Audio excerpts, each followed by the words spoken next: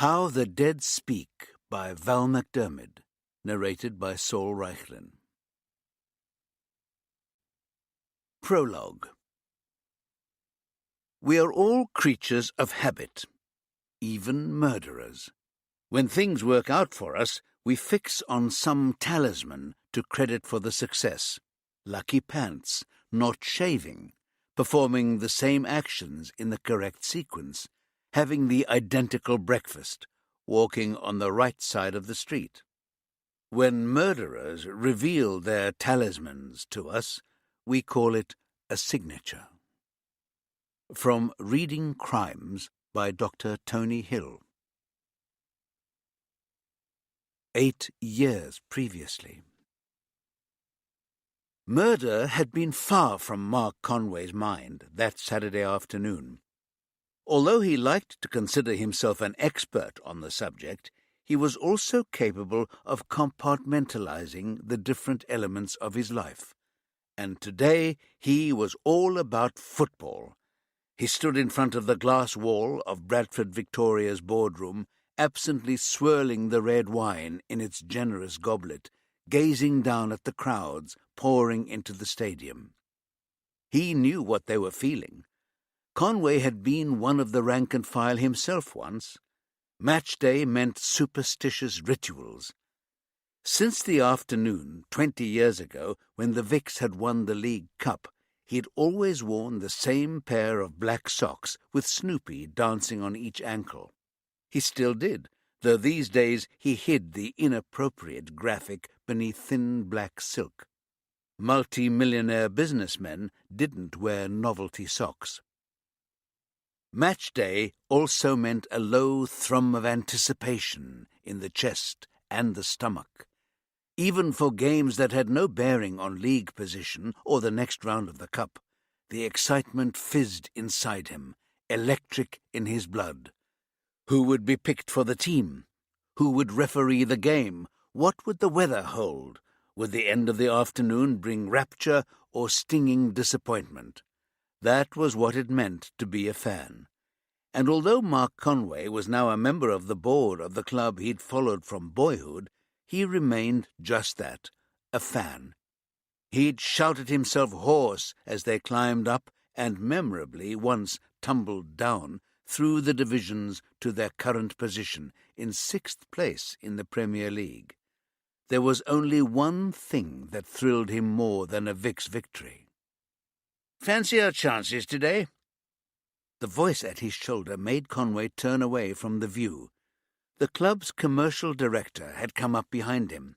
Conway knew the motive. The man was already trying to confirm pitch-side advertising for next season, and he'd want to get Conway's name on a contract and his money in the bank sooner rather than later. "Spurs are a tough side to beat these days," Conway said. "But Hazinadar is on great form. 4 goals in the last 3 games. We've got to be in with a shout." The commercial director began an exhaustive analysis of both teams. He had no gift for small talk, and within a couple of sentences Conway's attention had drifted, his gaze moving round the room. When he caught sight of Jezza Martineau, his lips twitched in the ghost of a smile. Now there was a man who could have served as the avatar of fandom. Jezza was his cousin. Their mothers were sisters.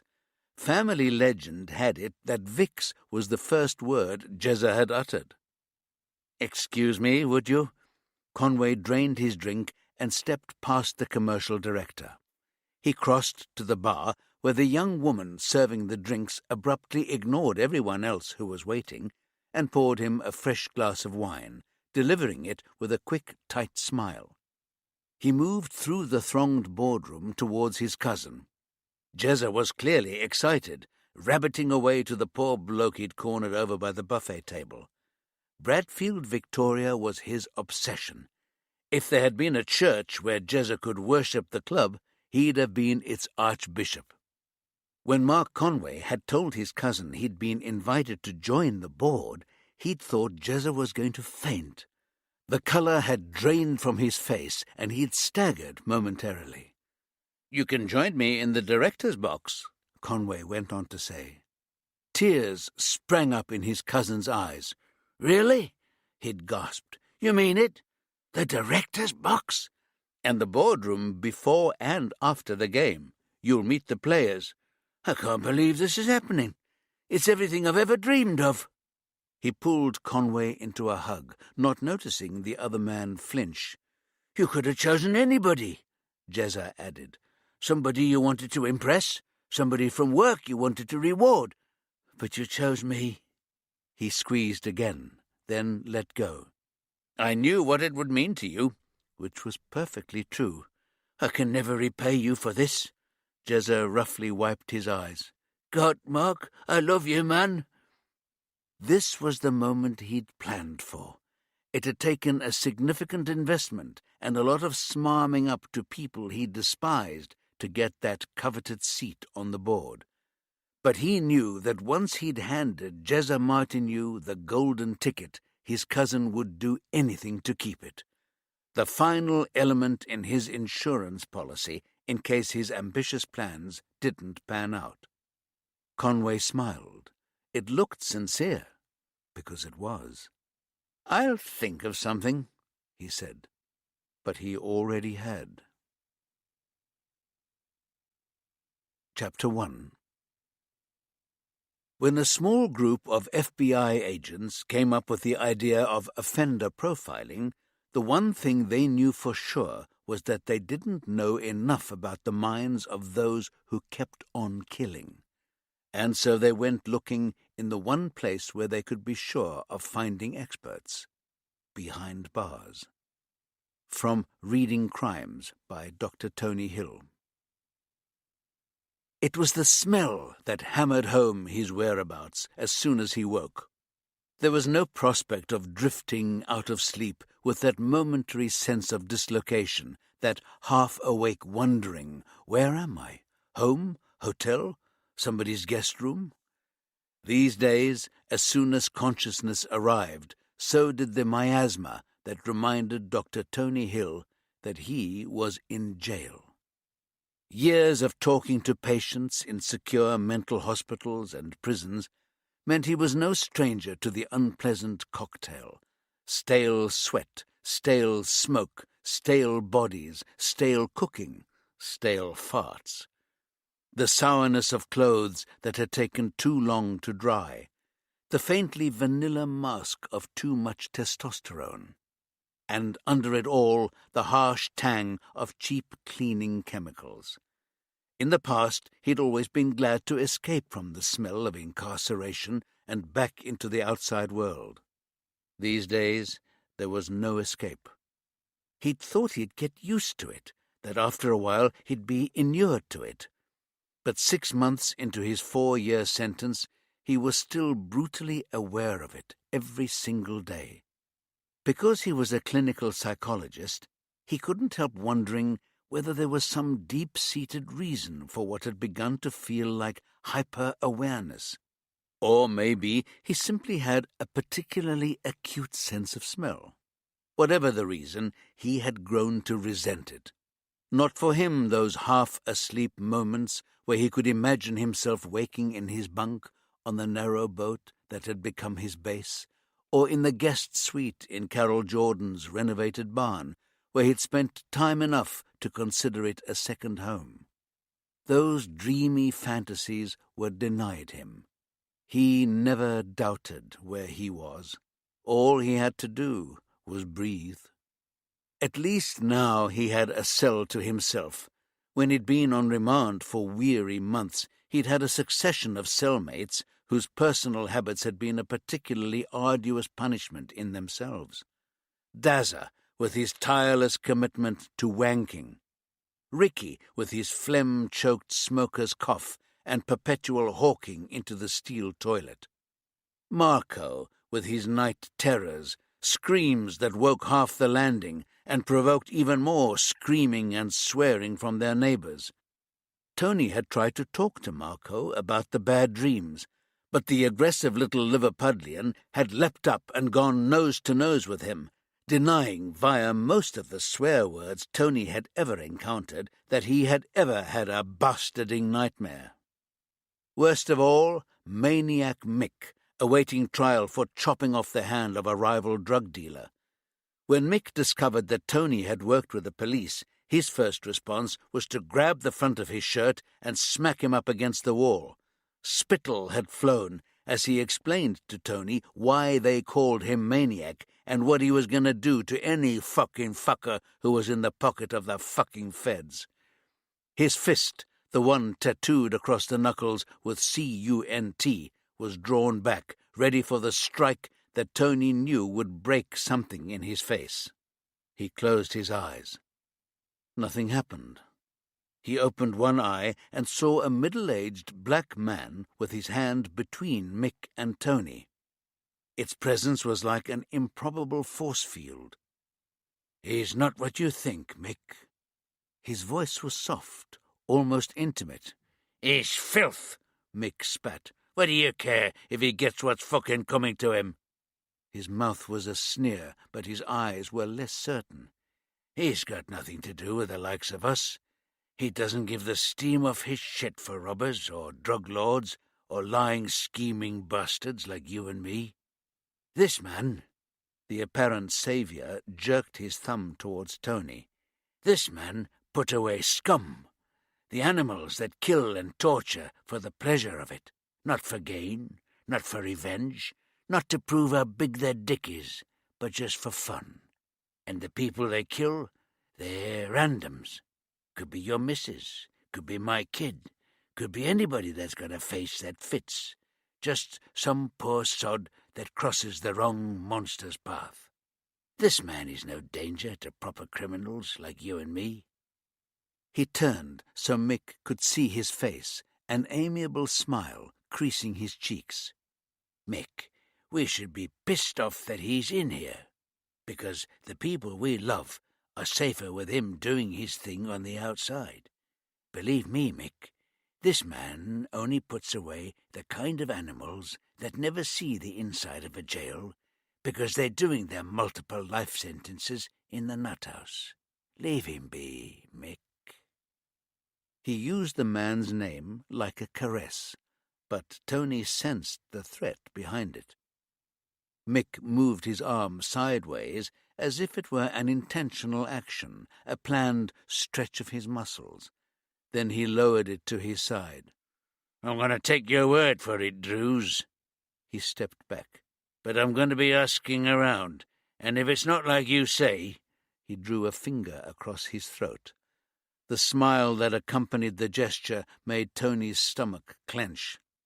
Maniac Mick swaggered away down the wing, a couple of his sidekicks falling into stride behind him. Tony let out a long breath. "Thank you," he croaked. Drews held out a hand. It was the first handshake Tony had been offered in the 14 months he'd been inside.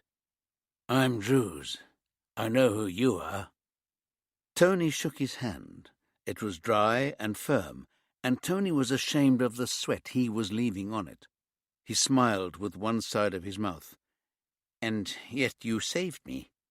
"I come from Worcester," Drews said. "My sister was in the same English class as Jennifer Maidment." The name triggered a series of images. Teenage victims, heartbreaking crimes, a motivation as twisted as a DNA helix. At the time, he'd been struggling himself with the sort of revelation that turned lives inside out. Unravelling his own past, as he'd so often done with offenders, had nearly driven him to walk away from everything. But this man, Drews, whoever he was, would have known nothing of that. Maybe nothing much beyond the headlines. Tony nodded. "I remember Jennifer Maidment, and I remember what you did. Now don't be under any illusions about me, Tony Hill. I'm a very bad man. But even bad men can sometimes do good things. As long as you're in here, nobody's going to bother you." Then he touched one finger to the imaginary brim of an imaginary cap and walked away. Tony hadn't yet grasped how information moved through a prison. He'd suspected Drews of promising a lot more than he could deliver, But he'd been delighted to be proved wrong. The perpetual undertow of fear that pervaded the remand wing gradually subsided, but never dissipated completely. However, Tony was careful not to let his wariness slip. He remained constantly aware of the anarchy that fizzled close to the surface, and anarchy was no respecter of reputation. Even more surprisingly, somehow Drew's protection had followed him to the Category C prison he'd been assigned to after sentencing. The last thing he'd expected from incarceration was that he'd be protected by organized crime. Drew's had turned into a buffer on one side. Tony's past as a criminal profiler had earned him a similar bulwark on the other. If anyone had ever asked him, he'd have reckoned he'd made more enemies than friends in high places over the years he'd been working with the police and the Home Office. But it turned out he'd been wrong about that too. He'd made a request early in his spell on remand for a laptop. Neither he nor his lawyer had expected it to be granted. Wrong again. A week later, a battered old machine had turned up. Obviously, it had no internet capability. The only software on board was a primitive word-processing program. While he was sharing his cell, he'd persuaded the officer in charge of the library to let him keep it there. Otherwise, it would have been smashed, stolen, or used as an offensive weapon by one of his cellmates. It limited the time Tony could spend with the machine, but that had forced him to be more focused when he did have access. And so the only person who had reason to be cheerful about Tony's prison term was his publisher, who had come to despair of Reading Crimes ever being finished, never mind published. All of this had left Tony with uncomfortably tangled feelings. Engrossing himself in his writing made it possible to let go the fear that had run like an electric current through his veins from the moment he'd entered custody. That had been relief beyond words. There was no doubt about that.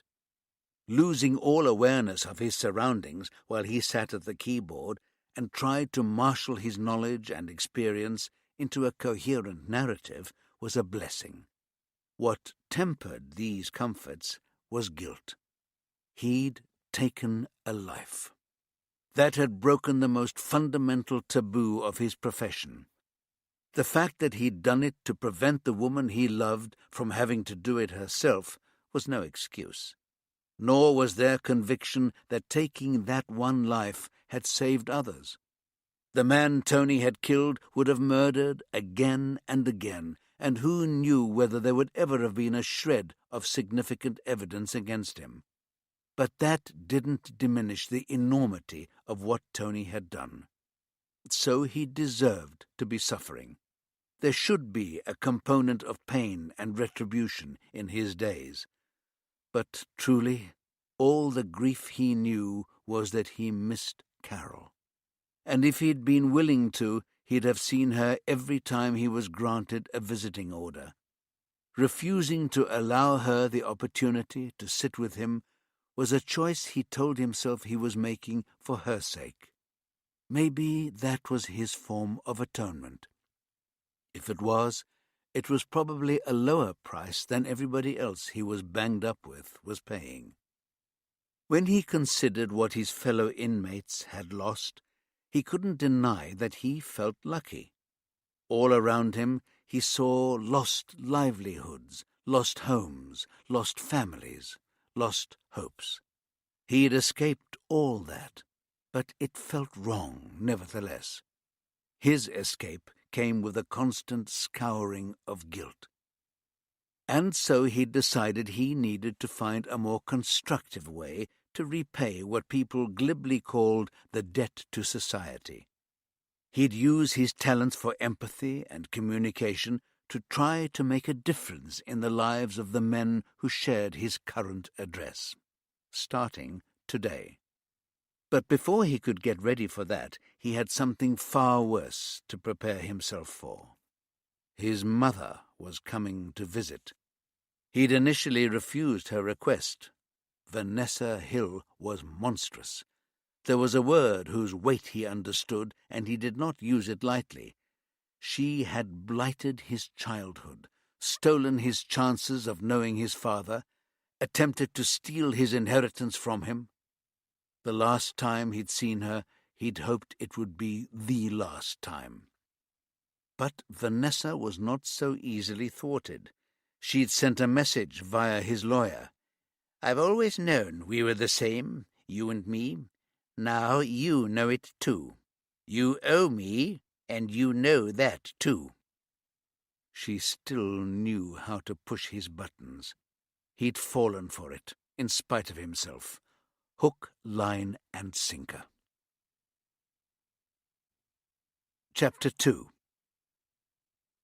There's a kind of mythology that's sprung up around psychological profiling, not least because some of its early proponents were tremendous self-promoters. They wrote books, delivered lectures, gave interviews where they seemed almost godlike in their ability to read the minds of criminals. The truth is that profilers are only as good as the team they work with. From Reading Crimes by Dr. Tony Hill. The great conurbations of the north of England insist on their individuality. But they have one undeniable feature in common. None of them is far from achingly beautiful countryside. Those who work out that sort of thing assert that the Peak District National Park is within an hour's drive of a quarter of the population of England. In normal circumstances, Detective Inspector Paula McIntyre would have relished a day in the woodland of the foothills of the dark peak, following twisting paths through what still felt close to a wilderness. Certainly, on the high, bleak moors above, it was easy to feel that civilization was a lot further away than the far side of the next ridge. But these were not normal circumstances. Paula struggled to pull her foot free from the grip of a boggy puddle. It emerged with a disgusting squelch. "Dear God, look at the state of that," she complained, glaring at her mud-covered walking boot. Detective Constable Stacy Chen, who had managed to avoid the puddle thanks to Paula's mishap, screwed up her face in disgust. "Has it gone inside your boot?" Paula wiggled her toes. "I don't think so." She set off again, down the faint trail they'd been following. Bloody fucking team-building exercises. "At least you already had the gear for it. I've spent a fortune getting kitted out for this. Who knew going for a walk in the woods could cost so much?" Stacy plodded after Paula, tired and glum. Paula chuckled. "Most of us don't splash out on a top-of-the-range outdoor wardrobe in a wanna. Look at you." She half-turned and waved a hand at Stacy, clad from head to toe in technical wear. "Queen of Merino and Gore-Tex. You can have it all after we've gone through today. I never want to wear it again." The trail ended in a T-junction with a wider path. "Which way do we go now?" Paula pulled the map out of her pocket and traced their route with a finger. "We're going north. That doesn't help me. Look at the trees. They're big, tall wooden things with needles, which, unlike compass needles, are not helpfully magnetic." Paula shook her head in mock despair. "Check out the moss. It grows more heavily on the north side of the trunk." She moved closer to one of the Scotch pines that grew in a clump by the junction. "Look, you can see the difference." She pointed to the left. "We go this way." "How do you know this stuff?" "Same way you know all the intricacies of the web. Need to know, plus experience. I probably started hill walking around the time you got your first computer." Paula checked her watch. "We should get to the rendezvous with a bit to spare. You did well to end up with me. We'll get brownie points for making good time."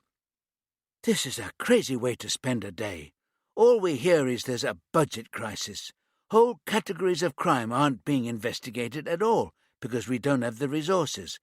And we're wasting a day yomping through the woods instead of trying to solve crimes.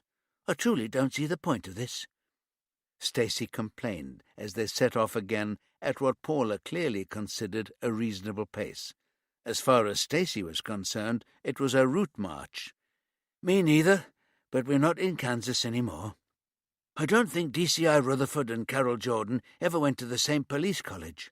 Carol would never have done this to us. We didn't need to play at team building. We were a team." There was no arguing with that. REMIT, the regional major incident team that DCI Carol Jordan had assembled, had been hand-picked for their skills and their individual approaches to the job. But more than that, they understood how to play nicely with others, as long as the others were inside the tent. But Carol was gone, and REMIT had only now been resurrected after months of dormancy. According to the Ugly Sisters' rumour and gossip, there had been more than a little uncertainty about the value of a unit that straddled several diverse forces. Those who had originally been in favour had had their fingers burned, while those who had been more cautious were now, paradoxically, more enthusiastic. If there were going to be operational disasters, they thought, better to divert the blame. So while they'd hummed and hawed, Paula had been transferred back to Bradfield, her home force. She'd been seconded to a long-running investigation into people trafficking and sexual exploitation, an operation that had been emotionally tougher than anything she'd previously encountered. The call back to REMIT had felt like salvation. Stacy had been sent on attachment to the Met to work on financial crimes. The hardest aspect of the job had been remembering not to show how much she could do. Working with Carol Jordan, first in Bradfield and then in REMIT, had given Stacy absolute freedom to go where she wanted online and do whatever they needed her to do.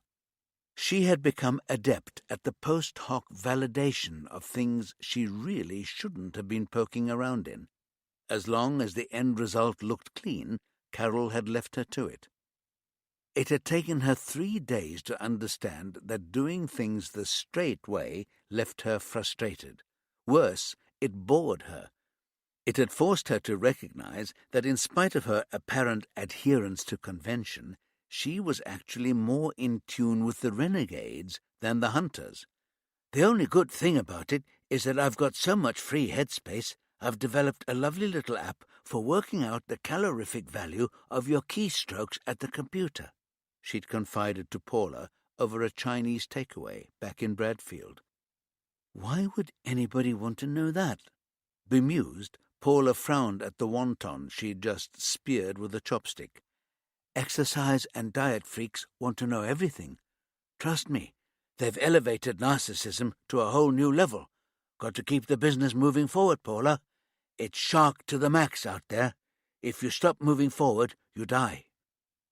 It was a stealthy reminder that Stacy's police salary was only a fraction of her income. She'd developed her first commercial program when she was an undergraduate, and had grown her business quietly and successfully ever since. It was the reason she could afford to be the best-dressed police officer in the north of England. Merino and Gore-Tex was a flea bite on her bank account. She fell into step alongside Paula. "I'm going to have to be extra careful with the company now," she said. "You worried about Rutherford finding out? It's not exactly a secret, but he's so by the book. I don't see him turning a blind eye." "You do the business in your own time, though. It's not a conflict." Stacy shrugged. "There's an argument that I'm applying knowledge and understanding I acquire from the job." "I'd have thought the knowledge transfer went the other way. But it wouldn't be the end of the world if you had to quit, would it?" "I wouldn't be bored, that's for sure. There's plenty of challenges out there to keep me engaged. But I'd really miss the job." She cast a sideways glance at her friend. "I've never said this before to anyone, but I love that being a cop legitimizes poking into other people's lives. I know I go above and beyond all the time, and theoretically I could carry on doing that if I wasn't in the job anymore. I've still got all the back doors open, but I'd have no justification for it." She scoffed. That sounds crazy, but it's the way I was brought up, I guess. Traditional Chinese values, or something. Makes sense to me. So let's just tread warily till we have a better sense of the DCI. We both know there's often a disconnect between what the brass say and what they do. Once we're in the thick of it, he might turn as much of a blind eye as Carol. You heard from her lately? Stacy rummaged in one of her pockets and produced a bar of artisanal chocolate. She broke off a couple of strips and handed one to Paula. Ginger, Paula approved. I try to get out there every couple of weeks just to see how she's doing. I feel like the diplomatic mission between North and South Korea. I visit Tony in jail, then I visit Carol in a different kind of prison. He's still refusing to see her. He's convinced she's got PTSD, which frankly is a no-brainer. He's told her no visiting order till she gets treatment for it. And is she getting treatment? Paula laughed. Can you imagine asking Carol Jordan that? So, boss, how's the PTSD? Are you in therapy yet? That'd go well. Reading between the lines, though, do you think she's making any progress? She's not drinking, which is amazing, all things considered, but as far as the rest is concerned... Whatever Paula was about to say was cut off by a short, sharp scream from the woodland to the west. What the fuck? She exclaimed. A wordless cry came next, abruptly cut off, then the sound of feet crashing through the undergrowth, and Paula was off, dodging through the trees in what she thought was the right direction. Stacy, less practiced in direct action, hesitated briefly, then set her mouth in a grim line and plunged after her. Paula pushed on, stopping momentarily to check she was still heading for what sounded like a noisy pursuit. She shifted her orientation and carried on. When the noise stopped abruptly, Paula stopped too, holding up a hand to stop Stacy in her tracks. Then she moved forward as stealthily as possible. In less than a minute, she found herself on the edge of a clearing. A few meters away, a young woman in running gear was pinned against a tree by a bulky man in jeans and a hoodie. In his right hand, he held a knife. It was pressed against her throat. Chapter 3. None of us is immune to trauma. Some people seem to shrug off the terrible things life throws in their way. That's an illusion, one whose roots lie deep in their past, in the shape of unresolved horrors.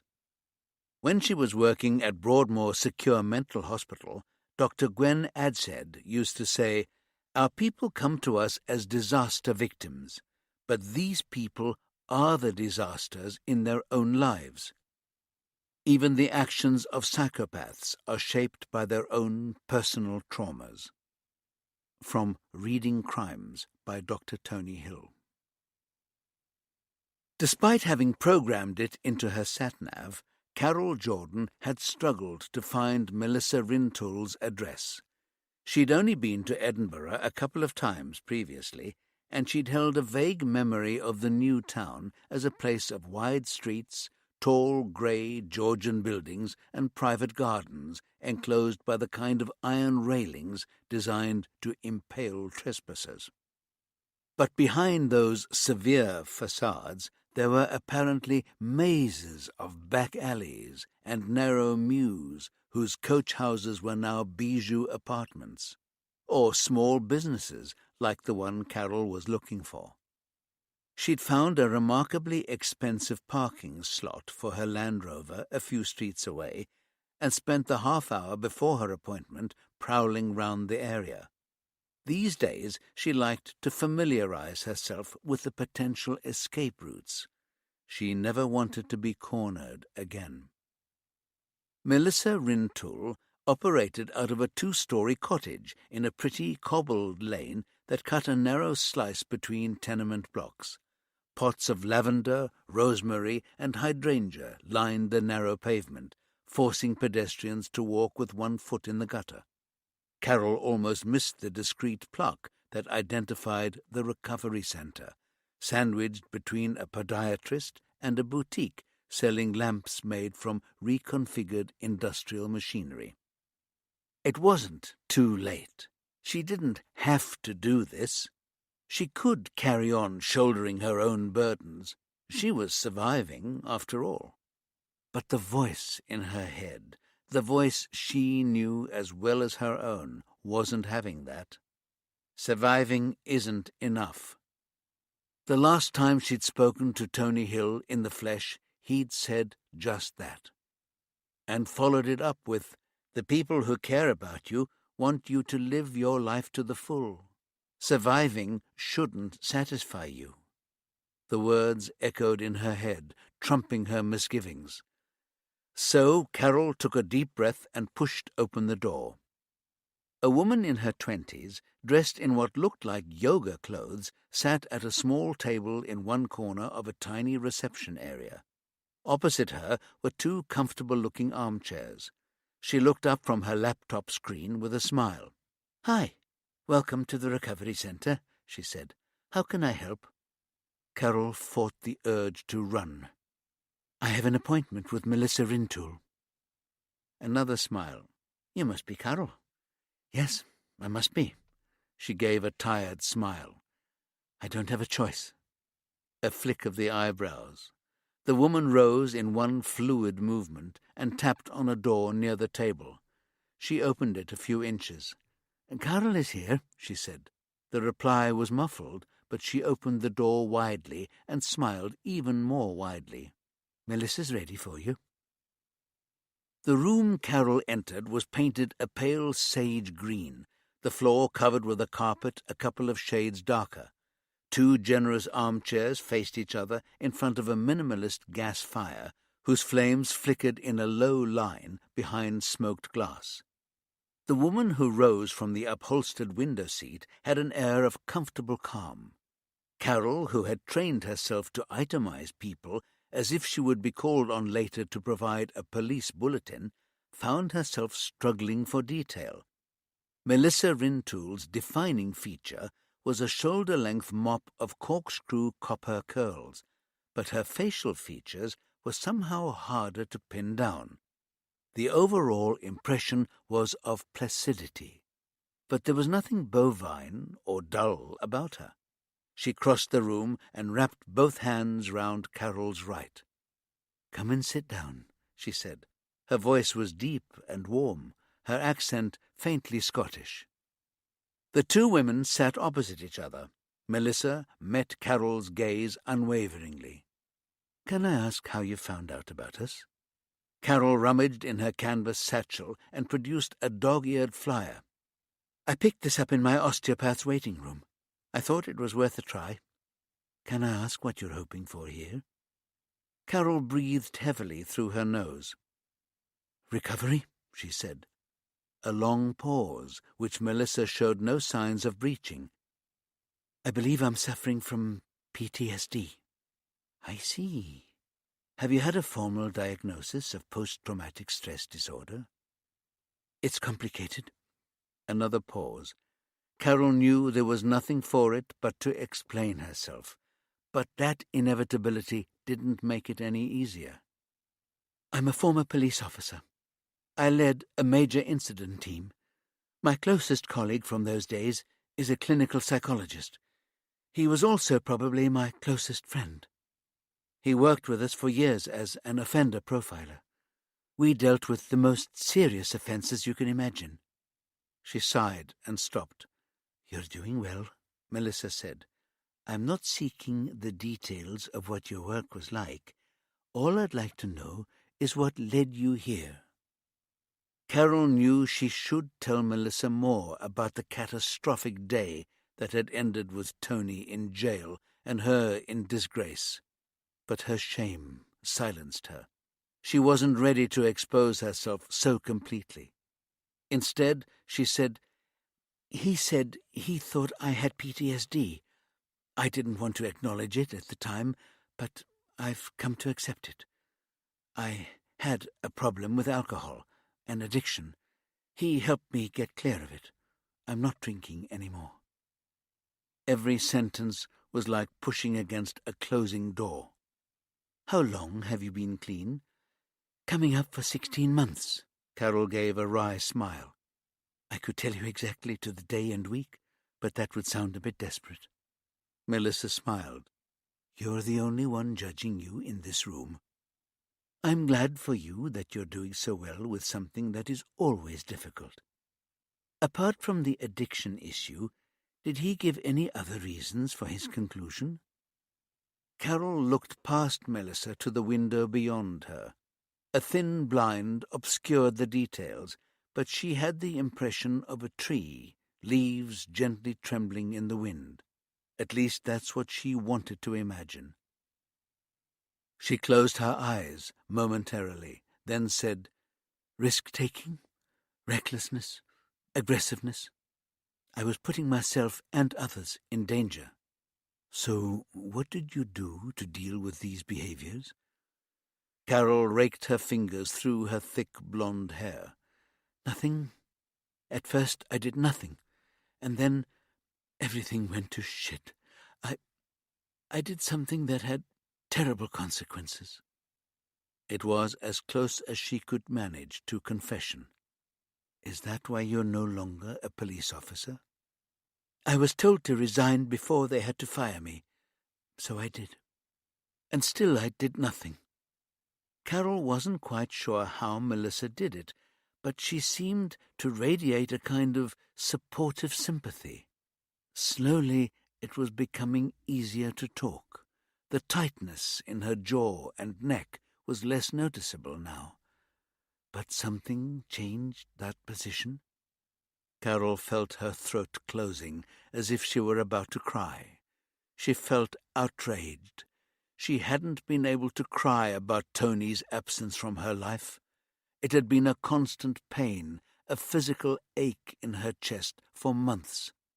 But 5 minutes in this stranger's office, and the dam behind her emotions threatened to burst. She cleared her throat noisily and said, He's refused to see me until I get help. He told me he loved me, and then he refused to see me. It wasn't what she'd planned to say. It wasn't at all what she'd planned to say.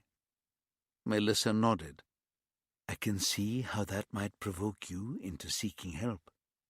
Are we your first port of call? I ask because ours is not the conventional route to recovery, and we generally find people come to us when the more traditional methods haven't worked for them. Carol shook her head, still off balance from her moment of revelation. I did go to see a therapist. An image of Jacob Gold sprang into her mind. He'd been the person Tony had turned to over the years when he'd needed professional support. Jacob had clearly been good at his job, but he was entirely wrong for her. She didn't want him inside her head.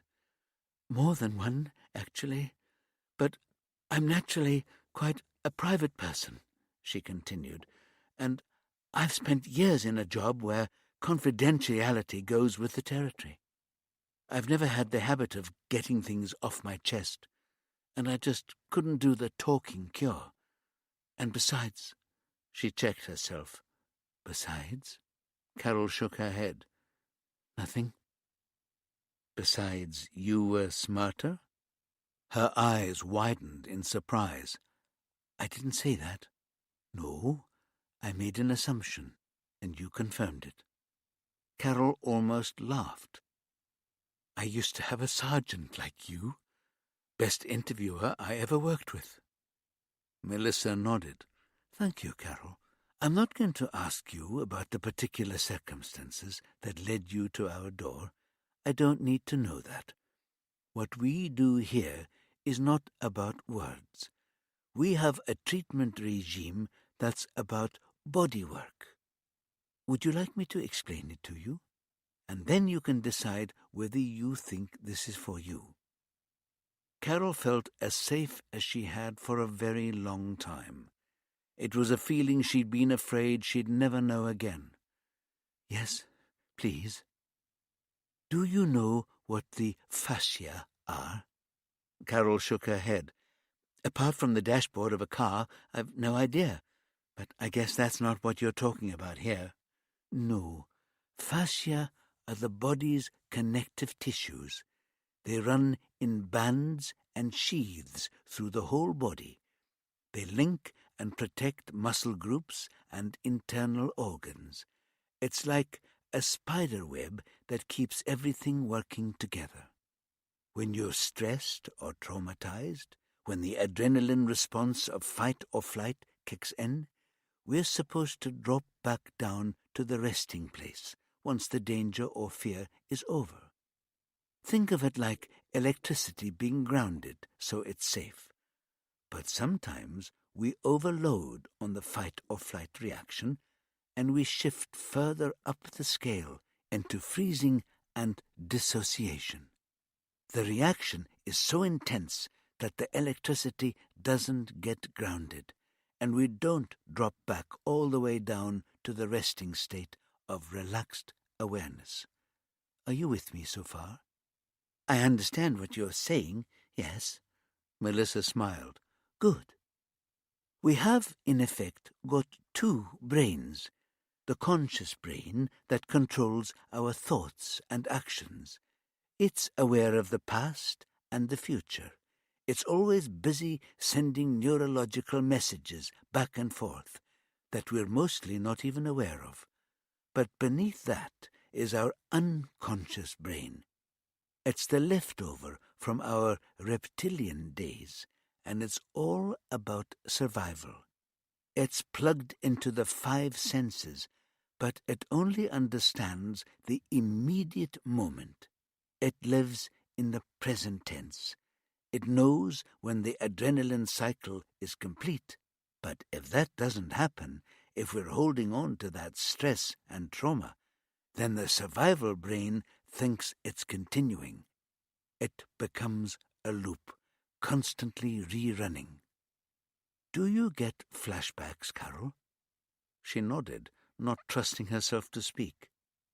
Traditional talking therapy can use those flashbacks as access points to the trauma state, and for some people that helps, but for others, telling the story can leave you in a dysfunctional state at the survival brain level.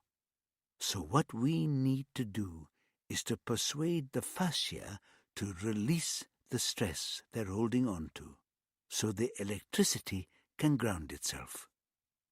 You make it sound very simple. If it's that straightforward, why isn't everyone doing it? Melissa's smile remained warm. I understand your resistance. You're caught in the loop, and deep down you're afraid things will only get worse. The main reason why not everyone is doing it is that there's always opposition to alternative forms of treatment. The medical establishment has a great deal invested in the way they've always done things. All I can tell you, by way of reassurance, is that ours is a technique backed up by extensive research and approved by the likes of the World Health Organization. I've been doing this for 5 years now, and I've had a success rate with patients of between 75 and 80%. It doesn't work for everyone, though. I'm not going to pretend it does. So, how does it work? Is this some sort of massage technique? Are you going to massage my stress away? Carol could hear the challenge in her voice. Must be my reptile brain. No. I believe that just as our body heals from physical trauma, so our mind can heal from psychological trauma. I'm going to give you a set of exercises to practice on your own. We're going to start with tiny eye movements that you can work on up to 100 times a day, telling your brain it's safe to look. It's called EMDR, eye movement, desensitization and reprocessing. I won't bore you with the theory. There's plenty of material on the internet. The principle behind it is that it will help you to reprogram your reaction to the events that have traumatized you. You'll find a way to reframe what's happened to you in terms that no longer trap you in the feedback loop of trauma. Melissa demonstrated what she meant. It looked easy till Carol tried to do it repetitively. After a dozen eye flicks, she felt uneasy. "It gets more comfortable, I promise," Melissa said. The therapist ran through a few more exercises, pushing slowly and forcefully outwards with the arms like a sort of breaststroke against imaginary resistance, kicking the ground as hard as possible for short bursts, sitting with her feet on the floor and going through the motions of running. Carol copied her, accepting corrections and adjustments. After less than a quarter of an hour, her heart was racing and she felt slightly sick. "You've done well," Melissa said. "I want you to do these exercises every day. Small groups of repetitions as many times as you are comfortable with. It should get easier, and you should be able to do more as the days go by. I recommend a course of 8 sessions so we can work through the changes. I'd like to see you again in 2 weeks. Will that be possible?" Carol stood up. "I'll be here. I want to get rid of feeling this way. And I imagine you would like to re-establish contact with your friend. That's a goal worth having. I can't even think about that yet. Are you heading back to Bradfield now?" Carol nodded. "Driving?" "Yes. I'm parked a few streets away." "Don't get behind the wheel right away. There's a lovely little cafe at the far end of the lane. Sit down and have a cup of tea and a scone. Breathe. It's possible you might have a powerful emotional reaction to what we've done, so be kind to yourself." Melissa stood and put a hand on Carol's arm. "Well done for coming here today. This was not an easy step to take. Go well." "Thank you." Feeling slightly dazed, Carol stepped out into the lane. While she'd been inside, the day had changed. A broad slice of sunshine lit up her path to the end of the street. Her spirits rose at the sight. "Oh, for fuck's sake," she chided herself as she walked toward the cafe. "It's just a trick of the weather." And yet she couldn't ignore a flicker of hope. Maybe she really had taken the first step on the road back to herself. Chapter 4. We have no difficulty treating extreme, repetitious violence as a symptom of mental illness. It's not such a great leap to the notion that most violent crime is a kind of illness. If we change our behavior, perhaps we can change our outcomes. From Reading Crimes by Dr. Tony Hill. Tony found that putting Vanessa out of his mind was easier in theory than in practice. A low hum of anxiety ran beneath his thoughts, making him edgy when he needed to be in command of himself. What he was about to attempt could set the climate of the rest of his prison term. Drew's influence had dialed down the element of fear, but Tony wanted to amplify the element of respect. The only problem was figuring out how. The answer had arrived a couple of days after he'd been moved to HMP Doniston, the Category C prison where he'd probably serve out the rest of his sentence. The atmosphere was less toxic than on the remand wing, but there was no mistaking the kind of institution he was in. Nobody who had ever watched a prison drama would have been surprised by Doniston's landings. 2 sets of cells faced each other, separated by a corridor along each side of the wing and a void in the middle, where stairs rose linking the floors. At ground level, the space contained a couple of pool tables and a table tennis table. The walls were brick, covered in several coats of institutional grey paint. The recessed doorways just deep enough for a man to squeeze into and remain invisible to someone walking down the wing. A perfect recipe for terror was to wait until the target grew level, then leap out in front of them with a snarl and a grimace.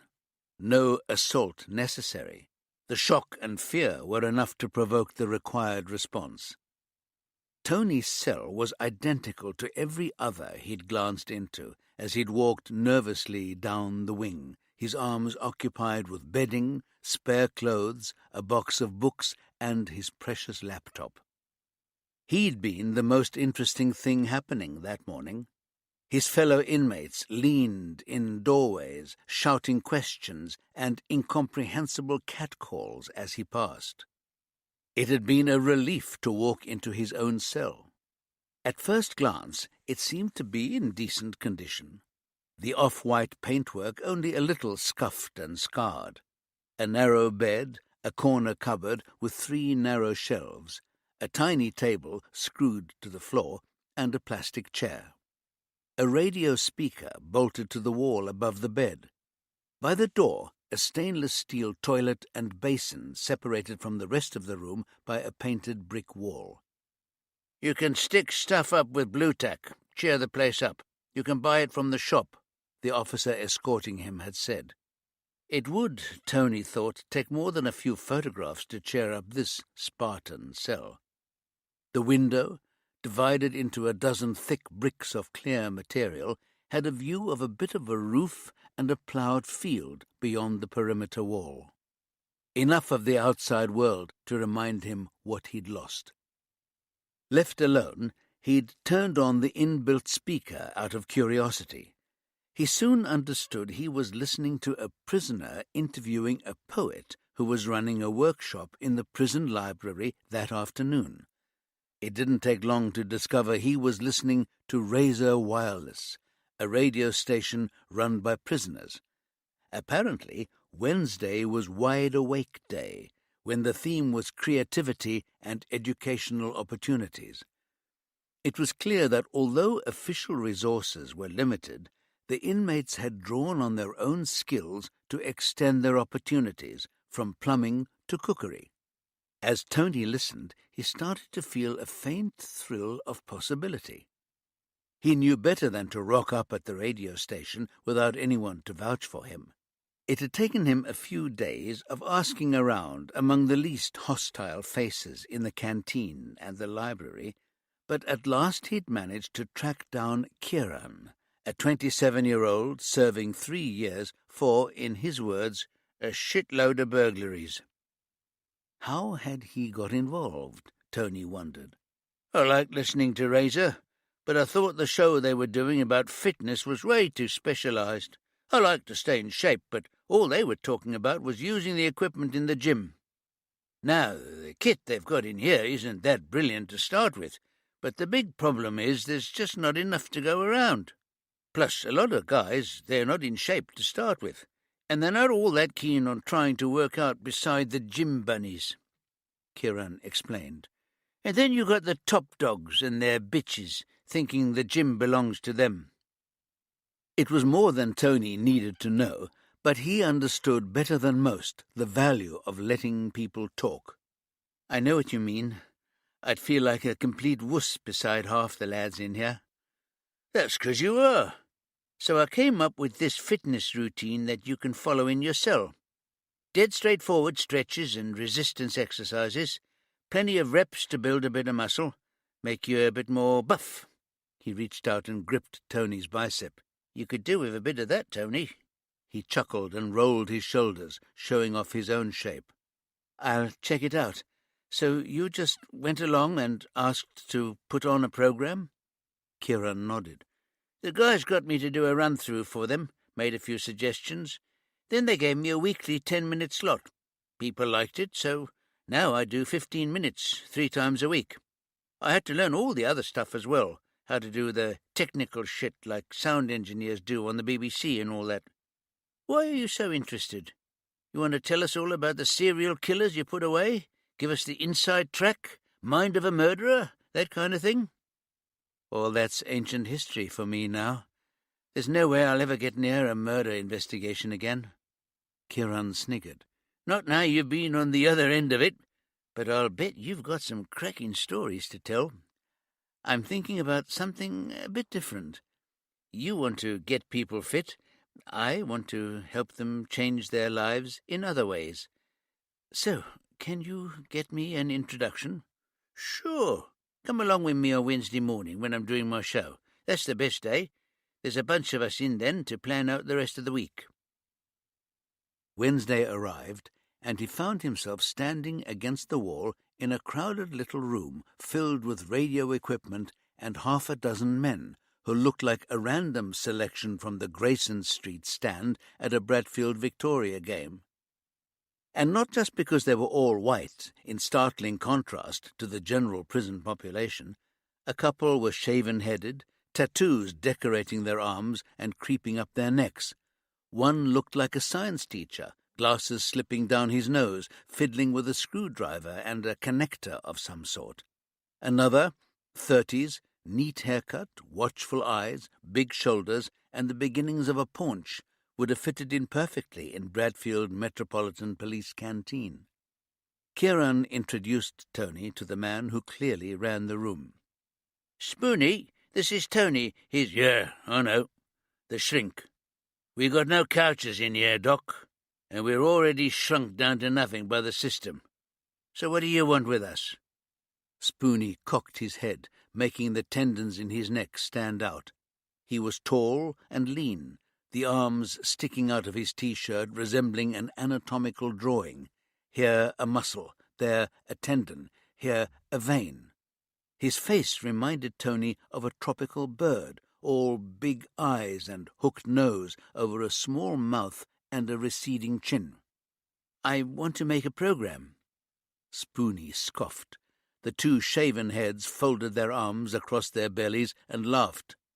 Tweedledum and Tweedledummer. "Just like that? You think you're something special just because you made a bit of a name for yourself on the outside?" Spoony turned away and pretended to be engaged with something on one of the monitors. The others took their cue from him and busied themselves with clipboards and screens.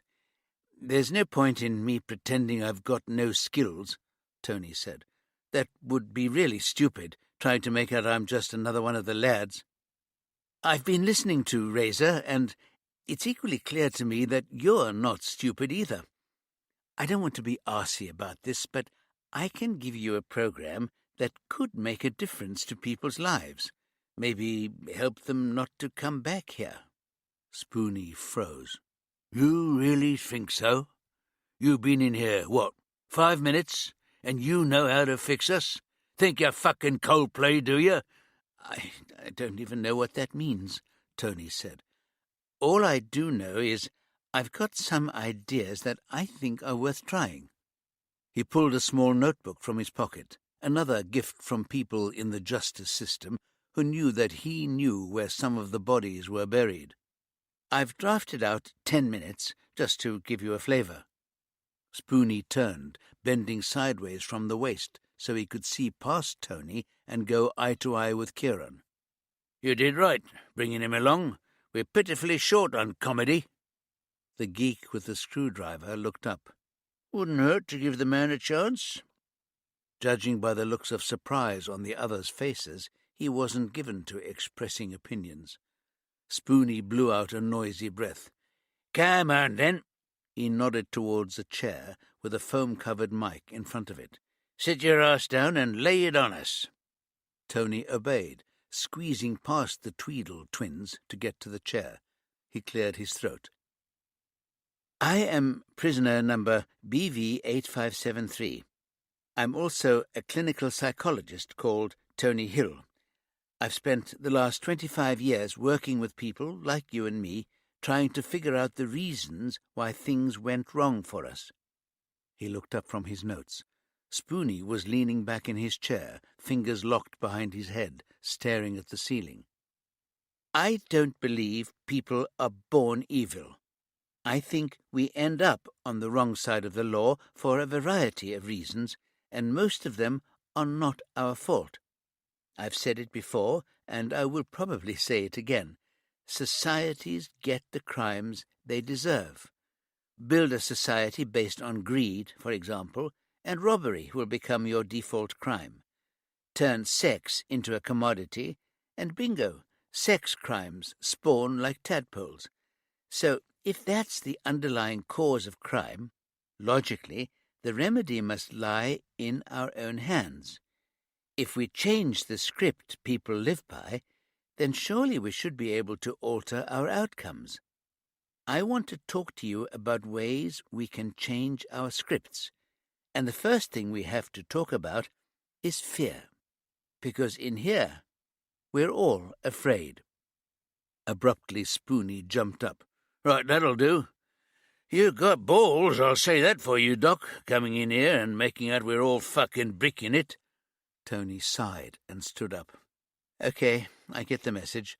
I'll just fuck off back to my cell and forget I ever wanted to be the Zoe Ball of HMP Doniston. What are you on about? Spoony demanded, head thrust forward, all brittle aggression. He snatched the clipboard from Tweedledum. He ran his finger down the page.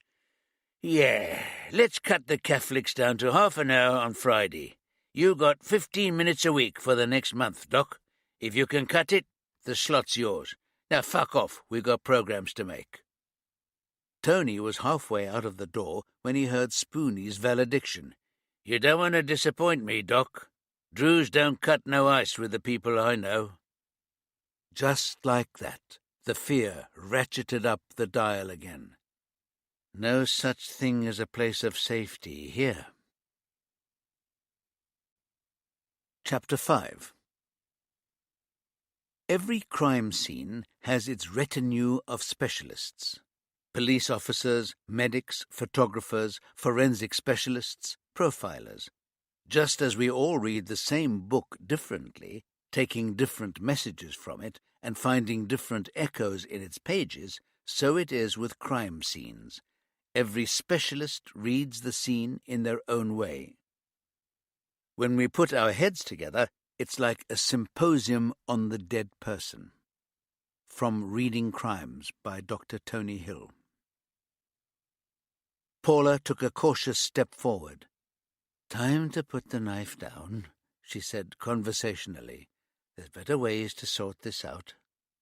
The man started, casting a quick glance over his shoulder, but his grip on the woman didn't slacken, nor did he move the knife.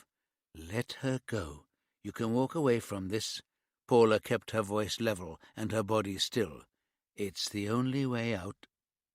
Why don't you fucking walk away? This is none of your business. His voice was less assured than his words. The woman squirmed, and he turned away from Paula to push harder against her. Paula dredged her experience for the right thing to say. If you don't stop now, it's your life that ends here, she said gently. There's no going back from this. I don't believe you want that.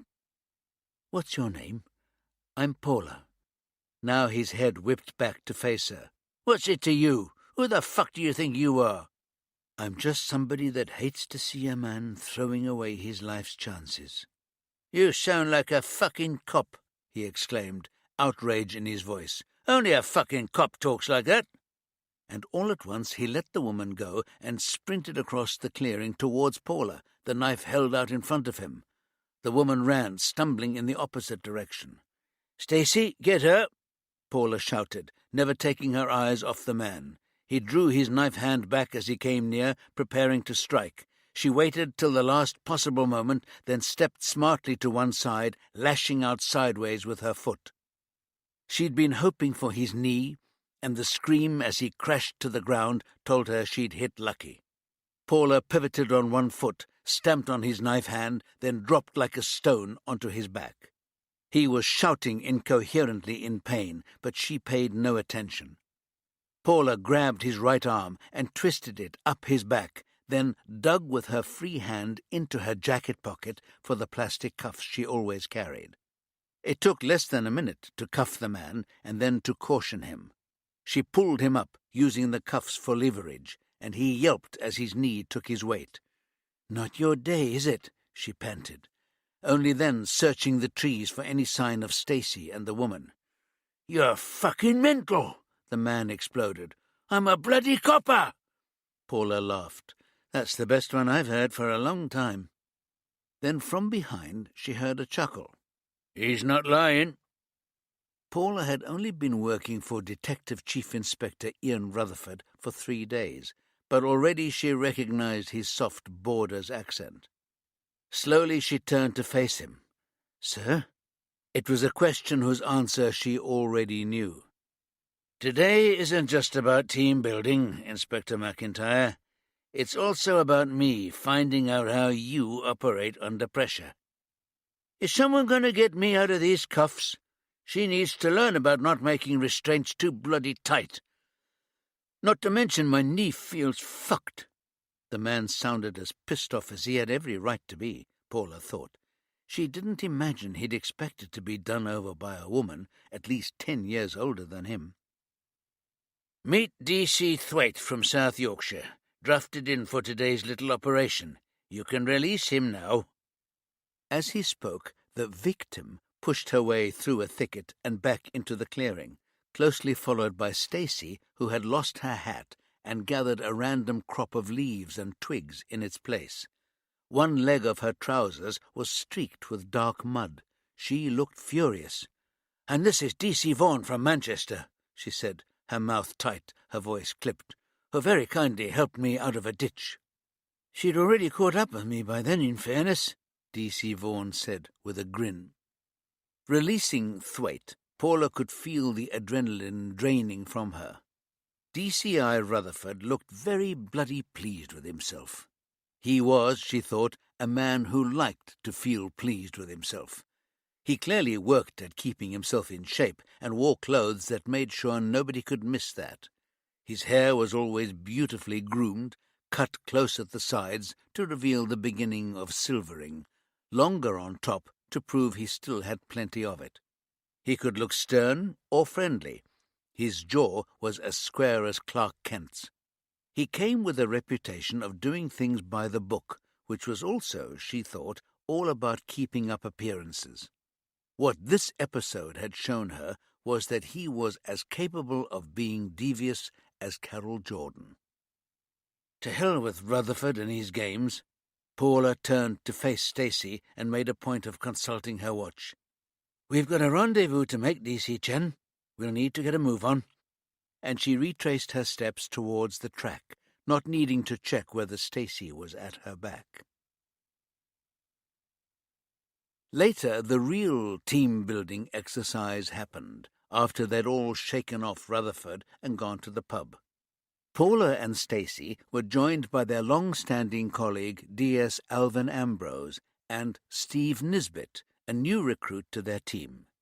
Nisbet was a recently promoted DS from West Yorkshire Police. The grapevine said he was quick on the uptake and a good team player. That didn't necessarily mean he'd be at home with this bunch of misfits, Paula thought. Alvin and Steve had faced a test, too, within 15 minutes of setting off on their orienteering assignment. They'd rounded a bend and stumbled on a man dragging a woman out of the woods towards a van parked on the track. She was wearing a low-cut, short dress.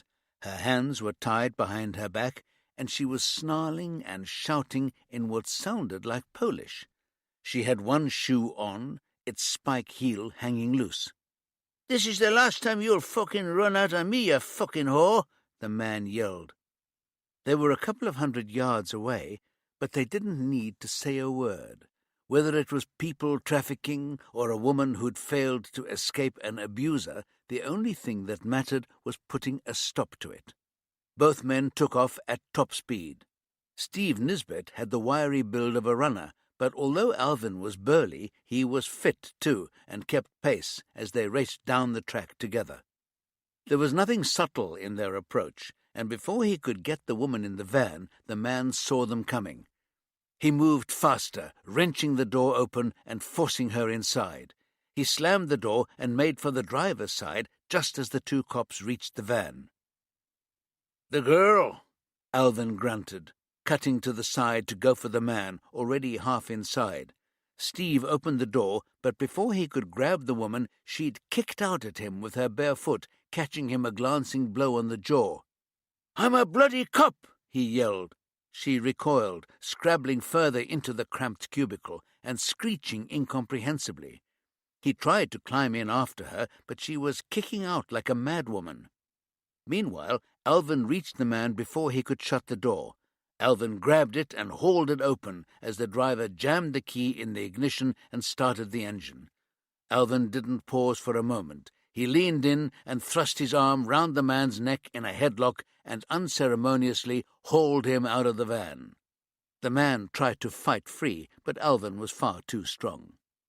That was when Rutherford emerged from the trees behind them and called out, "Take it easy, everybody. We don't want any injuries."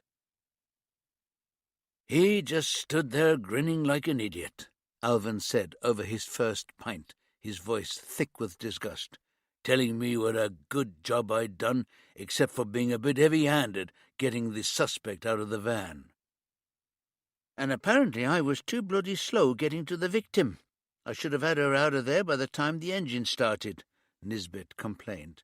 "I'd like to see him do any better with a mad Polish traffic officer from Burnley trying to take his head off. I don't think I've ever spent a more pointless bloody day in 8 years on the job." "Where's the other two?" Stacey asked. She pushed her chair back, preparing to get another round in, checking whether she should wait for the last 2 remit members. "Getting debriefed," Alvin said. "Karim said their route took them across a car park, and they spotted a lad trying to break into a car. Karim was all for getting stuck in, but Sophie wanted to phone for backup. She got her phone out and told him to wait, but he ignored her and came up behind the lad. And just when he got there, a second lad jumped up from behind the car, and the pair of them wrestled Karim to the ground. Sophie was still trying to give her location to the control room." There was a moment's silence. Looks were exchanged, the 3 who knew each other well reluctant to speak till they knew which way the wind was blowing with Steve. He shrugged. "I'm guessing 8 years in retail management didn't give Detective Inspector Valente much experience at the sharp end." "You can't beat working your way up from the street," Alvin said. "Even Stacey played a blinder today, and she hardly ever gets out from behind a desk these days." "Carol would never have brought someone in off the direct entry program," Paula said. "We're supposed to be an elite squad, not a babysitting service." Too late she caught Alvin's warning shake of the head. Sophie Valente rounded the wooden partition that had provided the remit team with some privacy. She smiled sweetly at Paula. "Good to know who's not going to have my back," she said. "Anybody ready for another drink?" Chapter 6. As the poet Philip Larkin famously said, "They fuck you up, your mum and dad. Sometimes it only takes one of them." From Reading Crimes by Dr. Tony Hill. The years had been inexplicably kind to Vanessa, Tony thought, as he was escorted across the visiting room to where she sat on the far side of a small table. He wondered whether she'd had work done to smooth some of the traces of time and malice from her face. Maybe a discreet lift behind the ears to get rid of any suggestion of a turkey neck. Her hair was the best a salon could provide, an ashy blonde with lowlights and highlights that looked as natural as a teenager's. And, as always, she was impeccably turned out. Linen jacket, silk scarf artfully draped. She was close to 70, but she could have passed for early 50s. She looked like nobody else in the place, and he was aware of the frank curiosity of his fellow inmates and their visitors. He knew he'd be grilled relentlessly at that evening's free association. There was always somebody looking for an angle, and that was exactly what Vanessa was. Focusing on her appearance spared him having to consider what lay beneath. This was the woman whose narcissism and casual cruelty had made his early years a place of fear, insecurity, and humiliation. A life deprived of love and respect could so easily have set him on the same road as the people he'd hunted and treated over the years. But he'd been lucky. One woman had spotted his pain and vulnerability and taken him under her wing, just in time to show him a different possibility. But despite that, being raised by Vanessa had left him vulnerable to the cruelty of strangers. It was Vanessa, he believed, who lay at the root of the sexual and emotional impotence that had marked his adult life. And yet, here he was, crossing the floor to face her again. He'd promised himself he was done with her, but deep down he knew there would always be unfinished business between them till the day they put her in the ground, a ceremony he'd promised himself he would not attend. Once upon a time he could have counted on Carol to hold him to that. Vanessa gave him a long, cool stare as he sat down opposite her, not a trace of a smile. "We are not the same," he said, "not by any stretch of the imagination." She seemed genuinely amused. "We both killed a man. We both used a knife, up close and personal, and we were both set up. Most people would say, like mother, like son." "What do you mean, we were both set up?" He understood very well the equivalence she was claiming, but he wasn't prepared to let it pass without challenge. She'd come out on top against a determined killer, but Tony knew that hadn't been the first time she'd resorted to a sharp knife to resolve her difficulties. Another reason he hated their undeniable connection. "That night, you didn't warn me there might be a homicidal maniac turning up on my doorstep. You set me up to be killed. But I outsmarted you, Tony. And you were set up by Carol Jordan." He tried to speak, but she steamrolled straight over him, and childhood habit made him give way. "I don't suppose either of you would admit that, but I think she set out that day to commit murder in the sure and certain knowledge that you would do whatever it took to prevent that happening. And here you are, the living proof. You never did let the facts get in the way of a good story." She smiled. "Self-defense, Tony. The way you set me up, you gave me that get-out. That's why I'm on this side of the table and you're on that one. Poor judgment. All those years, and you hadn't learned to cover your back." Why had he agreed to this? She knew how to push his buttons.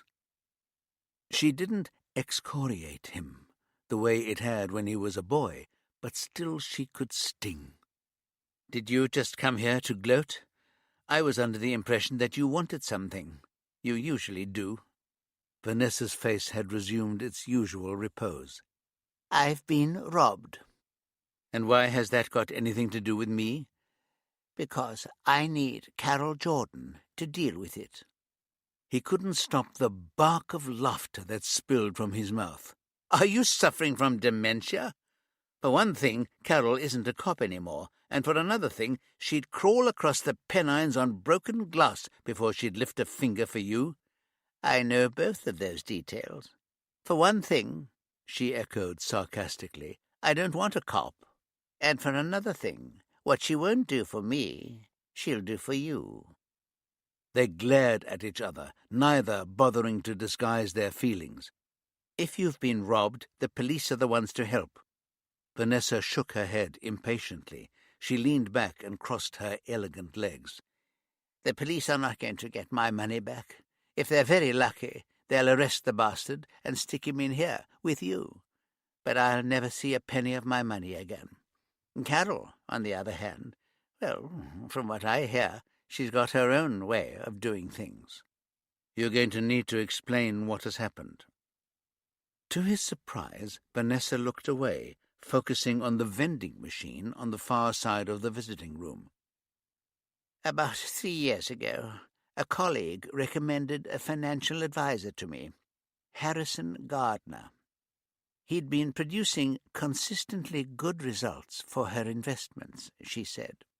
"Not spectacular or sensational. Nothing suspicious, just a point or two above the market, which isn't so different from what some of the bespoke funds manage. She introduced us at a business conference, and I thought he was impressive. He didn't make ridiculous boasts or inflated promises. He said he'd worked for one of the big city firms and gave me the business card of someone I could check him out with. Which you duly did. Of course I did. I realize now it was part of the setup, but it sounded kosher. The number took me to a woman who claimed to be the referee's secretary, and she put me through. I got a glowing recommendation, so I thought I'd give him a try. I put in $20,000 to start with, just a taster to see what he could do. Her mouth twisted in a bitter smile. Tony almost felt a stab of sympathy before he remembered who he was listening to. It's hard for me to feel much sympathy for someone who thinks £20,000 is just a taster. Vanessa's eyes narrowed, and she swung back to face him. I've worked all my life, you little shit. Worked to keep a roof over your head, I might point out. Unlike some of us, unlike you, nobody left me a wedge of cash I'd done nothing to earn. I deserved what I had. She swallowed and composed herself again. I gave him 6 months. The interest payments were good, better than average, but nothing sensational. There was even 1 month when there was a dip. Market fluctuation, he said.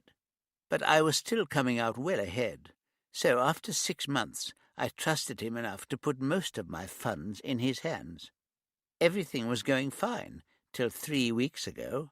My monthly check was late, and 2 days later some twerp from the Serious Fraud Office rolled up at my door and told me Harrison Gardner had been running a Ponzi scheme. She slapped her hands down on the table, provoking the nearest officer to move closer to them. "It's okay," Tony said, smiling at the officer. "She's my mother. It upsets her seeing me in here." The guard nodded and moved back against the wall. "You know what a Ponzi scheme is?" Vanessa demanded. "A fake investment fund. They work on the principle of greed. They offer better rates than everybody else, and they use the money from new investors to pay off the earlier backers. It usually falls apart if it stops growing. Or if the bastard behind it rakes in enough money to give him the offshore life of Riley," Vanessa said savagely. "How much?" $5.25 million. Now she looked her age, disgust revealing the harsh lines round her mouth. "I sold the company." Tony whistled softly. "And that's everything? Gone?" "Gone. My pension, my bucket list." "A bucket list?" He gave a laugh that was more like a cough. "You were planning on spending it so I wouldn't get a penny, am I right?" She recovered herself. "Why would I leave it to someone who set me up to be murdered? Of course I was going to bloody spend it." "Looks like your friend Harrison saved you the bother." "I want it back, and I want Carol to sort it for me." Tony shook his head in genuine bewilderment. He'd thought he was beyond surprise where Vanessa's self-obsession was concerned, but this time she had bested him. "Why would Carol lift a finger for you? She despises you." Vanessa rolled her eyes. "She thinks she's hard as me, but she's not. Where you're concerned, she's as hard as a marshmallow. So you're going to ask her for me." He grinned. "You really have lost it, Vanessa. Don't mock me, Tony. It's not too late for me to give an exclusive interview to one of the tabloids.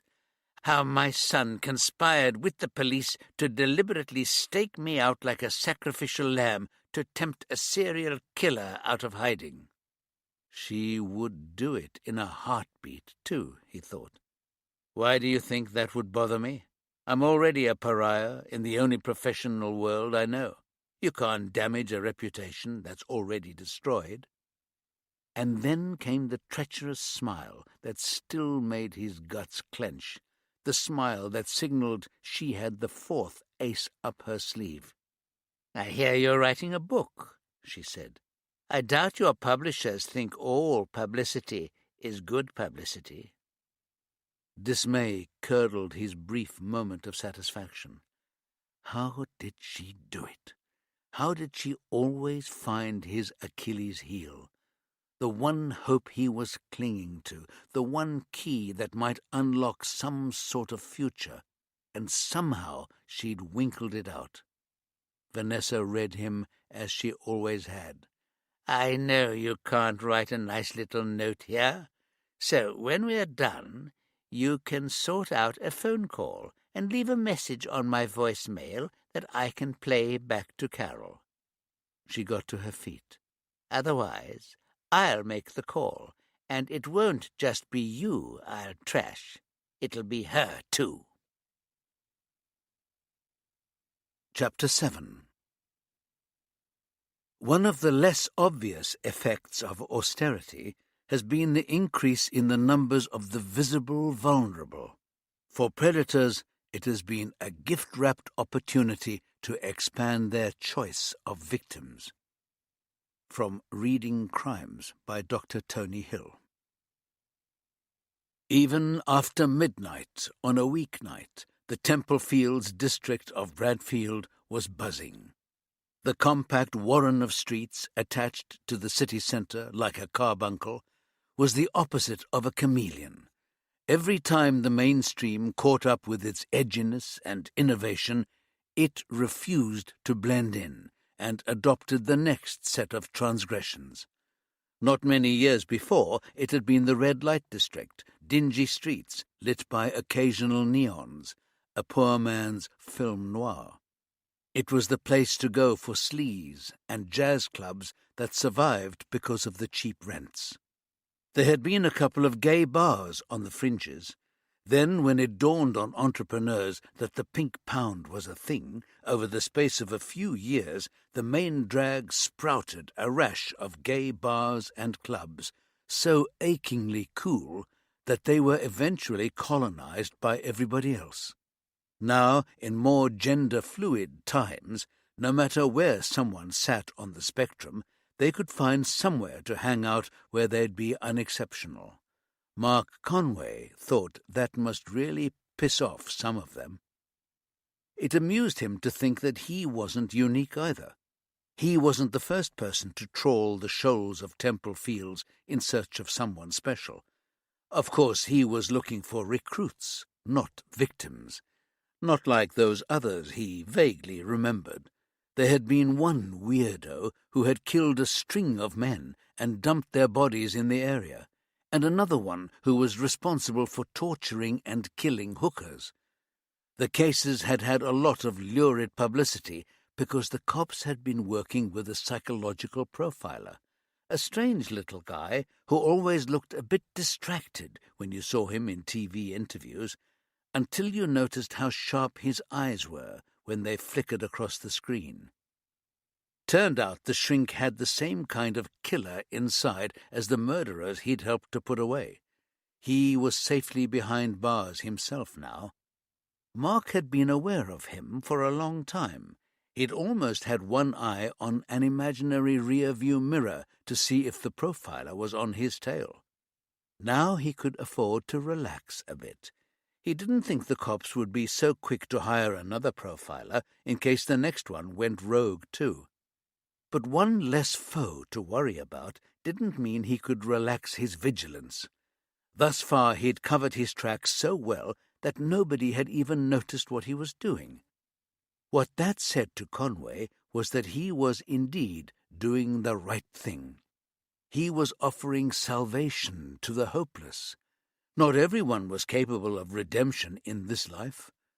Growing up under the strictures of the religious brotherhood, he'd absorbed that message loud and clear. What he was doing was the obvious extension of that. The relief he felt after he'd saved another soul from degradation and despair was all the proof he needed. As usual, he walked into Temple Fields from the car park of Bellwether Square. He cut down an alley, a shortcut for anyone who didn't mind the smell from the waste bins behind the burger bar and the gastropub, and took a baseball cap from his pocket. He pulled the brim down low on his forehead and swiftly turned his reversible rain jacket inside out, transforming dark red into black. By the time he re-emerged from the CCTV blind spot, respectable Mark Conway had disappeared. The nights he spent quartering the streets of Temple Fields were a form of talent spotting. He refused to believe that the one and only person he'd ever recruited from among the junkies and rough sleepers was a once-in-a-lifetime lottery win that would never happen again. Because Gareth had turned out to be a star, so much of a star that he'd been headhunted 2 years into what was supposed to be a stellar career under Mark's wing. Now the ungrateful little shit was based in Singapore, teetering on the upper rungs of corporate life, and Mark had yet to find a replacement. He was looking for legacy. That was what all the top businessmen wanted, he'd realized early on in his career. It wasn't enough to be a success. Legendary status didn't come to men who simply made it to the top. What Mark wanted, no, what he craved, was a dynastic succession, but not the usual sort of dynasty. You didn't have to be a psychologist to see the pattern that dogged business titans and their children. The kids never replicated the drive of their parents. They pissed it all away, secure in the knowledge of the safety net that extreme wealth provided.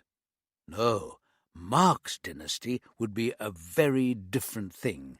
He'd find another Gareth. Correction, he'd find more than one Gareth. He'd pluck them from their deprived lives, lives like the one he'd endured before he dragged himself up from the gutter, and he'd help them to be the next generation of stars who would take his legacy and build higher and further and stronger. He'd found people in the system who could do the job. That hadn't been the problem.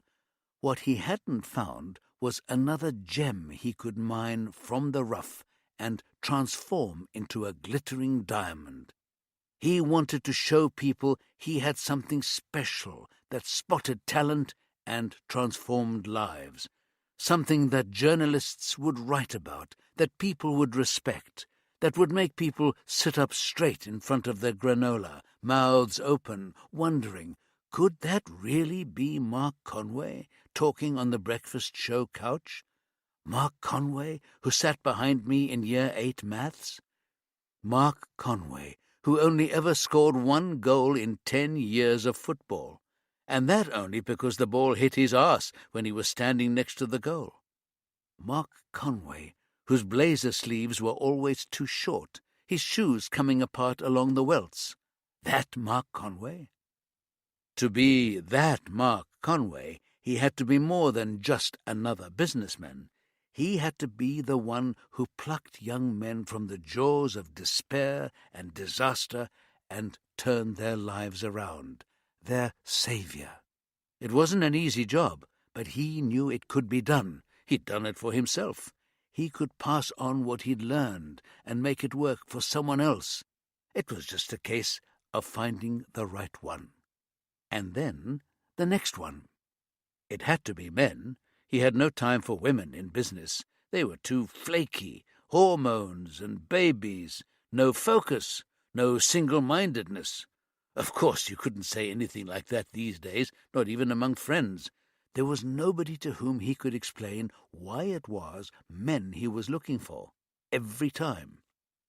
So he made his way through Temple Fields, baseball cap low over his eyes, glasses with clear lenses perched on his nose. Tonight he wore black jeans, black trainers. They looked nondescript, but to a young man on the streets, on the make, they said designer, they said money, they said pay attention. Conway didn't slow his pace when he saw he'd snagged someone's interest, not on the first pass. He simply registered the moment and walked on. Then he'd circle back and find a vantage point where he could watch. Was this really someone close to hitting bottom, or a tourist who had a back door out of street life? Was he hustling with an edge of creativity, or repeating a monotonous mantra? Was he fucked up completely by the incomprehensible street drugs that looped through endless changes of formulae, till nobody knew anymore whether the next hit was going to fry their brains or just smooth out the darkness of the day? Or was he salvageable?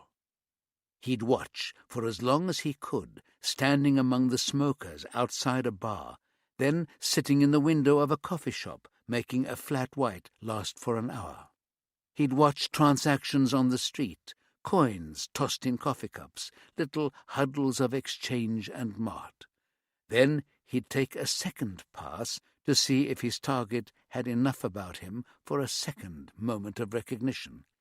Did he brighten up, dismiss him, or just look blank? Conway flared his nostrils as he passed to catch a whiff of his smell. Too thick and dark, and he'd keep moving, never go back.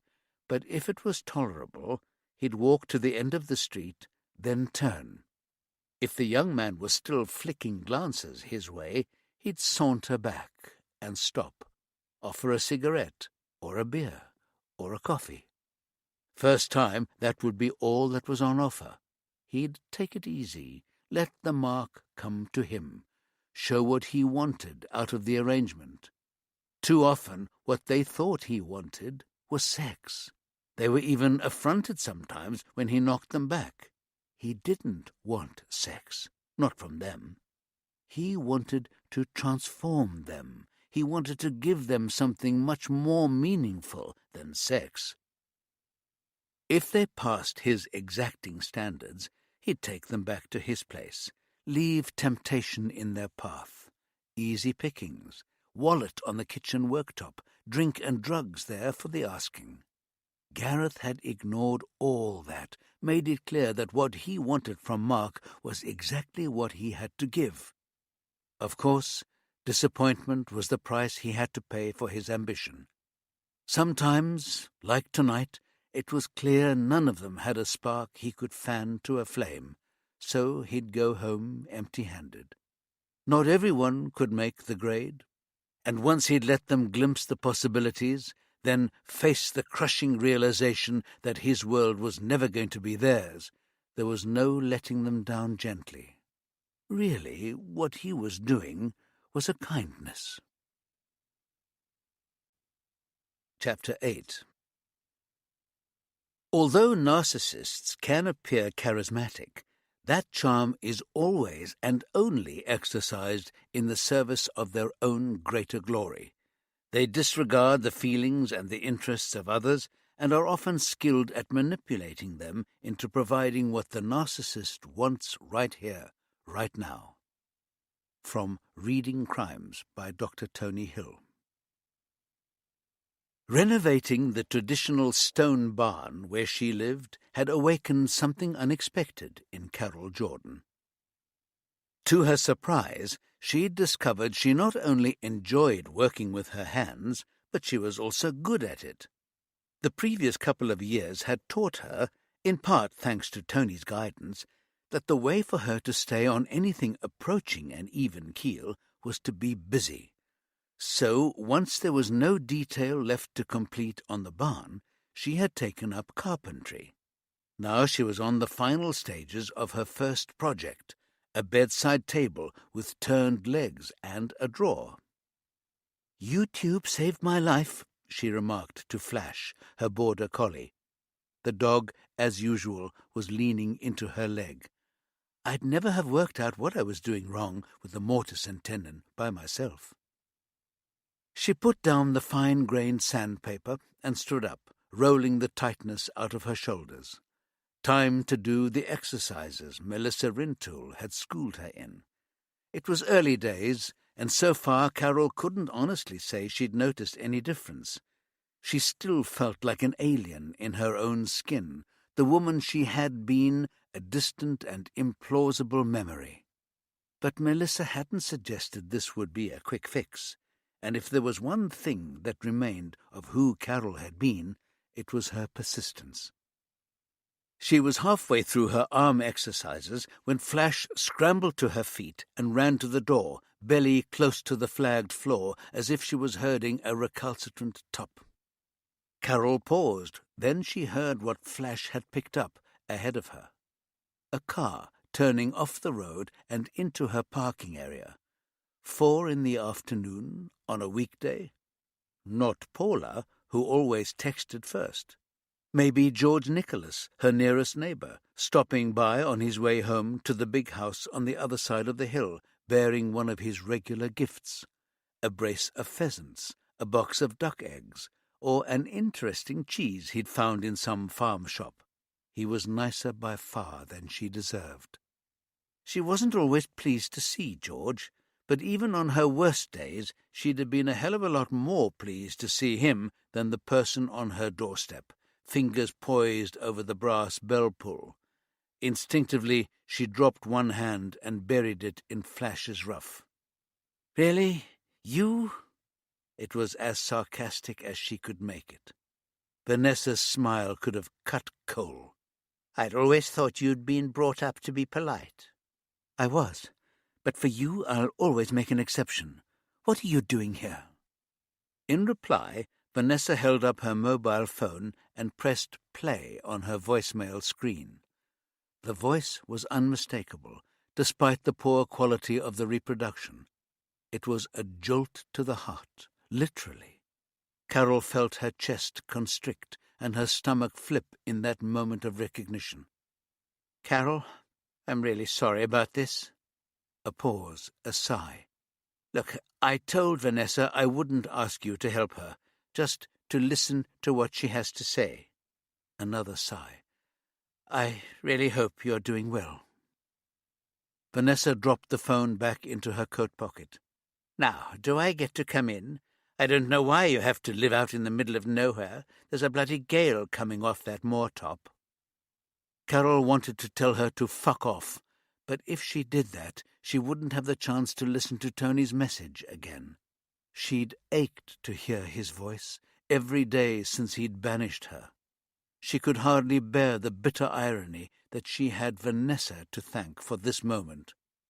What, she wondered, had this woman used as a pressure point to force him into that recording? He wouldn't have done it voluntarily. She stepped back, holding the door ajar, pulling Flash to one side. Vanessa swept in, scrutinizing the interior with all the acumen of an estate agent. "Nice job," she drawled. "No one would ever guess it was a crime scene. I'm amazed you can live under the same roof where—" "That's my business." Carol understood that Vanessa's cruelty was calculated to soften her up for whatever was coming. But her defences had risen the moment she'd opened the door, and not even the sound of Tony's voice had weakened her enough to let Vanessa breach them. "So, what is it that you have to say?" Vanessa settled herself into an armchair, crossing her legs and casually laying her hands in her lap. "I need you to find someone for me, and when you've found him, I need you to persuade him to return what he stole from me." "I'm not a police officer."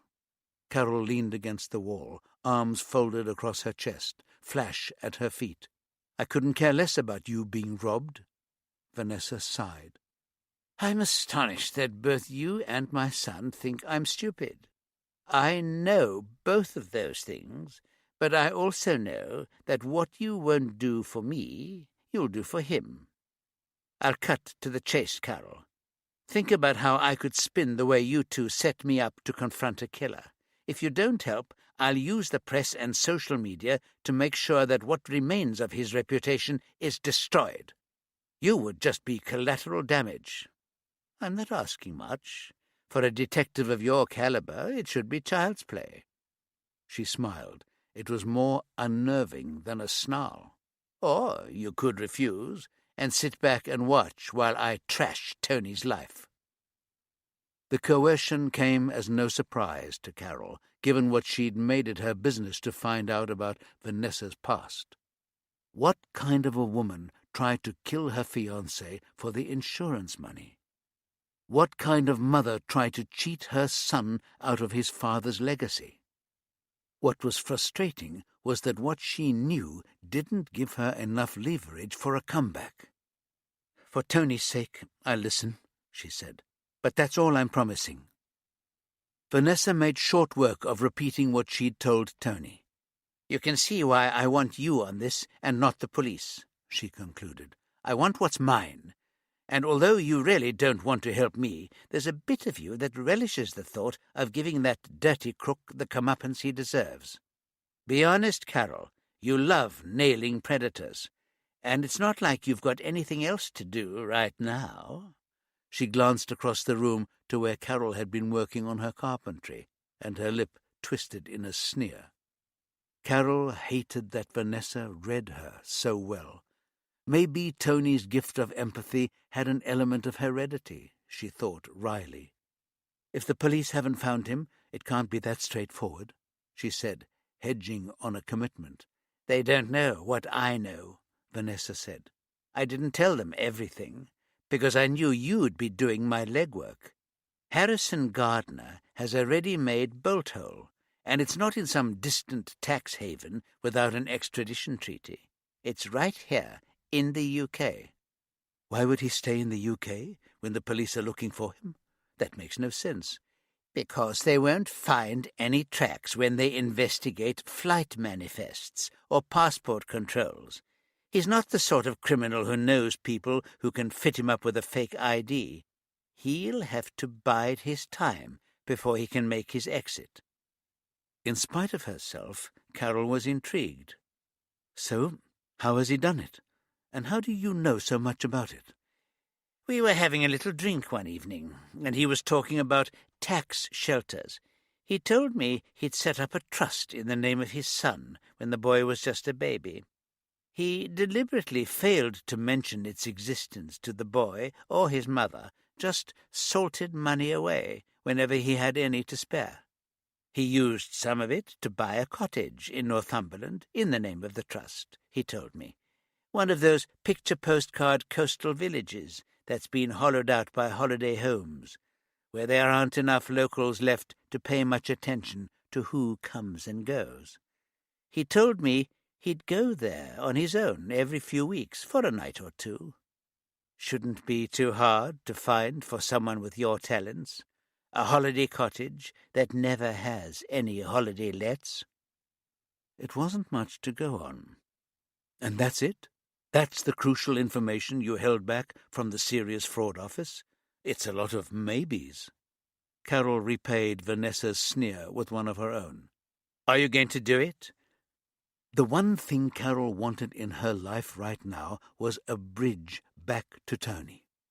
He'd said he wasn't asking her to help Vanessa, but if that was going to protect him from the dark side of the media and the internet trolls who loved to hate, surely he'd have to accept she'd done the right thing, that she'd made the first down payment on the debt she owed him.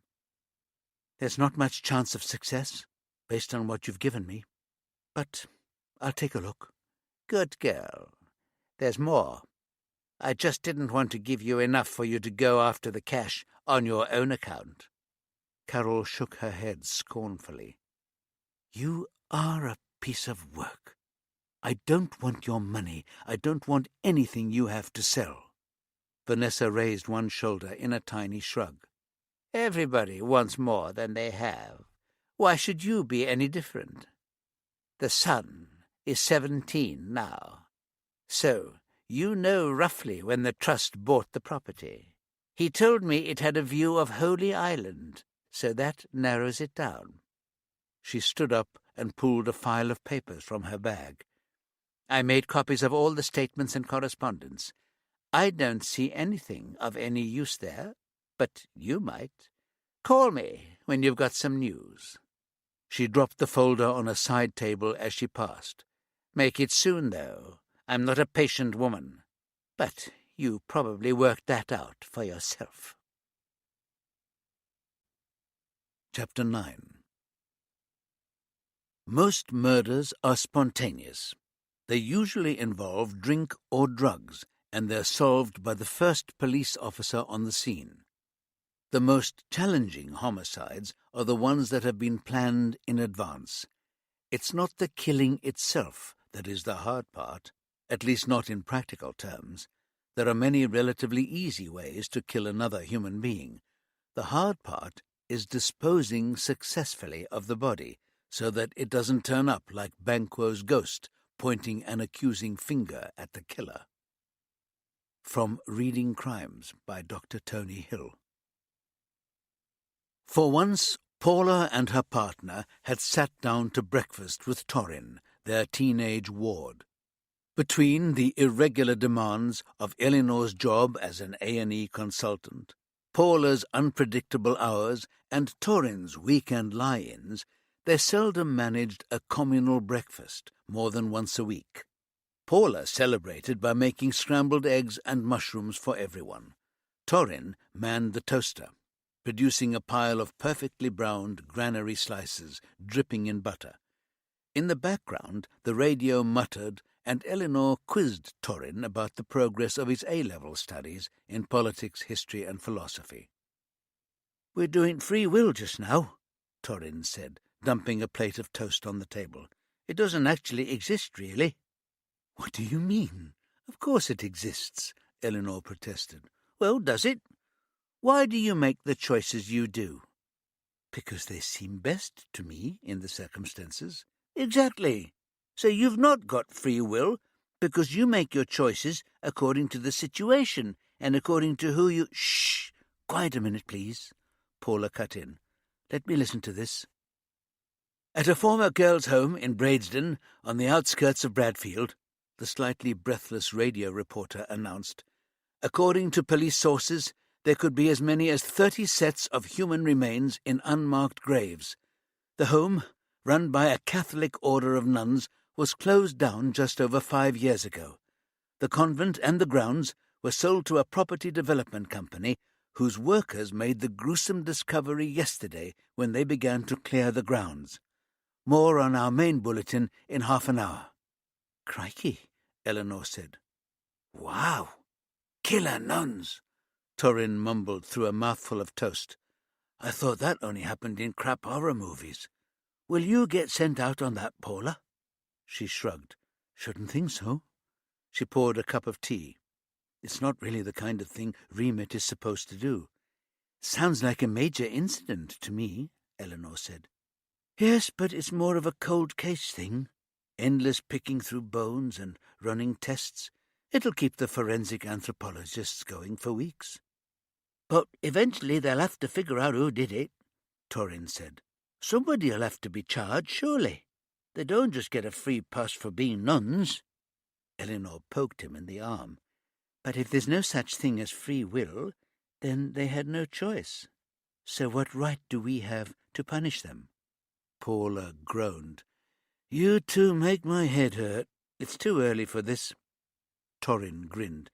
"Can I take a packet of biscuits with me for the boat?"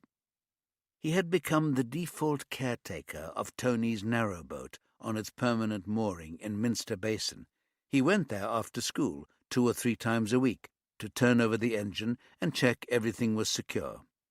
Lately, he'd taken to staying for an hour or two, reading when there were no distractions.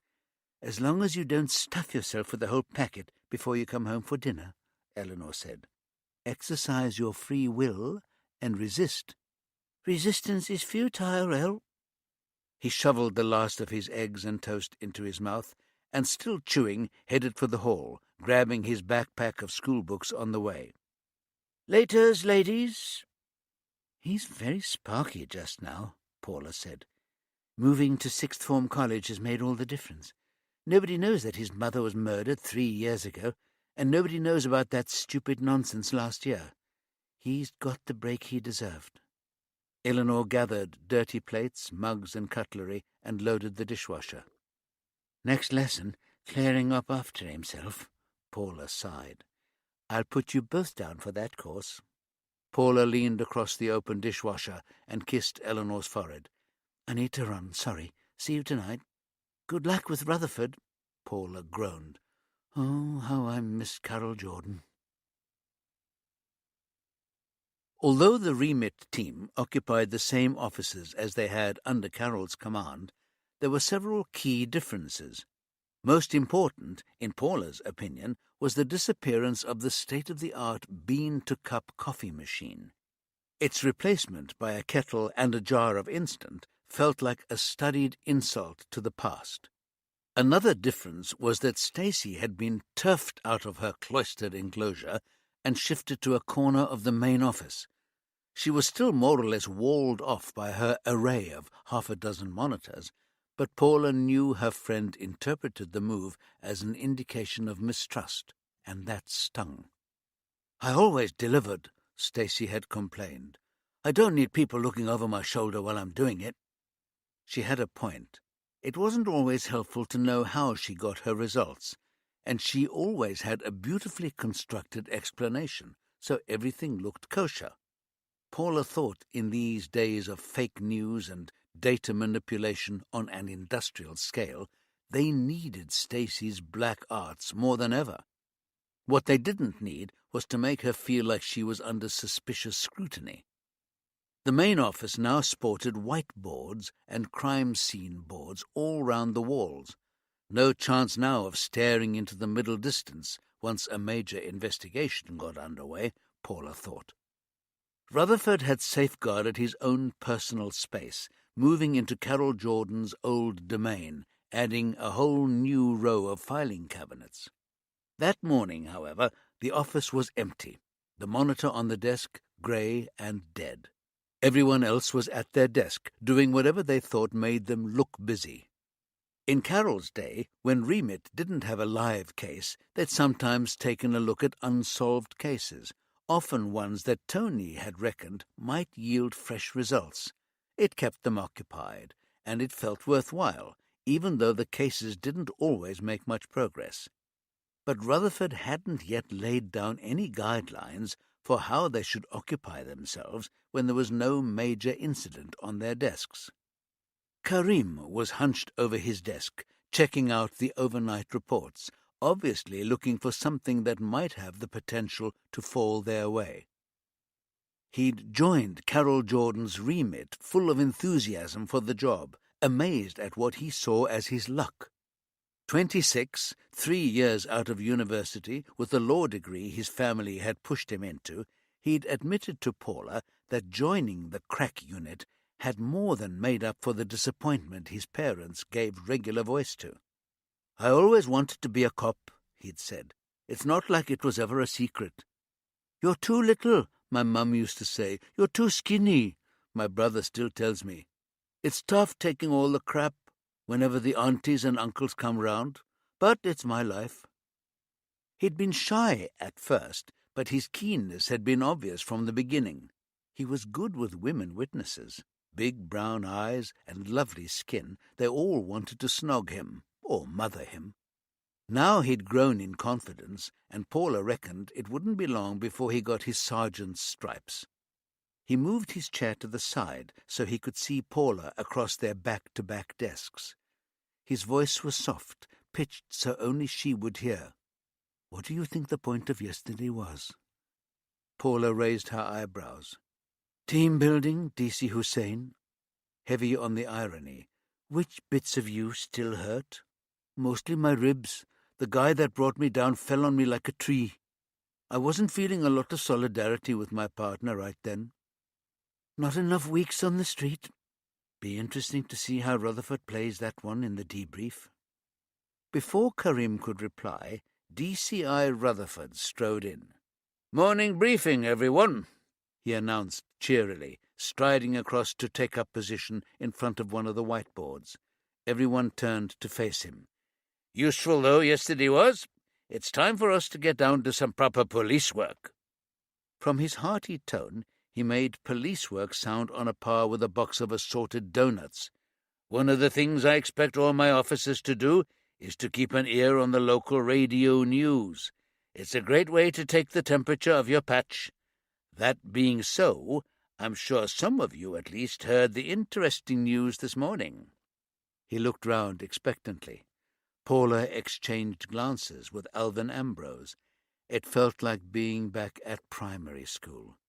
Who was going to make a bid for teacher's pet?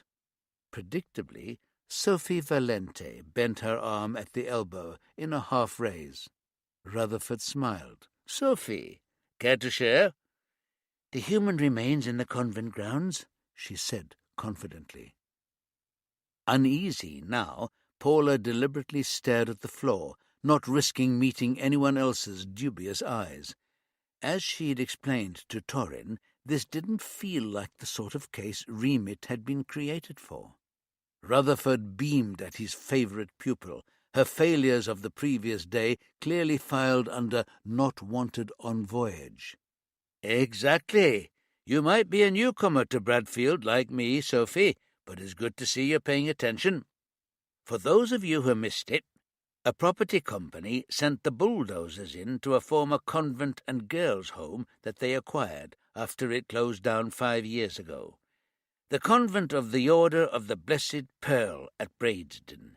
The home was called the St. Margaret Clitheroe Refuge and School." He paused and looked around.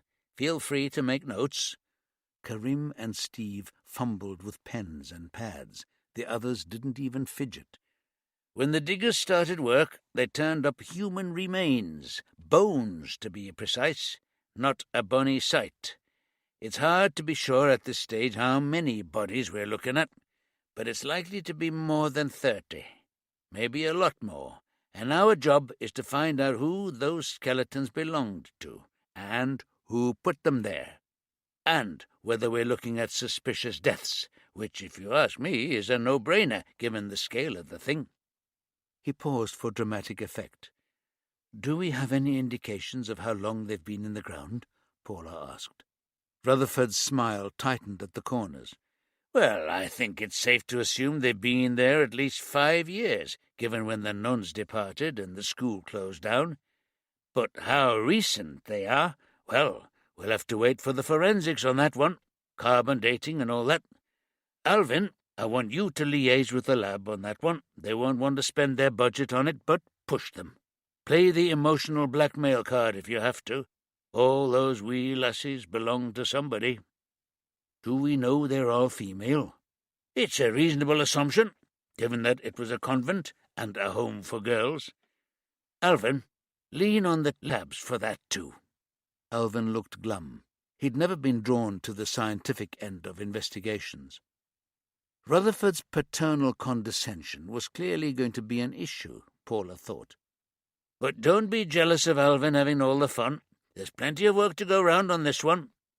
D.C. Chen, I want you to go through all the records pertaining to the home.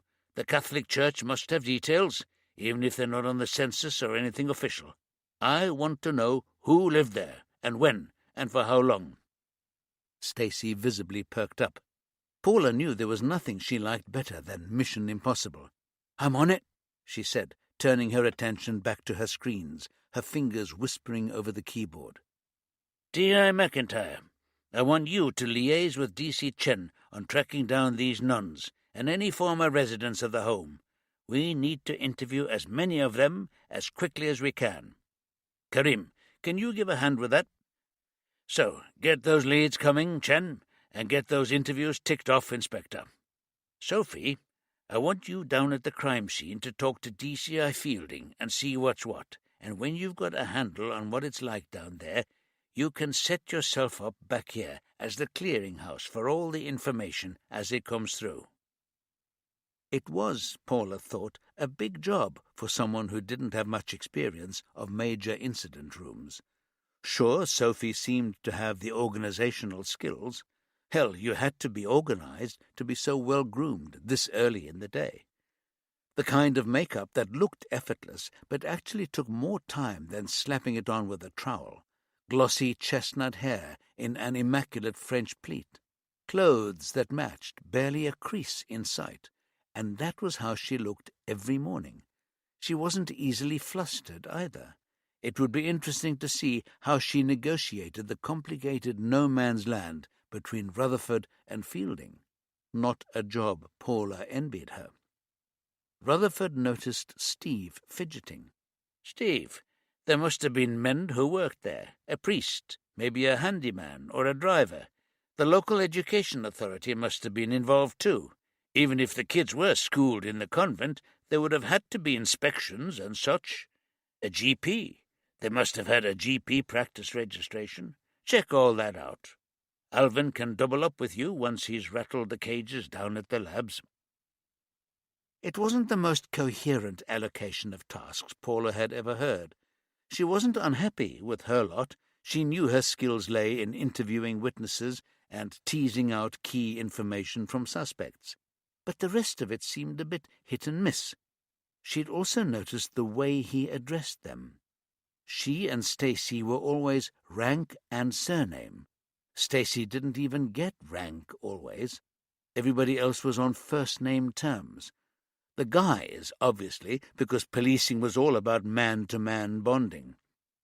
And Sophie, presumably because she was one of the DCI's chosen few. She wondered if Rutherford even knew he was doing it. She'd try not to let it bug her too much, and in the meantime she'd show Rutherford she wasn't there to make up the numbers.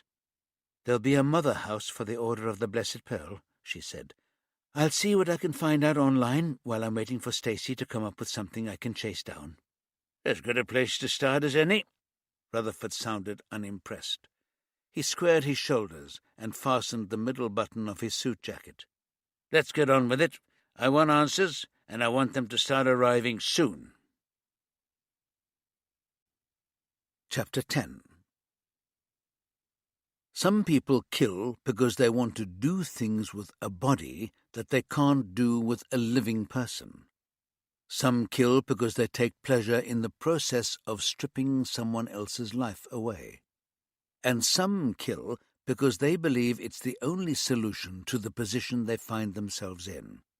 They're the ones who take the most elaborate route to hiding the body, because they don't want it hanging around, reminding them of who they really are. From Reading Crimes by Dr. Tony Hill. The woman, still formerly known as Sister Mary Patrick, sat with her face pointing towards the window. She might as well have been blind for all she registered beyond the glass.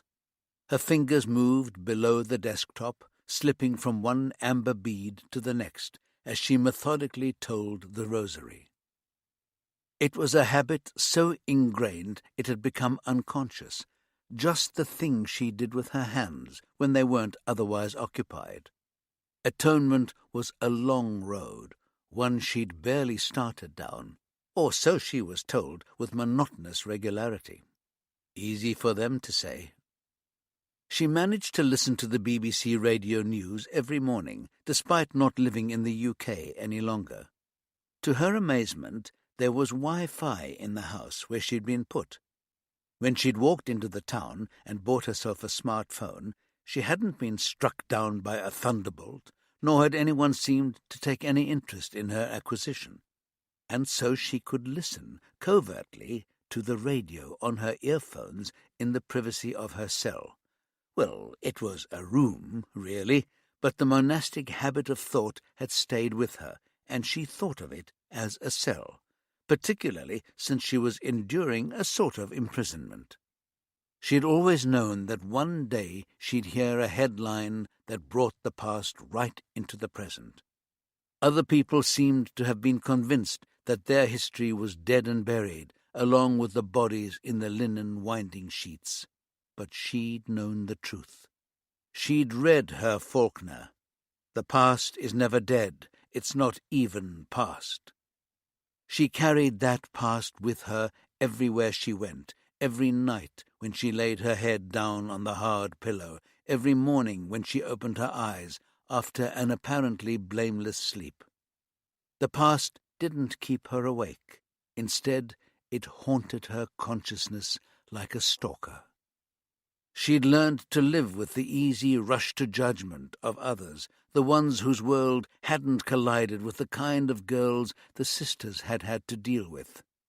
It wasn't the nice girls who ended up at St. Margaret Clitheroe, not the well-brought-up lasses who never answered back and stuck in at school. No, what she was landed with were the ones nobody else wanted, the ones who ran wild, the ones who made a vulgar jibe out of the home's very name, the ones with the eating disorders, the ones who were already in love with drink and drugs before they even made it into their teens. The self-righteous who were so ready to condemn her wouldn't have lasted 5 minutes in the convent of the Order of the Blessed Pearl. She'd always known there would be consequences, and she'd rather they came in this world. Better that than prejudicing her chances in the next one. All the same, if she could keep things neatly boxed off in the confessional and the manageable penance of Hail Marys and decades of the Rosary, so much the better. That morning, in the measured tones of the newsreader, laden with middle-class sang-froid, she'd felt the weight of her personal impending disaster come hurtling towards her. It had taken its time to build up momentum, but now it was barreling down the road in a straight line. The church had done all it could to keep its dirty linen walled up in a dark hiding place. But now the stone had been rolled away by the unlikely angel of the BBC. Chapter 11. The pressure to find someone to blame when investigators are faced with the darkest of crimes is almost overwhelming. Senior officers, the media, the family, and friends of the victim, they all demand answers, as if answers were as easy to come by as the common cold. From Reading Crimes by Dr. Tony Hill. Her encounter with Vanessa had left Carol agitated and angry. She reached for her usual calming solution: boots, outdoor jacket, hat, buff and gloves, and strode up the rough slope behind the barn, flash running elaborate figures of 8 around her. There was a chill wind sweeping down from the moor top, bringing tears to her eyes. She told herself it was just the wind, but when she turned into the lee of the ridge, the tears took a little longer to dry than her excuse could justify. Bloody Vanessa! The woman didn't care how low she sank to find the leverage she needed to have her way. Whatever gun she'd held to Tony's head, it had worked. It didn't matter that Tony had said he wasn't asking Carol to do what Vanessa asked. They both knew she wouldn't refuse.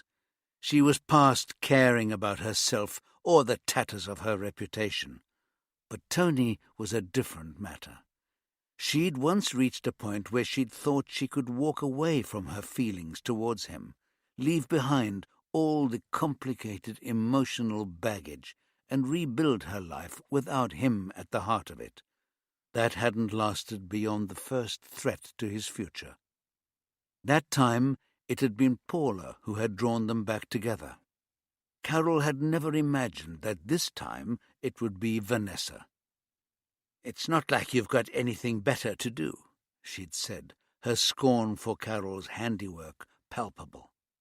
In that moment, Carol experienced an unexpected flash of insight. The first case she'd worked with Tony, more years ago than she cared to count, they'd been tracking a killer who had made beautifully crafted medieval torture engines to harrow his victims. Had she unconsciously been building a weird link to their past with that choice to work in wood? Or was she just reaching for any connection to their joint history? Carol breathed deeply and ran through a couple of her exercises. "Put it out of your mind," she muttered.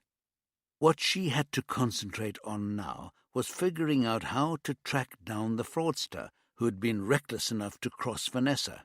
There wasn't much to go on. A name, the suggestion of a trust, a vague hint at location. At least Harrison Gardner was an uncommon name. Thankfully, these days, records of births, marriages, and deaths were accessible online. No more traipsing down to London and poring over registers till your eyes burned and the skin on your fingers grew dry from turning pages. She could glean that information in a matter of minutes. Probably. But what then? Carol knew that it was possible to search the land registry by name to discover what properties were owned by that individual. She also knew from past experience that this was an index available under strictly limited criteria. Doing Vanessa's dirty work didn't remotely fit any of those criteria. In one previous investigation, Carol's major incident team had had to get a warrant from a judge before they were allowed to interrogate that list. But now she was no longer a police officer. She had no conceivable standing to apply for such a warrant. On the other hand, when legal options were unavailable, there were sometimes other possible approaches, and Carol was no stranger to unorthodox methods. She hated asking favours on her own account, but she could swallow her pride and ask on Tony's behalf, especially since the person she'd be making demands of would understand very well what was at stake. Satisfied that she'd figured out the first couple of steps, Carol turned to head back home. There was no defined path for the first part of her descent, so all her attention was on her feet as she moved swiftly across the rough grasses, dotted with clumps of bilberry and heather. On days like this, the larks filling the air with streams of song, the breeze stirring the gorse bushes, and not another building in sight, it was hard to believe the urban sprawl of Bradfield was only 40 minutes' drive away. When she finally met the narrow track that led to the converted barn she'd turned into an enviable home, she was able to look around again, to appreciate the long vista across the moorland to the rise of the next range of hills. But her scrutiny was rudely interrupted as her gaze travelled over the slates of her roof. A sleek black car sat on her driveway alongside Carol's Land Rover. She didn't recognize the car, and she wasn't expecting visitors. 2 unheralded callers in one day was unheard of. She felt a familiar tension build in her chest, the precursor to a choking sense of panic. Instead of giving in to it, she remembered the exercises she'd learned in Edinburgh, and slowly stretched her arms out, pushing against an imaginary weight, sweeping them round to the sides as if thrusting something away from her. Again and again she repeated the exercise, and gradually the anxiety receded a little. Carol crouched low to the ground and breathed deeply. She practiced the tiny eye flicks Melissa Rintoul had shown her, fleeting glances to either side, 10, 15, 25, till at last she felt her heart rate slow to something approaching normal. Now it was safe to look. Now she could think rationally about what to do. There was nothing to see, just a stranger's car parked outside her home. Nobody got out to ring her doorbell. Presumably they'd already done that while she was concentrating on Vanessa's problem or on her fancy footwork coming down the hill. Her first instinct was to stay put. They'd leave eventually. Bound to, she thought. If her visitor was an urban dweller, they might not think to look up the hill to see whether she was there. So she could wait them out and return to the security of her 4 stone walls. But they might have already spotted her. If it had been Carol or one of her well-drilled team, they'd have rung the bell, then, when there was no reply, scanned the hillside to see whether she was anywhere to be seen. If they'd been acute enough to do that, they'd know she was out on the hill. They'd know she could stay in the warmth and comfort of their car while it got cold and dark on the exposed hillside. That she'd have to come down eventually. And there was no guarantee that they weren't watching her right now. Carol wasn't wearing bright clothes, but that didn't mean she was camouflaged against the mixed yellows, greys, and greens of the moor. Even though Flash was belly down beside her, the dog's black and white coat stood out like a waving flag among the vegetation. Carol stood up and started moving down the hill at a steady pace, gaze shifting constantly between the uneven path and her destination. She knew Melissa wouldn't approve. It would come under the heading of reckless behavior, no doubt. But on balance, this wasn't a Mexican standoff she could win. Better to get it over and done with and confront whoever was in the black car while she had the energy to seize the upper hand. As she neared the level ground behind the barn, the driver's door opened. She'd been right. Her visitor knew exactly where she was and had been keeping her under surveillance. Carol signaled Flash to come to heel and moved steadily forward, hands loose at her side, ready for whatever challenge lay ahead. She was going to feel really stupid if this was her neighbor, George Nicholas, come to show off a new car. But it wasn't George who began to emerge, not unless he'd taken to wearing black stockings and stilettos. A swagger of camel cashmere covering a tailored charcoal suit followed the legs. A flourish of shoulder-length hair whose 50 shades of dark blonde bore testament to an expensive hairdresser's talents. A skillful makeup job that banished the years as surely as Vanessa Hill's. A juddering moment of recognition pitched Carol into the physical and emotional reaction she now recognized as PTSD. For years this woman had been her adversary, but the last time she'd seen her had been at Tony's trial, the defense solicitor, constantly on the shoulder of his barrister. Now Bronwyn Scott had come calling, and Carol's heart raced when she considered why that might be. Chapter 12. It's the job of police officers to investigate the backgrounds of suspects. They have access to all sorts of information that's not readily available to anyone else. The product of those inquiries is the invaluable raw material for any psychologist who is advising them on angles of approach in an interview. From Reading Crimes by Dr. Tony Hill. One of the secrets of Paula's success as an interviewer was to suck up as much background information about her subject as possible, so much so that Stacy had once referred to them as Paula's victims. She'd said it was a slip of the tongue, but none of the others in the squad had pulled her up on it. So while Stacy was data mining for individuals they could pursue, Paula set about a different kind of digging. Stacy might be all over the dark side of the information highway, but Paula knew how to Google. When the Blessed Pearl had closed down 5 years before, it hadn't made much of a stir online. The closure of a convent and its associated children's home wasn't of much interest, not even in nearby Bradfield. There were no allegations of sexual abuse against the nuns and priests of the Blessed Pearl, and if anybody had been complaining about any other kind of abuse, it hadn't grabbed the interest of the mainstream media or the citizen journalists of cyberspace.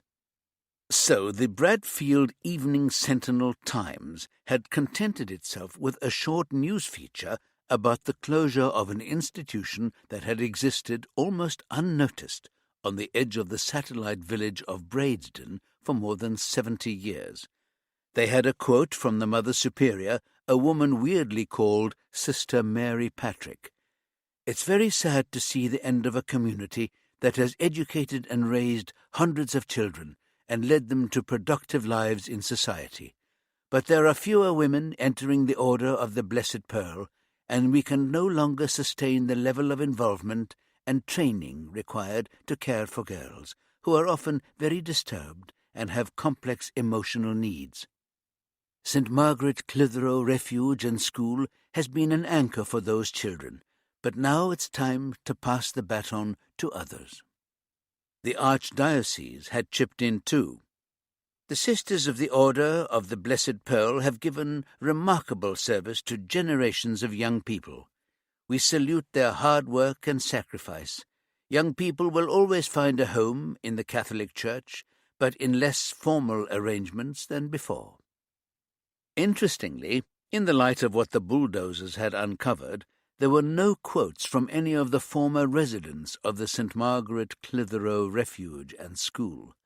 Paula knew journalists could be lazy, letting themselves be spoon-fed easy answers, but not to have sought out any of the children who'd been raised by the sisters seemed willfully negligent, given the level of allegations of sexual abuse that had risen like a polluted tide around the Catholic Church in recent years.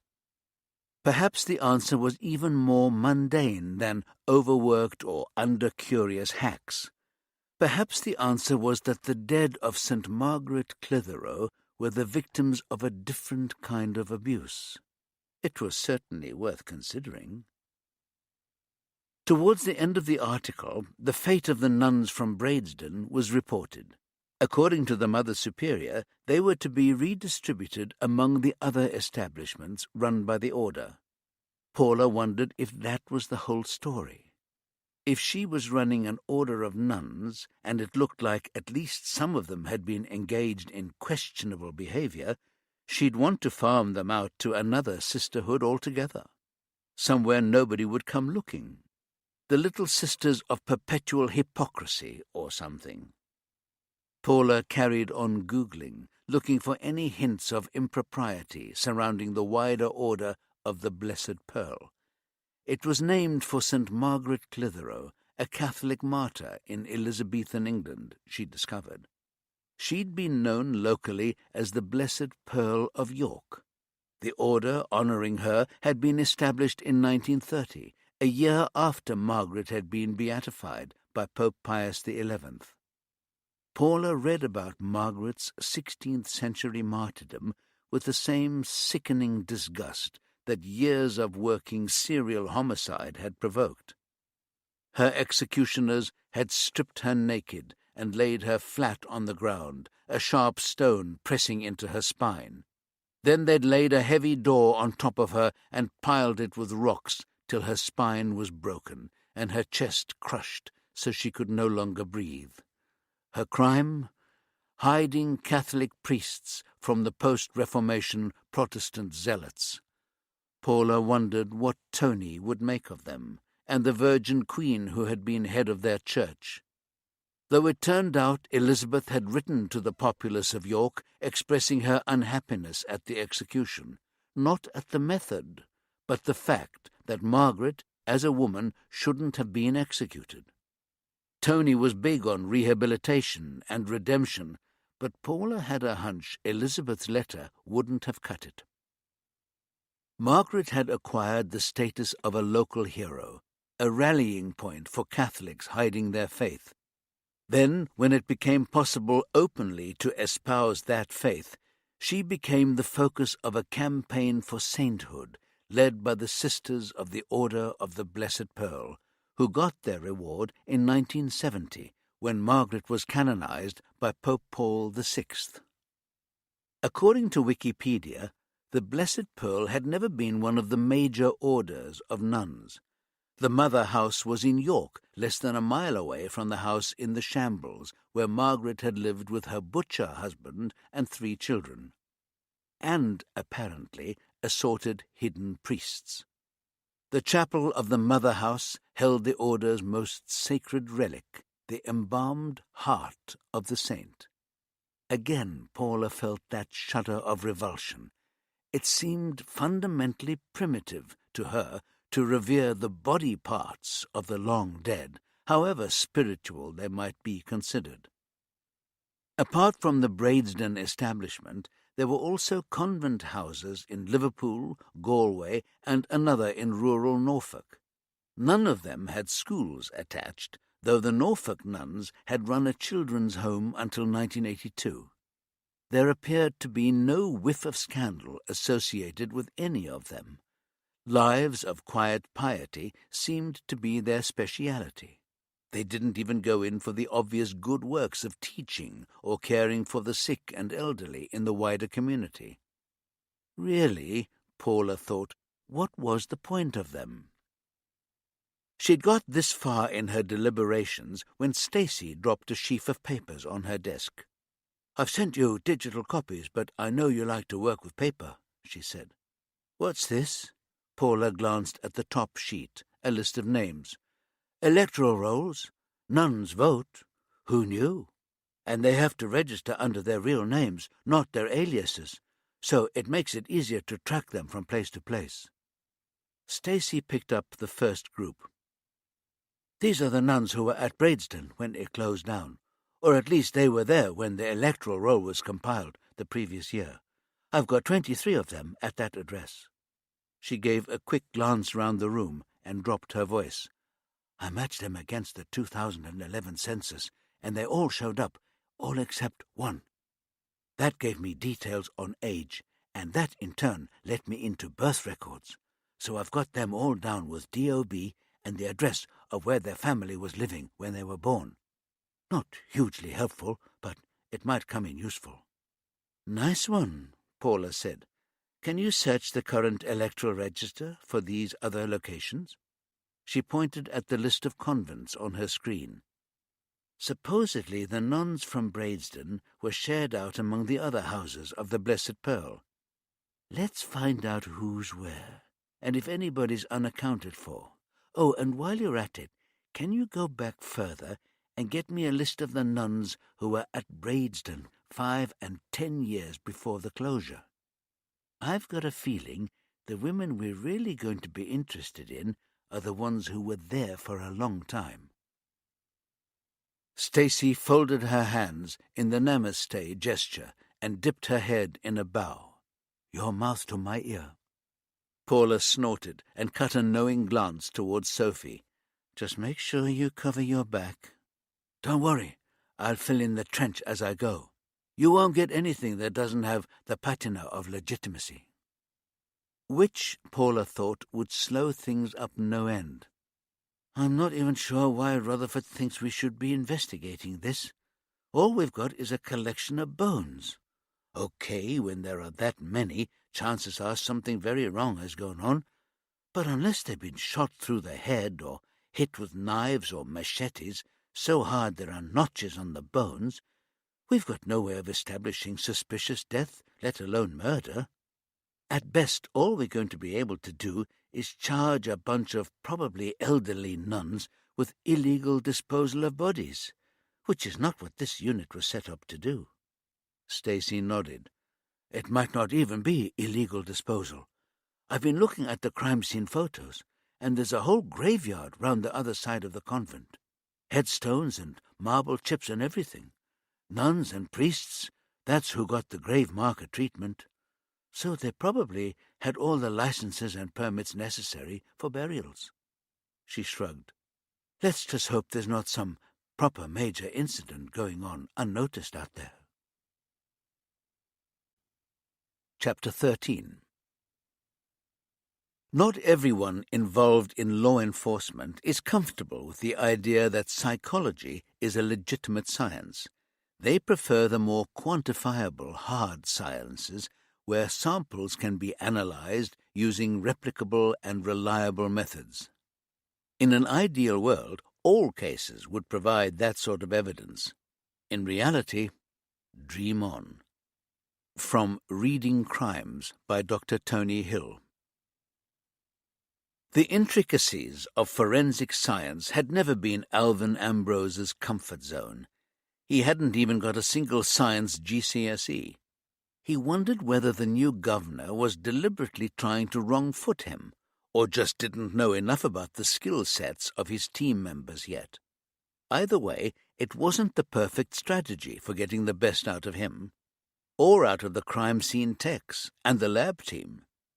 Just as 5 police forces had banded together to form REMIT, so they had collaborated with a private company in setting up a joint forensic science service. The days when crime scene evidence was analyzed by a national forensic service paid for by taxpayers were long gone. Now the jobs went to the lowest bidder, and the collective lab somehow always seemed to end up in that slot. The labs were physically situated on an industrial estate just off the M62, theoretically equidistant from each of the 5 contributors. In reality, traffic density meant it took longer from Bradfield than from any of the other 4 HQs. By the time he reached the labs, Alvin was already grumpy from spending most of his morning in nearly stationary traffic. He almost wished he'd listened to his wife, who regularly told him, in the same patient tones she'd used with the kids, that he should start listening to talking books. "You're always complaining that between the job and the kids you don't get time to read anymore, so use all that hanging around time to listen to one." He'd tried to explain that most of his hanging around time involved being watchful and alert, not absorbed in whatever Harry Bosch was up to. She'd harumphed at him and muttered, "Excuses, excuses, that's all I ever hear from you and the kids. Either do what I'm telling you or stop complaining, Alvin, you big baby." He navigated his way past the reception desk, mostly by flashing his ID and using his most intimidating frown. Even in a law enforcement establishment, his size and the color of his skin tended to provoke anxiety and induce compliance. He followed the receptionist's meek directions to the room where the scientists talked to investigating officers. It had a glass wall that looked into a lab that was satisfyingly similar to the sort of scenes he'd seen on TV. People in white coats and nitrile gloves with masks and protective goggles, fiddling with equipment and looking down microscopes or deep in conversation over some glassware on a bench. All very reassuring. The woman who was waiting for him looked like someone who had served her time at the Rock Face. Brown hair, threaded with silver, pulled back in one of those buns that resembled a Danish pastry. He couldn't for the life of him figure out how they worked. Outsized glasses with black frames that reminded him of brains in the Thunderbirds movie that his kids had once been obsessed with for about 6 weeks.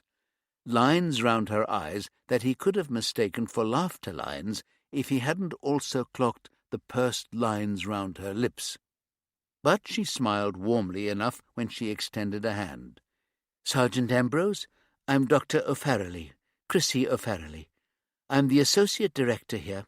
I generally handle the police liaison. Take a seat." A small conference table with half a dozen chairs. Alvin chose one facing the lab, and Dr. O'Farrelly sat opposite him. "You're here about the remains found in the grounds of the Blessed Pearl Convent, am I right?" The phrasing betrayed the faintest trace of an Irish accent. "That's right. I know it's early doors, but anything you can give us at this stage, well, it'd maybe get us moving." She nodded and opened the folder she'd been carrying. "You'll appreciate this is a large and complex inquiry. We're estimating somewhere in the region of 40 individuals, all of them children. So far there are no fleshed remains, just bones and some clumps of hair. Our first job is the jigsaw puzzle of what belongs to whom. We might be able to get DNA from some of the skeletal remains, but it'll take time, and unless you've got relatives to compare it against, it's probably not going to help much with positive identification. Given the kinds of backgrounds some of the kids probably came from, we might well find familiar matches on the database. You never know. Can you tell how long the bodies have been there for?" She shook her head. "It's not easy to say. Once the soft tissue is gone, it's pretty much a guessing game." "Can't you do carbon dating?" He parroted Rutherford's words as if he had the faintest idea what they meant.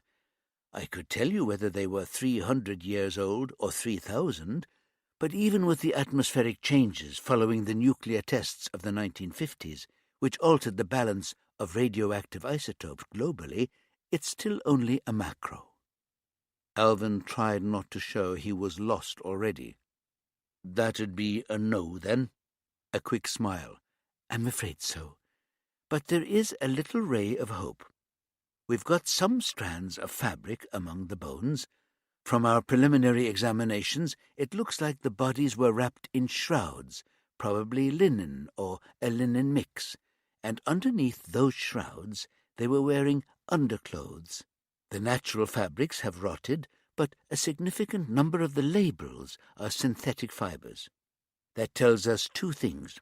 Firstly, these are relatively modern bodies. Woven labels really only started appearing in the early 20th century, and synthetic ones didn't become commonplace until the 1960s. What we are seeing are quite badly stained, but we should be able to read them. How will that help us? Alvin was afraid the question made him sound stupid, but that was a price he was prepared to pay if it carried them forward. Again the twitch of a swift smile. Well, apart from the washing instructions, some will have the name of the shop they came from. They'll have sizes, which helps us with the inexact science of aging the remains. They might have elements that allow us to date them more precisely. When you take your pants off tonight, have a look at the label. It'll probably have a code on it that corresponds to the retailer's database. It's possible they'd still have records for those codes. Again, not very accurate for somewhere like a children's home, where clothes might well be handed down, but at least it gives you an end point. Alvin nodded, glum.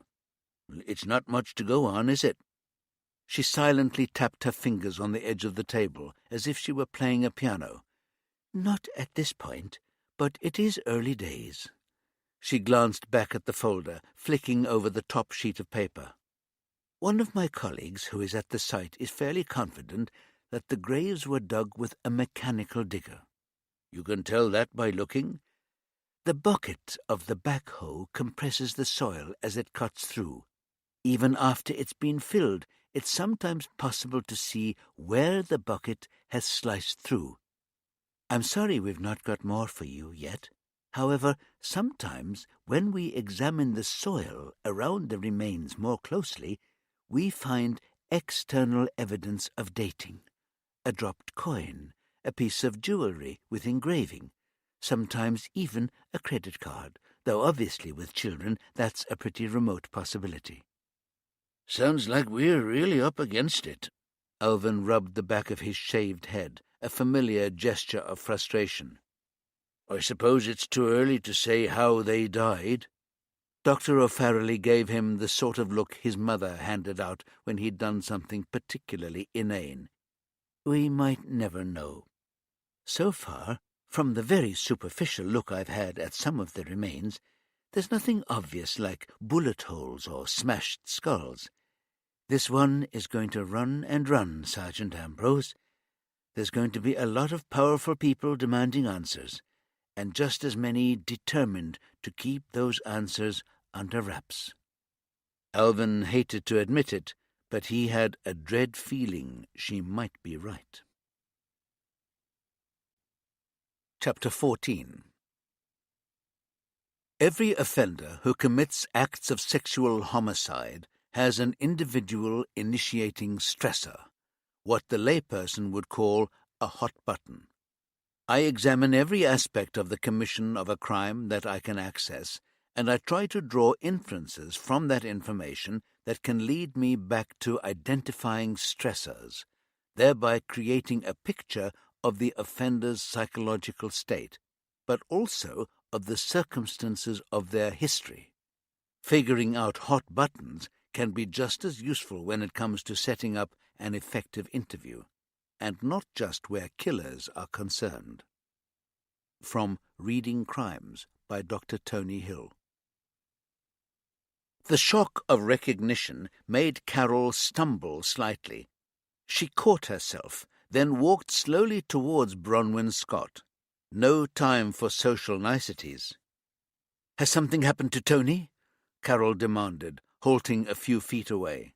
Bronwyn smiled. Carol thought it was probably meant to be reassuring. If so, it hadn't scored a pass mark. "I'm not here because of Tony. I'm here to see you, Carol." Her words achieved what her smile hadn't. Carol could feel the physical release in her chest. But the second part made no sense. As far as Carol was aware, her sheet had been wiped clean when she'd left the job. It had been one of the conditions both sides had been happy to agree on. There were things in her past that reflected just as badly on her employers as they did on her.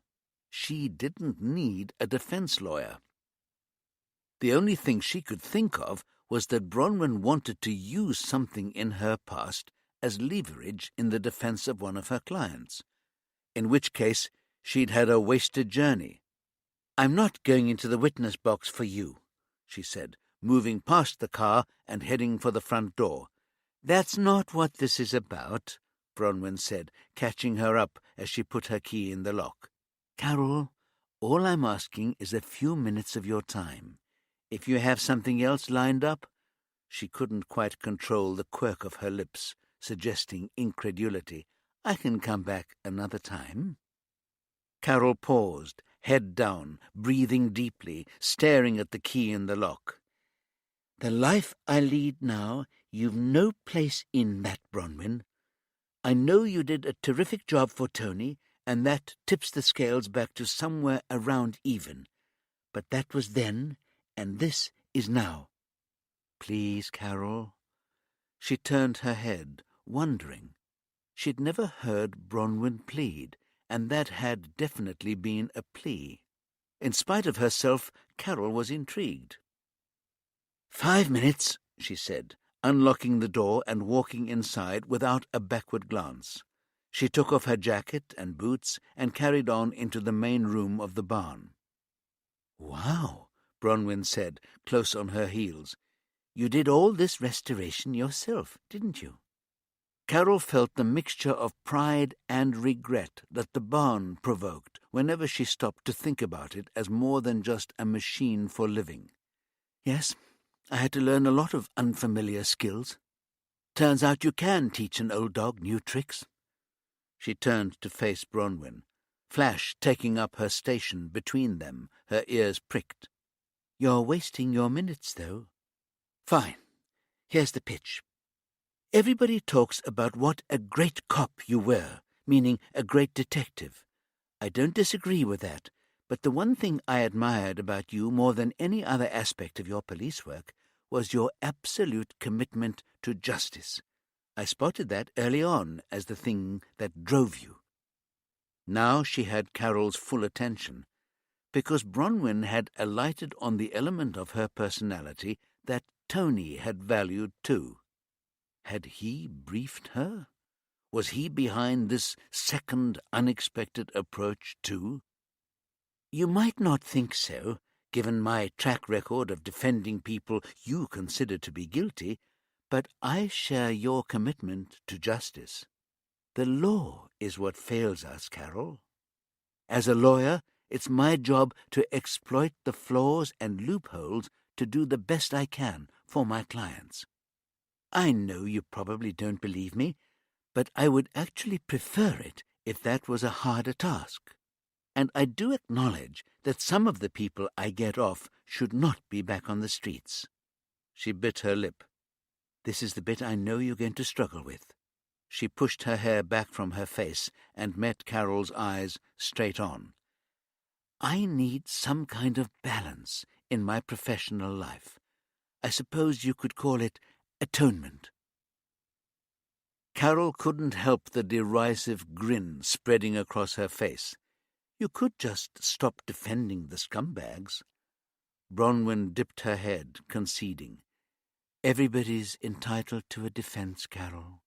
And if it wasn't me, it would be somebody else, and they'd do it less well. So there would be even more work for the appeal court." She matched Carol's grin with her own, proclaiming chutzpah. "I'm not here to make you approve of me. I know that's probably never going to happen. I'm here to put a proposition to you, and since I've only got 5 minutes, here it is." Deep breath. "Innocent people end up in jail, usually because of incompetence. Cops, lawyers, expert witnesses, we're all guilty of failures, bad faith sometimes, occasionally downright crookedness. Sometimes it's because the evidence at the time of conviction wasn't capable of particular forensic analysis. Whatever the reason, people end up behind bars who shouldn't be there. You agree?" Carol nodded. "It happens. You're the one who mentioned the appeal court.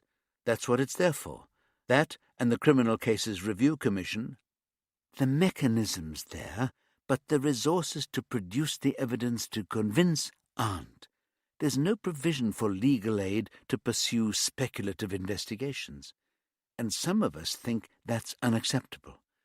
So we've formed an informal group of professionals to look into cases where we think there's been a serious miscarriage of justice. We're in the process of taking our first case through the CCRC, and we are feeling confident about the court overturning a life sentence for arson. Good for you. Carol folded her arms across her chest. She knew where this was going, and she didn't want to go there. We want you to join us.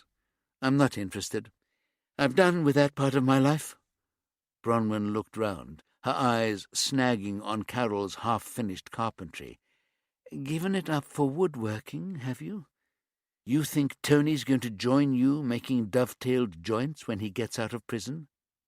Her tone was light, but the intent was not. I'm so far beyond the point where I can be taunted into things. I'm not interested in putting myself back in the front line of investigation. It's hardly the front line, Carol. It's digging through old files and trying to find a loose end to tug on. Maybe the occasional conversation with a witness. Carol really didn't want to engage, but there was one question she had to ask. So, who else have you talked into this? Bronwyn was smart enough to show no hint of triumph. 2 other lawyers, Cora Bryant, the QC, and Hector Marsh. He used to be with the CPS, but he's given up prosecuting and joined my firm. Morna Thorson, who's a law professor at Bradfield University.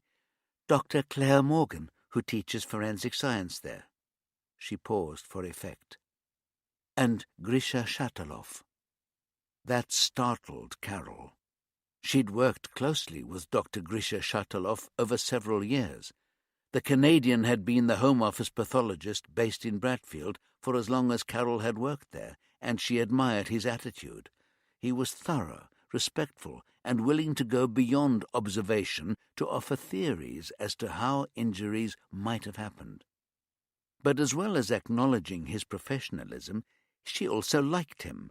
He had a considerate manner and a quiet but sometimes lacerating sense of humour. She'd eaten supper round his table with his wife and family more than once. If he'd nailed his colours to the mast of Bronwyn's project, it wasn't so easy to dismiss as a waste of time. And the lawyer was right. It had always been Carol's sense of justice that had fired her up as a detective. So often there was a gap between the law and justice. What charges could be brought, what the courts handed down, what the limits on sentencing were. So often the victims, their families, and the witnesses were left feeling bewildered and cheated. Not just them.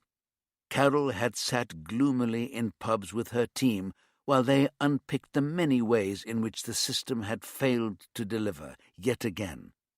There had been nothing in her professional life that angered and disappointed her more than that. She'd even had to admit to herself earlier that day that a small part of why she'd let herself be pushed into investigating Vanessa's conman was the potential pleasure of seeing him pay the price, both literal and metaphorical. "I know you know Grisha," Bronwyn said after a long moment. "He was the one who suggested inviting you on board. I wanted him to come and talk to you himself." Another quick flash of a smile. "I reckoned he'd have more chance of persuading you than I have, but he refused. He said you'd feel you'd been tricked if he talked you into joining us, then discovered I was running the show." She spread her arms wide. "So that's why I'm here instead of him. Carol, you are a brilliant detective. You are the smartest cop I ever butted heads with. You can't just sit here whittling bits of wood and wasting that investigative talent." She dropped her hands to her side and shook her head. "I say this Not out of emotional blackmail, which means that's exactly what you're about to commit," Carol interrupted, chin up, eyes defiant. "I'd put money on you saying something along the lines of how disappointed Tony would be that I'm not using my skills and experience to serve justice." "I'll let you do the job for me," Bronwyn said. She reached inside the extravagant swagger of her coat and opened a soft leather satchel slung across her body beneath its folds. She took out a slim brown A4 envelope and held it out towards Carol. "This is the case where I think you'd make a difference." Carol made no move to accept it. "Not interested," she repeated. Bronwyn carried on regardless. It was, Carol thought, a performance not many would have the nerve to give. Saul Nielsen. He was only 28 when he was sentenced to life 3 years ago for murder. It's particularly interesting because it's a no-body case. He didn't do it, Carol. Bronwyn tossed the envelope onto a nearby chair. "Here's another bet for you. You'll have opened that envelope before my taillights are out of sight." She turned and walked out of the door, Flash following close on her heels as if to make sure she was really going. The latch snicked into place. The car door shut with a heavy thunk. The rich grunt of a well-tuned engine starting, then its diminuendo as it headed back down the road. Then silence, as thick as the darkness outside. Carol picked up the envelope and carried it through to the kitchen, where she dropped it in the wastepaper recycling box. Whatever was on TV that evening, it would be better than opening Bronwyn Scott's envelope. She stabbed the button on the Sonos system when Alison Moyer's glorious voice filled the room. But even that couldn't block out Tony's voice in her head, repeating, "Come on, Carol. You know you want to." Chapter 15. This type of murder is the end of a process that can take anything from minutes to years. The first step is the identification of possible prey. The second step is not to throw caution to the wind. From Reading Crimes by Dr. Tony Hill. Mark Conway liked to take his time. His mother's words echoed in his brain. More haste, less speed. She'd had an unerring ability to find the perfect cliché. He couldn't remember her ever expressing an original thought. As a child, he'd had no appreciation of how hackneyed her speech was, or how closely that mapped onto her thoughts. It had taken years for him to realize it was like living with a particularly well-trained parrot. It had taken even more years for him to retrain his own speech habits. He'd made the change a conscious choice because he wanted to free his own thoughts and plans from the preordained channels and patterns he'd absorbed from her and the Christian Brothers.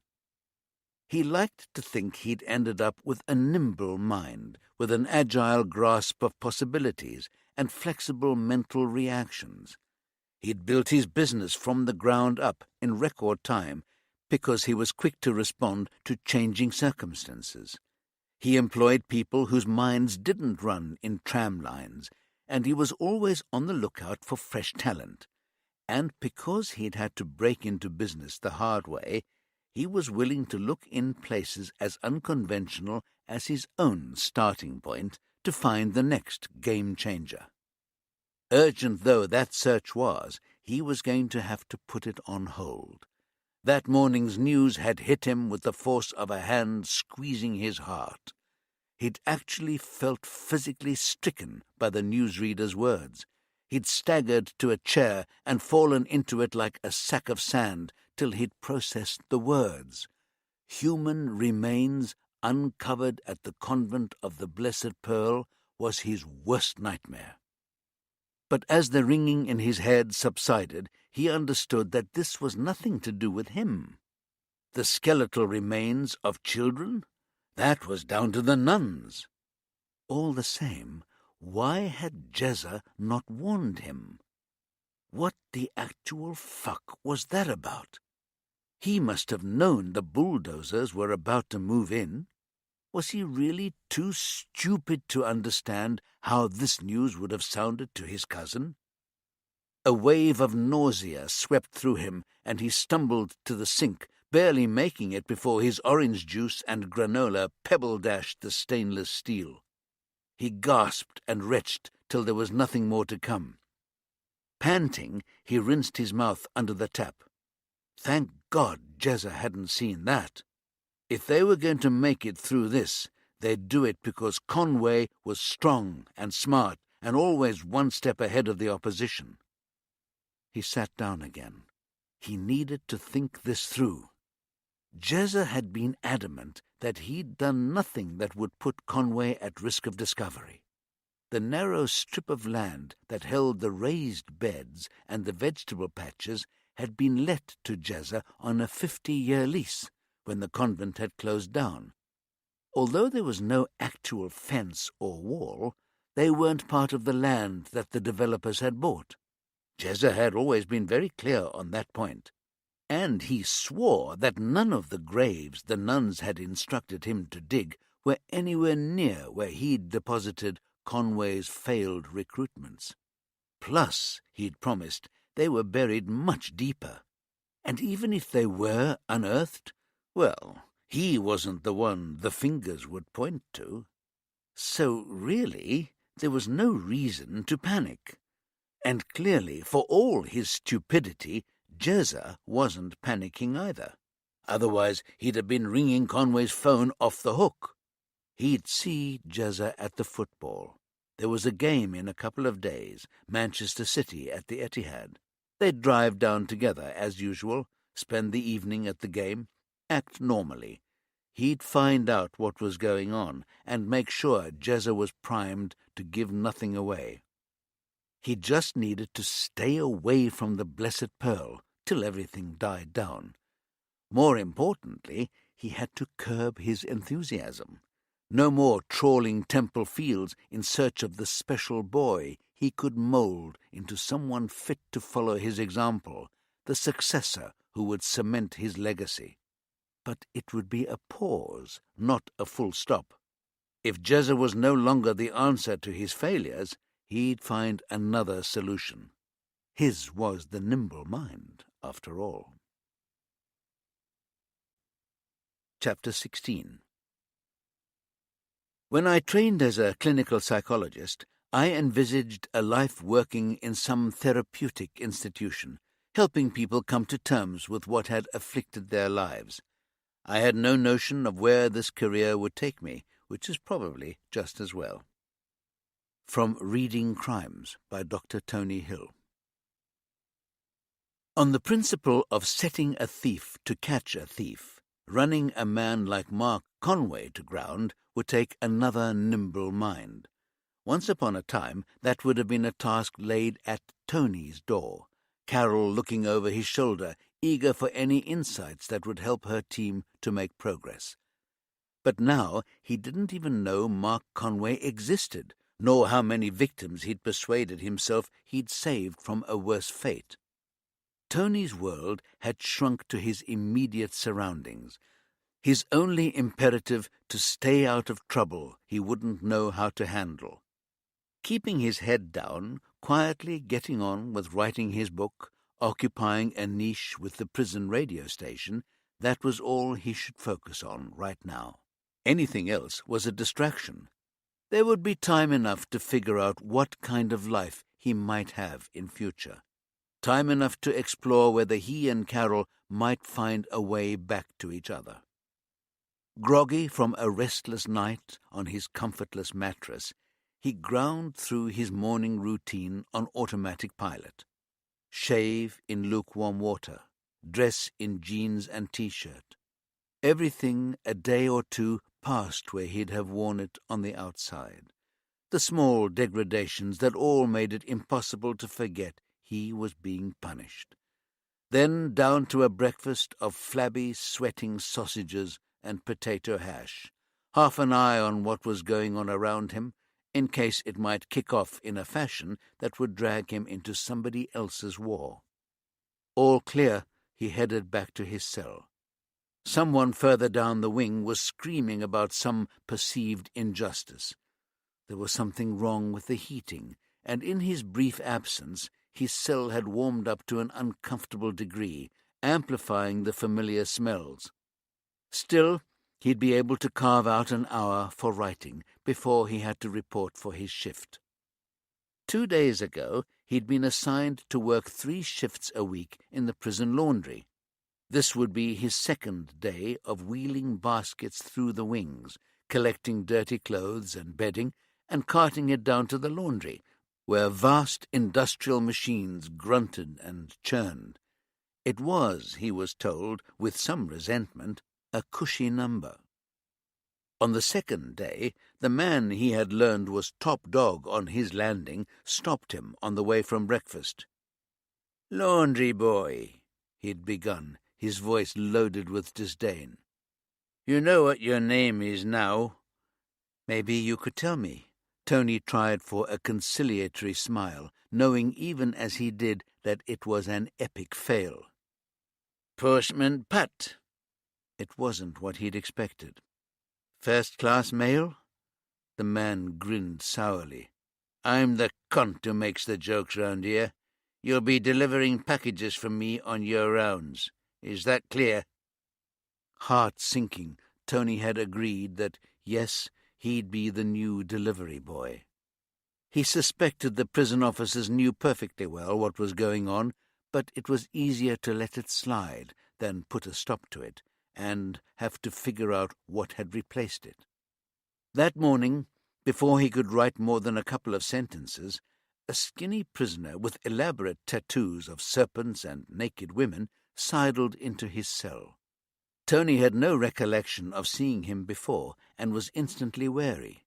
The man had a gaunt face and cropped dark hair with glints of silver at the temples. "You the shrink guy?" he demanded. His accent was some sort of East European. It wasn't the time to get into shades of difference between psychologists, psychiatrists, and psychotherapists. "I guess," Tony said. "Dr. Tony Hill, that's me." "I am Mattis Kalvaitis. You are an educated man." He took a couple of steps further inside the cell. He folded his arms across his chest, the ropes of muscle making his tattoos move in a sinister dance. "Most people would say so." Tony felt the familiar tightening of fear in his chest. What did this man want? "I need you." He let his arms drop to his side and pulled a folded piece of paper from his pocket. "I need you to write this for me." He thrust it at Tony, who studied it as he unfolded it. It was a printout from a website explaining the grounds for appealing against deportation following a criminal conviction.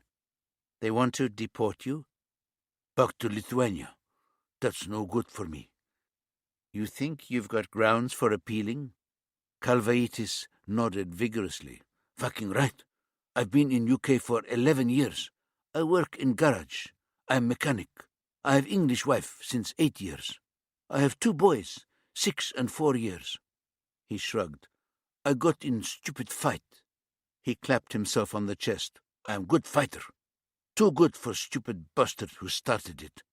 They say I'm dangerous man, but I just want to stay with my family. You will write letter." It wasn't really a question. "You've got the paperwork? Your marriage certificate, work records, the birth certificates for your lads?" Tony stalled. Yes. My wife keeps stupid papers. Never throws anything away. You write letter. She will do rest." "Why can't she write the letter?" He snorted. "Because she is not an educated woman. We have no money for lawyer, and we don't have pitiful story for people to tweet about. You write letter, and I will be your friend. Everybody needs friends in prison." In Tony's view, it wasn't so much that you needed friends, more that you needed to avoid making enemies. The last thing he wanted was to make an enemy of a good fighter. "Leave it with me," he said. "I'll see what I can do." Calvaitis gave him a long, hard stare. "I'll see what you can do, Dr. Hill." He turned on his heel and slipped out without a backward glance. Tony looked at the paper again. It shouldn't be too difficult to draft an appeal. Calvaitis' poorly educated wife could fill in the gaps, or get someone else to do that for her. Tony closed his laptop and turned to a fresh page in his pad. If it kept him even a fraction safer, it would be worth it. Survival, that was the prime directive. Chapter 17. At the first seminar I attended as a callow student of psychology, the lecturer began with a glib line designed to make him look smart. "You have 2 ears and 1 mouth. When it comes to practicing psychology, try to use them in that proportion." My prescription would be a bit different. You've got 4 organs of perception and observation, 2 eyes and 2 ears, and 1 for interrogation. You usually learn least by using your mouth. From Reading Crimes by Dr. Tony Hill. Sophie Valente followed her GPS faithfully through the undistinguished village of Bradesden, a development of identical houses jammed together behind a main street of low stone cottages with a village store and an ugly pub. The village was surrounded by rolling fields, broken up by low hedgerows and clumps of trees, whose names she was perfectly happy to remain ignorant of. Sophie was a city girl. The countryside held no attractions for her.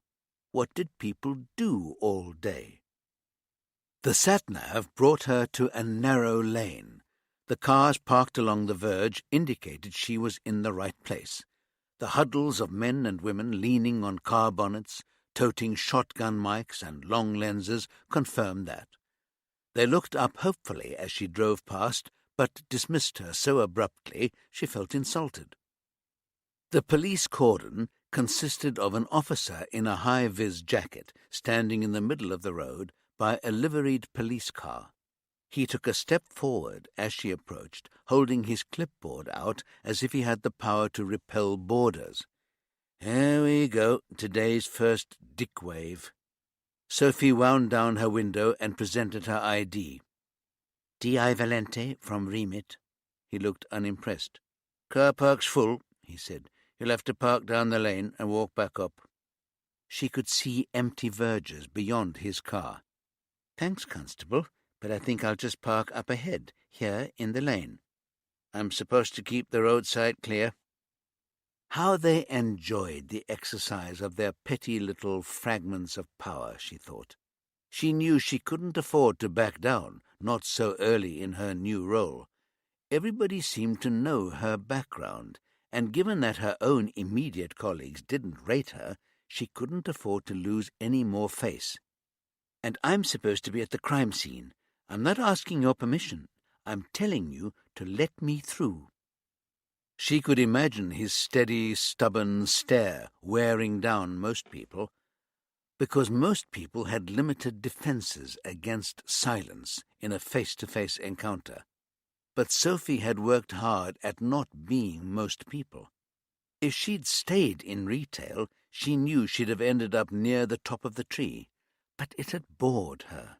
Being a cop seemed a more exciting option, once the possibility opened up of not having to grind her way through the ranks to the interesting levels. And she wasn't going to be put off by men who thought she shouldn't be where she was, men who didn't have the faintest idea what transferable skills were. "I don't want to waste my time explaining to your boss why I've kept him waiting." Slowly he stepped aside, making a show of writing on his clipboard. As she passed, she smiled, not triumphant, not apologetic, just a straightforward smile. "Thanks. I'll mention how helpful you've been." His head came up, and she caught a momentary flash of alarm. It was clear he really didn't want his colleagues thinking he'd gone out of his way to be nice to the rookie inspector. She drove on, parking behind the first car she came to. reasoning that it would likely be the last in the queue. She had a pair of wellies in the boot, and she swapped them for her low-heeled court shoes before she headed up the lane and through a pair of stone pillars whose wrought iron gates had been opened as wide as they would go. The tiny car park of the convent had probably never seen so much traffic, she thought. Police cars, the mobile forensics lab, the mortuary van, not to mention a canine patrol van.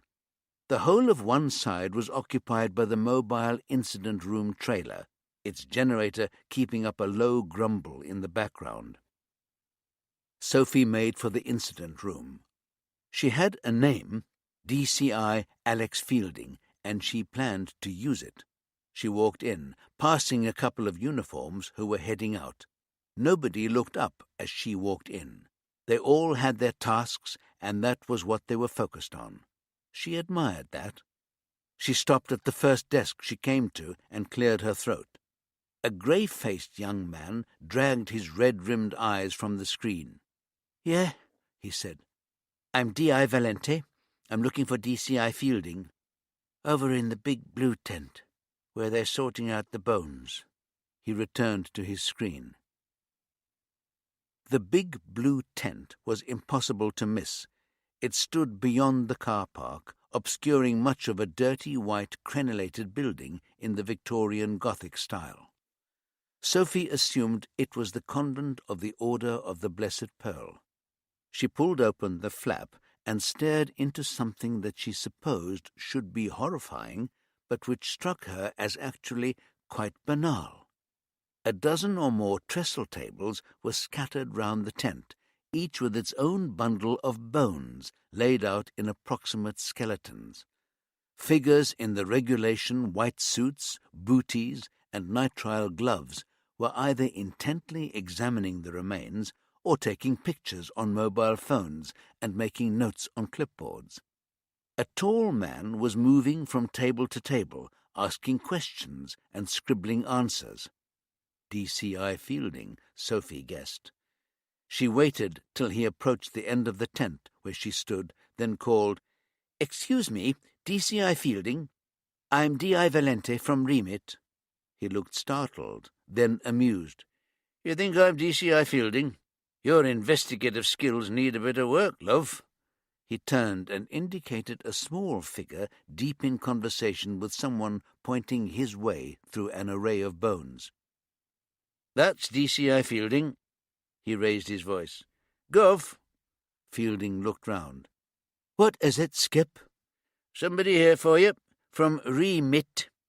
She rolled her eyes in the unmistakable FFS expression. "Give me a minute. Let me finish here." Irritation made her Scottish accent unmistakable. "And you, from Remit? Wait outside." Sophie backed out through the tent flap. Fuck! Why had nobody thought to mention that Alex Fielding was a woman? Was it a genuine oversight, or had her supposed misjudgment on the team-building exercise made her a target for humiliation? Now she was stuck here, the only officer who manifestly had nothing to do. Thankfully, Fielding didn't keep her waiting long. She was probably the smallest police officer Sophie had ever seen. She'd heard Scottish people were shorter, so maybe their standards for joining the police were literally lower. Fielding sized her up, sharp eyes nested in wrinkles, mouth tight in a sardonic smile. "Nobody told you I was a woman, did they?" Although she was small, her presence was substantial. Sophie shook her head. "No, ma'am. I just presumed." She felt herself blush under the unsparing scrutiny. "Sorry, ma'am." "Paula McIntyre still hasn't learned how to play nice, even though she's finally made D.I., Fielding sighed. "So why are you here?" This was just getting worse. Clearly Rutherford hadn't bothered to tell Fielding he was swiping her case out from under her. Suddenly she wanted urgently to pee. She cleared her throat. "Remit are taking over the lead on the case. I'm here to introduce myself as the case manager, D.I. Valente. Everything will be going through me. Is this some kind of a joke? This is not a remit case. I've got a team on the ground who actually know what they're doing, as opposed to a shop assistant. Fielding scowled. Yes, D.I. Valente, your reputation precedes you. D.C.I. Rutherford believes we've got particular skills. He can provide valuable leadership, Sophie tried. Fielding's expression shouted scorn more eloquently than words could have managed. So you are going to manage the room? And I suppose you'll be expecting me to provide bodies to do the donkey work, because you haven't got that many bodies, have you? Christ, I've got more bodies in that tent than you've got in your whole team. That is what D.C.I. Rutherford envisages. Yes, ma'am. I'm here as a courtesy. I'll be setting up the room back at Scanfrith Street as soon as I've walked the crime scene. Sophie had no idea where that came from, other than the instinct that the only way to deal with bullies was to pay them back in their own currency. Fielding waved her arm in a mocking bow. Good luck with that, she said, no possibility of missing the sarcasm in her voice. Be my guest. We'll just get on with the grunt work, like the good second-class citizens we are. I'll liaise with Rutherford about how we staff up the room. Just remember, though, he's not my boss. He's my equal in rank. Be careful where you walk, D.I. Valente, literally and figuratively. She turned on her heel and stalked back inside the tent. Sophie's sense of relief was palpable. She walked to the far end of the tent, considering Fielding's parting shot. She took her time to absorb the scene before she messed up by walking through the middle of it. Now she could see the former convent in its full decaying glory. It was a huge sprawl of a building with a central castellated tower in the middle, flanked by smaller versions at the four corners of the three-story building. The stucco that covered it had probably been white originally, but it was flaking off in places. Spreading rust stained the areas round the joins in the drainpipes. Moss crawled up unevenly from ground level. In its heyday, it must have been an awe-inspiring sight. Considering the backgrounds of the kids she imagined ending up here, it was more likely to have made them think of horror movies. The perimeter of the property was marked out by a high stone wall, lined with dense shrubbery and mature trees. The open ground to one side of the main frontage was the site of intense activity. A couple of dozen people in white suits were working with trowels and hand spades in a series of holes of different depths, breaking up what had obviously been a lawn. Surrounding the house was more lawn, surprisingly well tended. It didn't look like the grounds of somewhere abandoned 5 years before. She walked to the far corner of the frontage and turned down the side. Once she was a few yards from the corner, the activities in the rest of the grounds were invisible.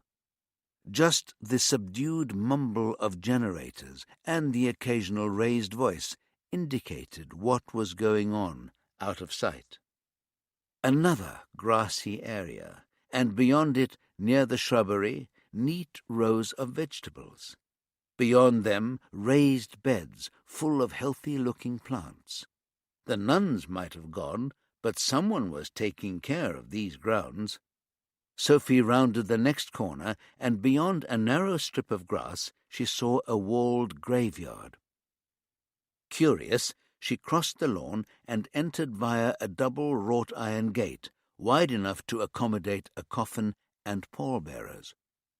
There must have been a couple of dozen grey granite crosses, all similarly inscribed. On the top section, IHS. Across the middle, the names of nuns in plain lettering: Sister Mary Catherine, Sister Teresa, Sister Mary Joseph, Sister Margaret Mary, and so on. Dates of birth and death. Then R.I.P. It reminded her of a small-scale version of the military cemeteries she'd visited on a school trip to the First World War battlefields. In the furthest corner stood a slightly larger version of the cross, same lettering, but this time the long arm of the cross read Father Joseph Peter Toner, 1912 to 1975. She couldn't have explained why, but Sophie found herself gazing up above the treetops to the sky, where thin skeins of cloud straggled across the blue. In spite of her suspicions about what these nuns had presided over, she was strangely moved by the little cemetery. She gave herself a mental shake and returned to the here and now, her eyes sweeping across the last corner of the grounds. To her surprise, through the trees, she saw the outline of a cottage. Intrigued, she retraced her steps through the graveyard and headed towards it. Set behind a low wall surmounted by iron railings, the cottage was a squat stone building, cramped windows flanking a front porch the size of a sentry box, 2 more dormer windows upstairs that couldn't have let in much light, but it was trim and well kept. A greenhouse sat in one corner, filled with luxuriant greenery, the occasional red of a tomato showing through. At the foot of the back garden, she glimpsed the wall of the convent grounds.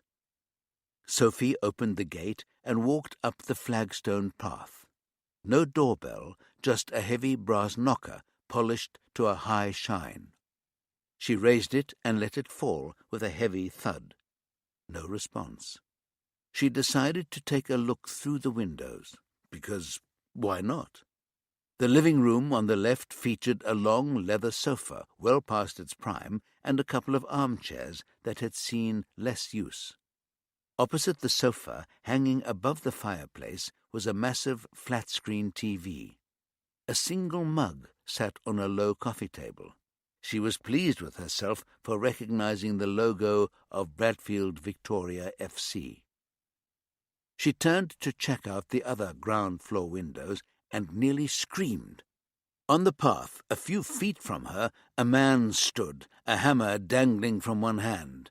He wore a Bradfield Vic's replica top over his bulky torso, heavy denim jeans that owed no debt to fashion, and a pair of well-worn work boots completed his ensemble.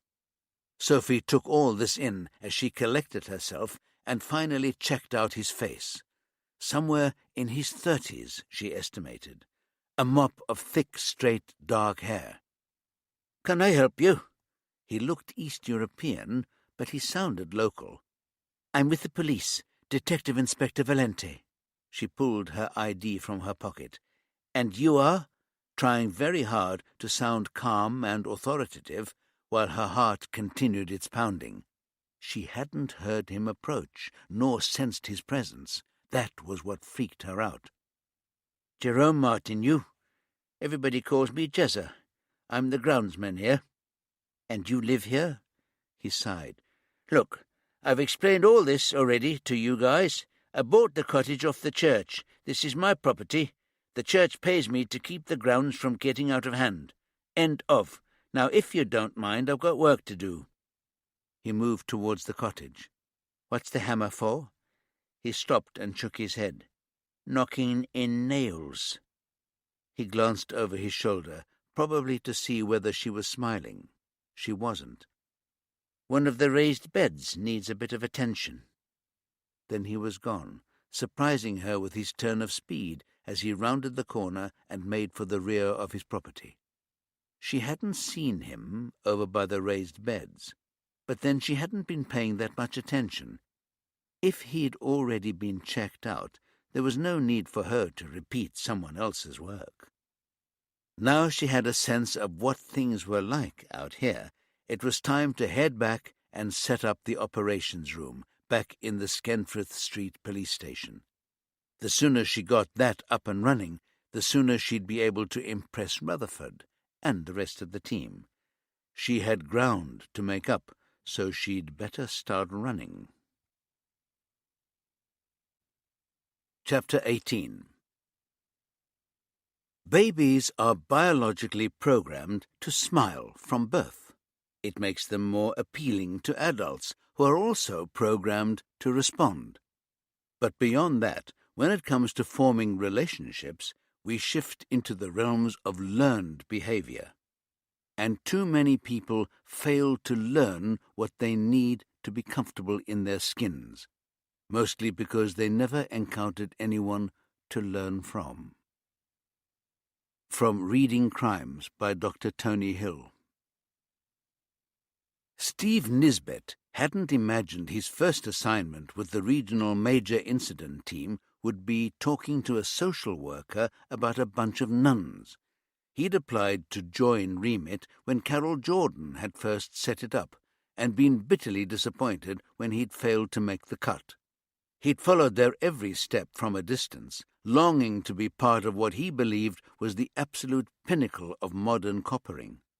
His mum was always singing a song by some Irish bloke, Pierce something or other. I am the boy to be with.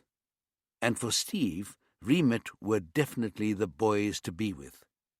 Until the day when all the wheels came careening off so catastrophically. But even then, even as his mates were telling him he'd dodged a bullet, he secretly regretted not being one of the shattered team left licking their wounds and picking up the pieces. When the news got out that a revamped Remit was to be launched, the word in the locker room had been that signing up was most likely to be career suicide. None of his crew could understand why Steve, tipped as most likely to succeed, would want to leave a well-set billet for such a precarious berth. But Steve knew this was where he wanted to be. It might no longer be led by the legendary Carol Jordan, but he couldn't believe her DNA wasn't still running through the squad.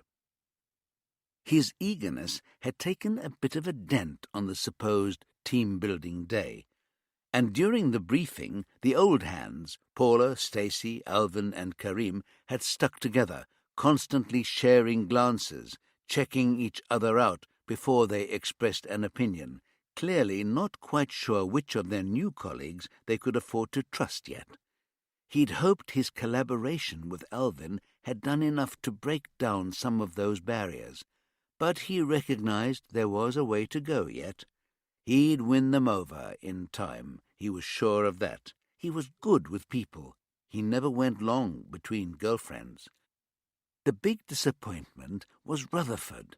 Everything he'd heard about Carol Jordan signaled that she was one of a kind. He didn't think Rutherford had that degree of individuality or originality. The briefing that morning hadn't done anything to change that opinion. It had felt sketchy, not thought through. And now here he was, kicking his heels in some social worker's office, while she tried to find someone who had actually had any face-to-face dealings with the nuns of the Blessed Pearl. The woman had been flustered, unwilling at first to cooperate, but Steve had laid it on thick. This could be a murder inquiry, he reminded her.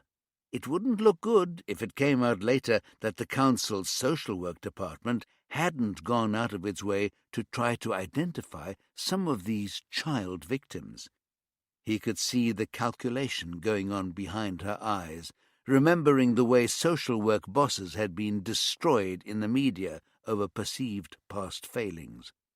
So off she'd scuttled to track down one of the poor sods whose names were on the files. Steve was on his third game of online Scrabble when the door opened and a head appeared round the edge. Hair in a neat brown bob, glasses with oversized black frames, an anxious expression and a nervous half-smile. "Sergeant Nisbet?" The voice was surprisingly confident, warm, and cultivated. Steve sprang to his feet. "That's me. Come in." A different woman entered, plump and self-effacing, a folder clutched to her chest, a plain wedding band tight on a chubby finger. He imagined her married to some Guardian-reading couch potato. She gave a nervous smile. "Sarah said we could use her office." She looked around for somewhere to sit that wasn't her boss's chair, but had to give up. She edged round the desk and perched uneasily on the chair. "I'm Jackie Johnston. Sarah said you wanted to talk to the social worker who dealt with the children at the St. Margaret Clitheroe Refuge and School. That's right." She nodded. "That would be me. Certainly for the last few years they were up and running." "You'll have heard about the discoveries that have been made in the grounds of the Convent of the Blessed Pearl, unless you've been walking around with your eyes shut and your fingers in your ears." She closed her eyes momentarily. "It's appalling, and I know we are going to end up carrying the can for it. It's not my job to dish out blame, Jackie. I'm just trying to get a picture of what the home was like, how it was run, how much you knew about the lives of the children there." She made a nervous sound in the back of her throat. "The answer is a lot less than you probably expect." She picked up a pen from the desk and fiddled with it, clicking it on and off continuously. "You're going to have to explain that to me, Jackie." Keep using her name. Remind her she's here now. "We didn't technically have responsibility for most of the girls in the home," she said in a rush. "Very few of them were placed there by the local authority, and those were the only ones we actually had any authority for. We had no records of anybody else." "What? There was an orphanage full of girls on your patch, and you had no idea how many, or who they were, or where they came from?" Steve couldn't keep the incredulity from his voice or his face. Jackie shuffled backwards in the chair. "The nuns turned evasiveness into a fine art," she said, a hint of defiance in her tone. They weren't the only ones, Steve thought. "They'd deny that any of the other girls were permanent residents. They'd say the girls were there for a visit, or to give their mothers respite after a new baby, a difficult birth, or to get fresh country air, or because their parents had split up and the family hadn't made alternative arrangements yet. It was all very plausible, very matter-of-fact. There was no way we could disprove it, not without records, and we had no right to their records." "I'm struggling to credit this." Steve scratched his head furiously. "So where did these other girls come from?" "The Mother Superior, Sister Mary Patrick. She said they were mostly there on the recommendation of their parish priests. She said they came from various parts of the country. Some were even from Ireland." Jackie sighed. I really tried, but it was impossible. It wasn't like they were going to a local school where we might have been able to get access to their names and their records. They were educated in the convent, perfectly properly, I might say." "It sounds like they were prisoners, not residents." "Whenever I visited, there was no sign of duress. They all seemed well-behaved and contented."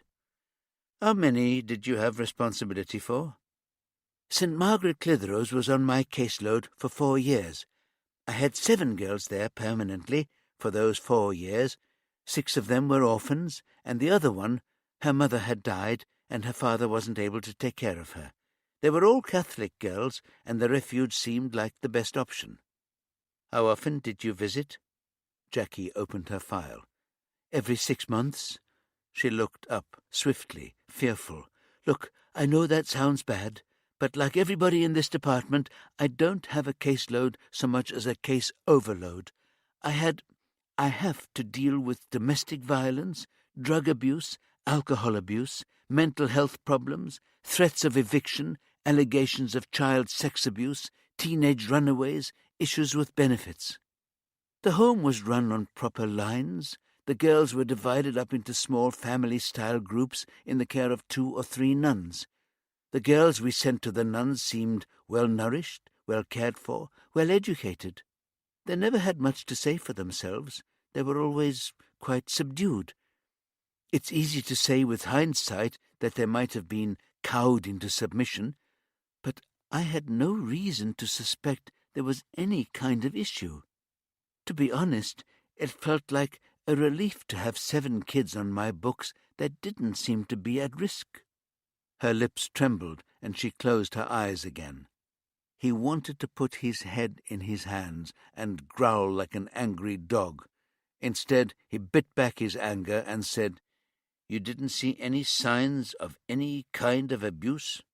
If I had, I would have taken action. I'm not completely rubbish at my job. The piteous expression on her face gave the lie to her words. What happened to the girls when the refuge closed? A momentary flash of spirit. Well, they were all alive and accounted for, if that's what you're getting at. Again she consulted the folder. The one whose dad was still alive, she went to live with him and her stepmom. The other 6 went into foster care. 2 of them are over 18 now, and they both slipped off the radar. The other 4, she looked stricken. 2 runaways, one 15, the other 16, reported to the local police. Not exactly high priority for your lot. In fairness, they don't usually want to be found, Steve said. Bradfield's a big city. It's not hard to fall off the map. That leaves 2. Where are they? Jackie frowned at the folder again. It's not great, really. One committed suicide 3 years ago. Paracetamol and vodka. The other one is in hospital. Sectioned, actually. Severe anorexia and mental health problems. Steve stared at Jackie. Not exactly a sparkling set of outcomes for a bunch of girls who are supposedly in a proper care home. No, Jackie said. But sadly, it's not exceptional for kids who have grown up in the care system. I'm going to need details of all these girls, he said. Jackie quickly closed the file and held it to her chest. I'm not sure that's allowed. Her air of anxiety was rising towards panic. People would try anything to cover their backs.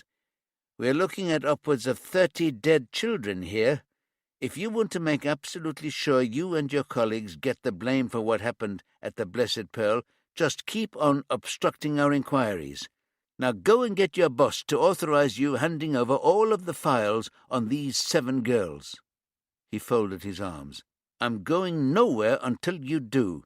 Don't make me sit here and get one of my tame media pals to tweet about how all Bradfield social services care about is their reputation. You wouldn't dare. He gave her a sour smile. Why are you still here, Jackie? It's not too late to start to do your job. Chapter 19.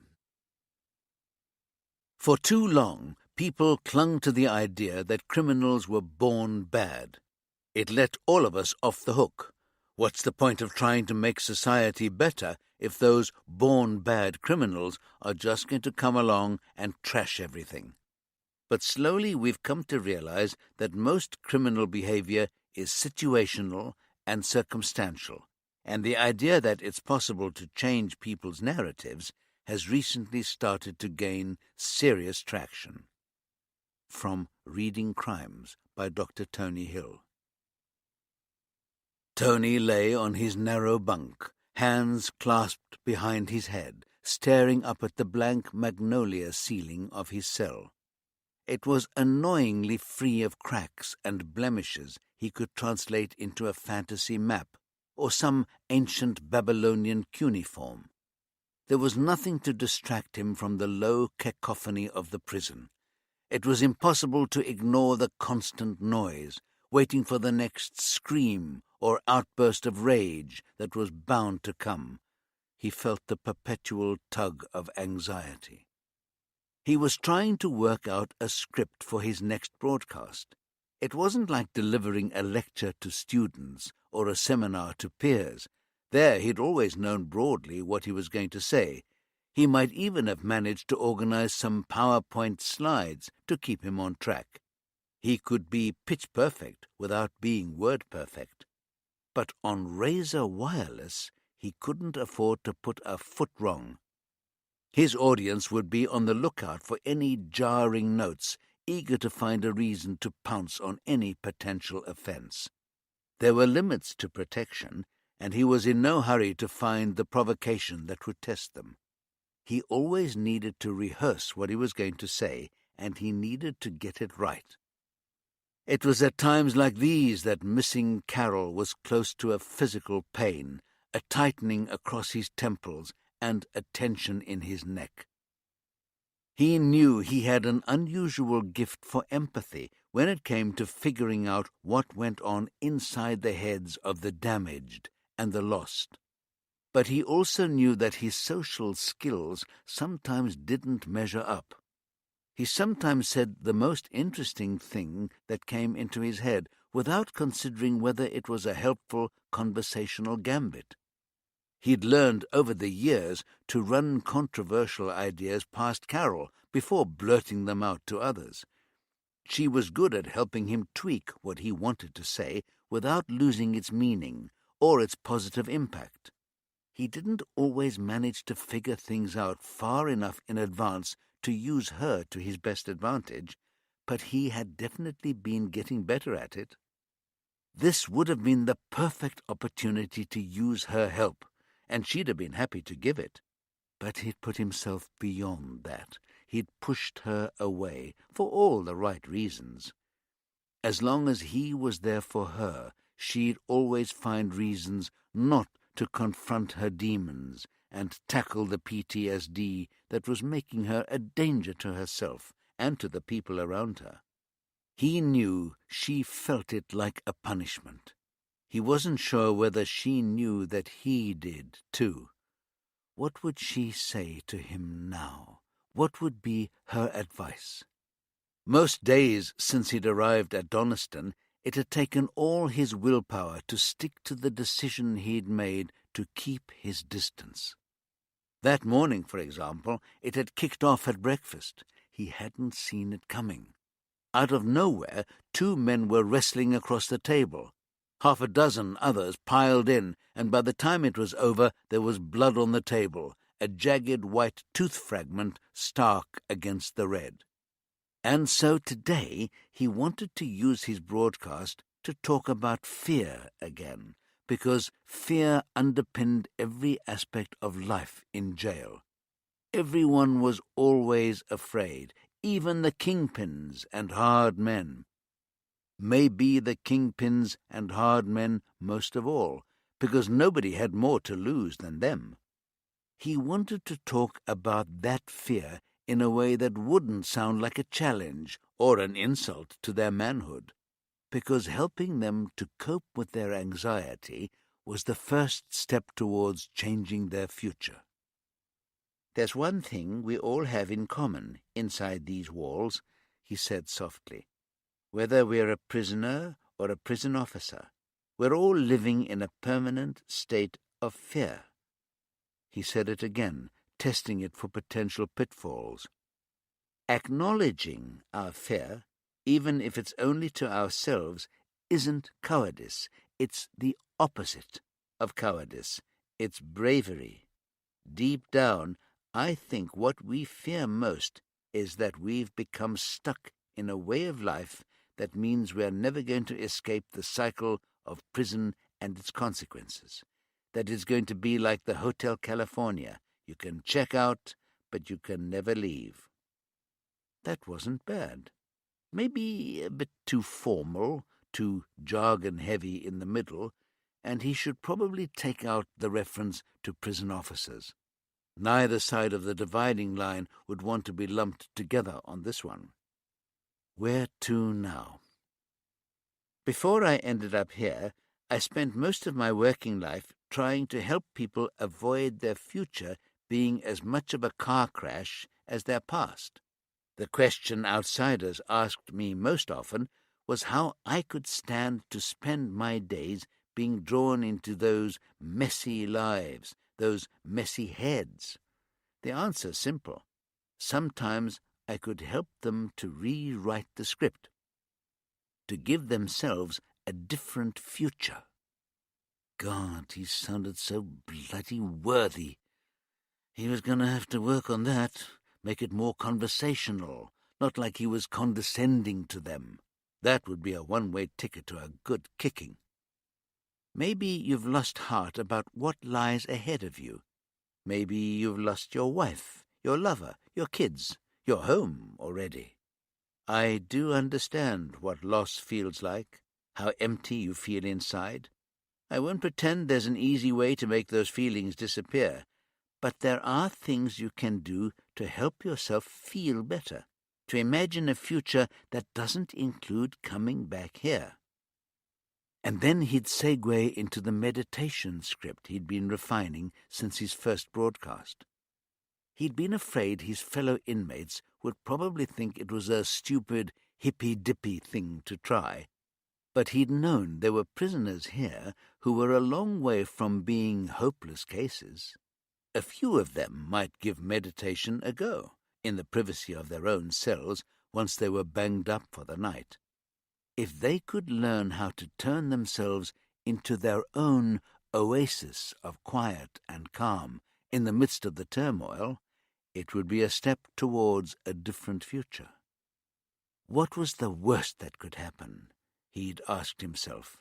He didn't think he'd provoke anything more than a heavy dose of the verbals from some of the men whose self-image as hard men was more precarious than they'd ever admit.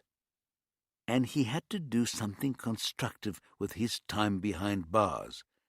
It wasn't enough just to play to his own self-interest by writing his book.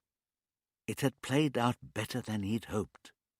Not many of the men gave him positive feedback, but the jeering and the put-downs had gradually diminished. The hardcore, hard cases left him alone these days, and every now and again someone on the wing would mutter something positive in passing.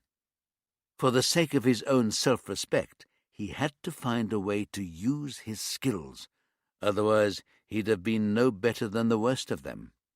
And that was a judgment he couldn't face having to make.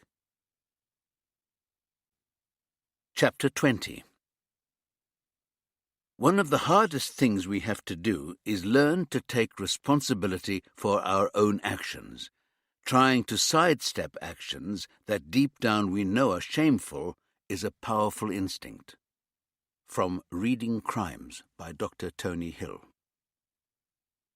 Jezza Martineau didn't look back to check that the woman cop was actually leaving. He thought that might look as if he had a guilty conscience. The cops and the forensic experts were totally occupied right now with excavating the remains and putting the jigsaw skeletons back together.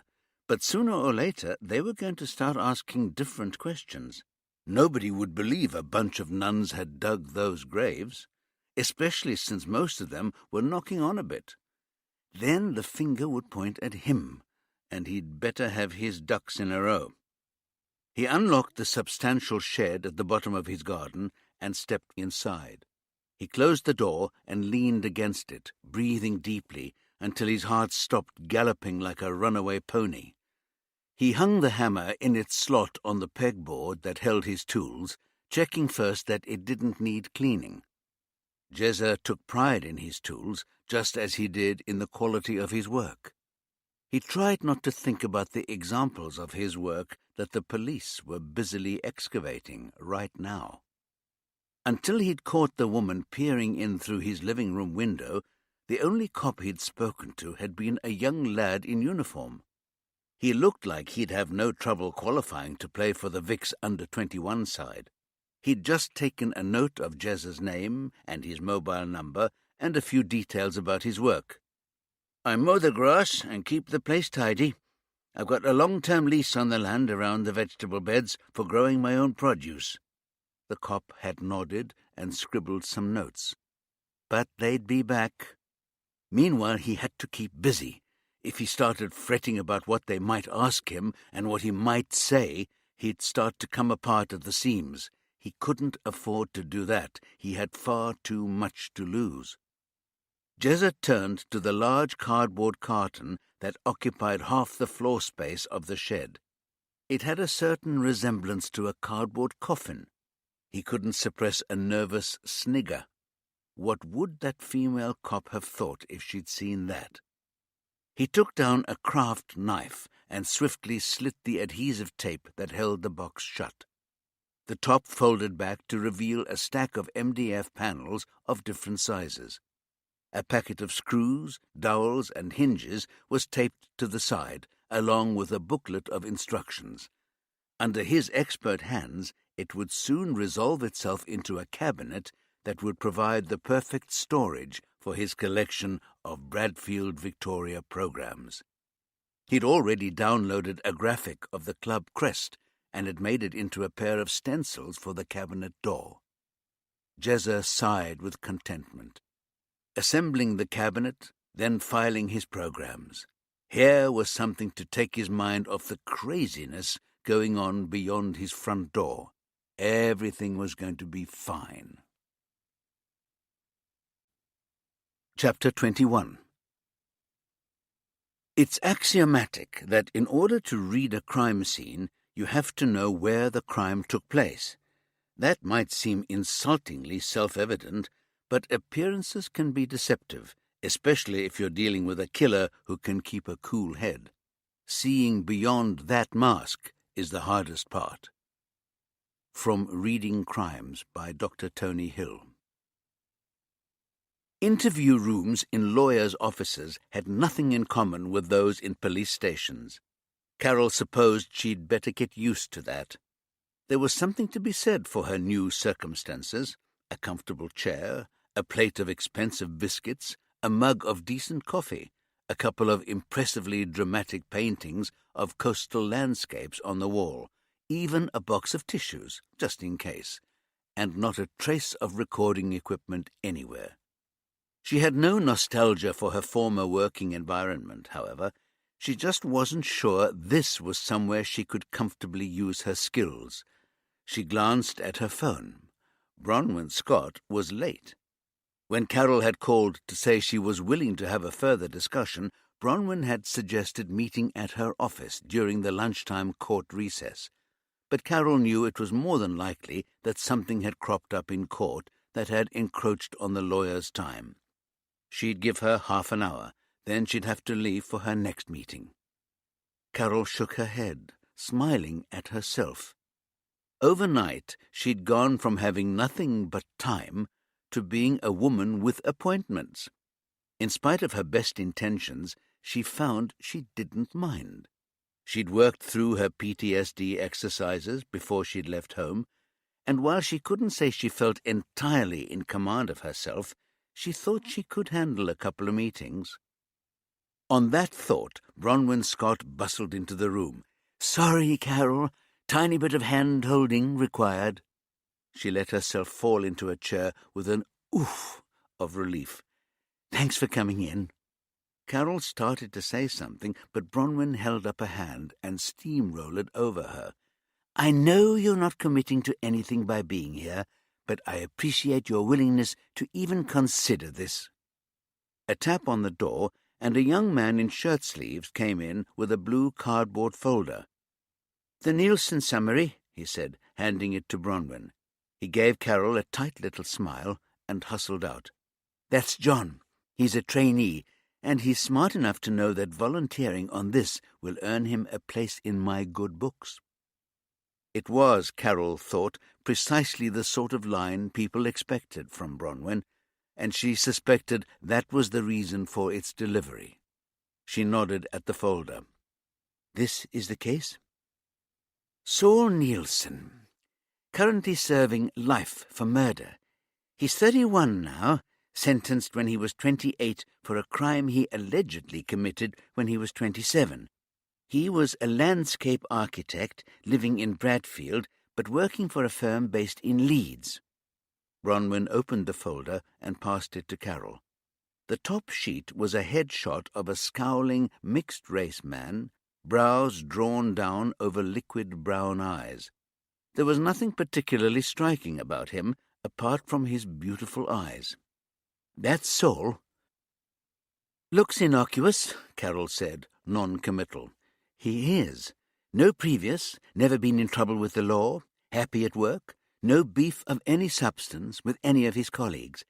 Member of the local squash club, round about the middle of the ranking ladder. Owned a high-end mountain bike, went out at weekends with a couple of mates." "Sounds like a model citizen." Carol flipped to the next page. "Until he was charged with the murder of Lyle Tate." She looked up. Somebody's parents had a sweet tooth, or a poor sense of humour. Bronwyn scoffed. Or they were too thick to notice they were naming their lad after a bag of sugar. But yes, Until he was charged with Lyle Tate's murder, he'd not put a foot wrong. What's so special about this case? Carol knew she'd find the answer in the file, but it was always helpful to hear what struck other people as important. It's a nobody. They nailed him on circumstantial and the interpretation of the forensic evidence. He's always maintained his innocence. His explanation is credible. What we need is to find a loose thread to pull so we can unravel the prosecution case enough to get him in front of the Court of Appeal. And that's where a good investigator comes in. Bronwyn gave her a cheerful grin. That would be you, in case you're in any doubt. I've not said I'm in yet. Carol could feel the stubborn set of her jaw muscles right up into her temples. You will be. Bronwyn stood up. You're welcome to stay here and read the file, or take it away with you if you prefer to work in your own space. I have to get back to court before the wheels come off. Bloody baby barristers who need propping up every step of the way. Carol was glad not to be the bloody baby barrister in question. Get back to me when you're ready to talk strategy. And she was gone.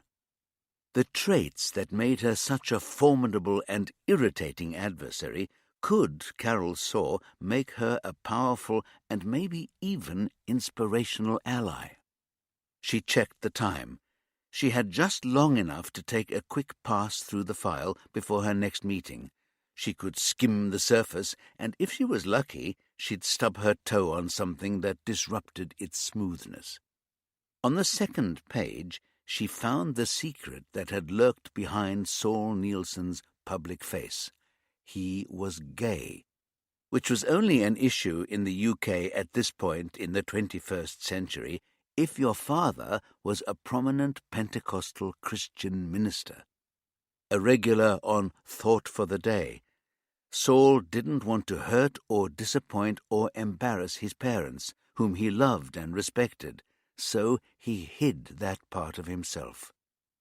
Her years as a cop working the twisted side of the street had taught Carol that a life of pretense always created tensions, pressures, and fears that had a nasty habit of bursting like a boil, covering the conventional surface of a life with purulent fallout.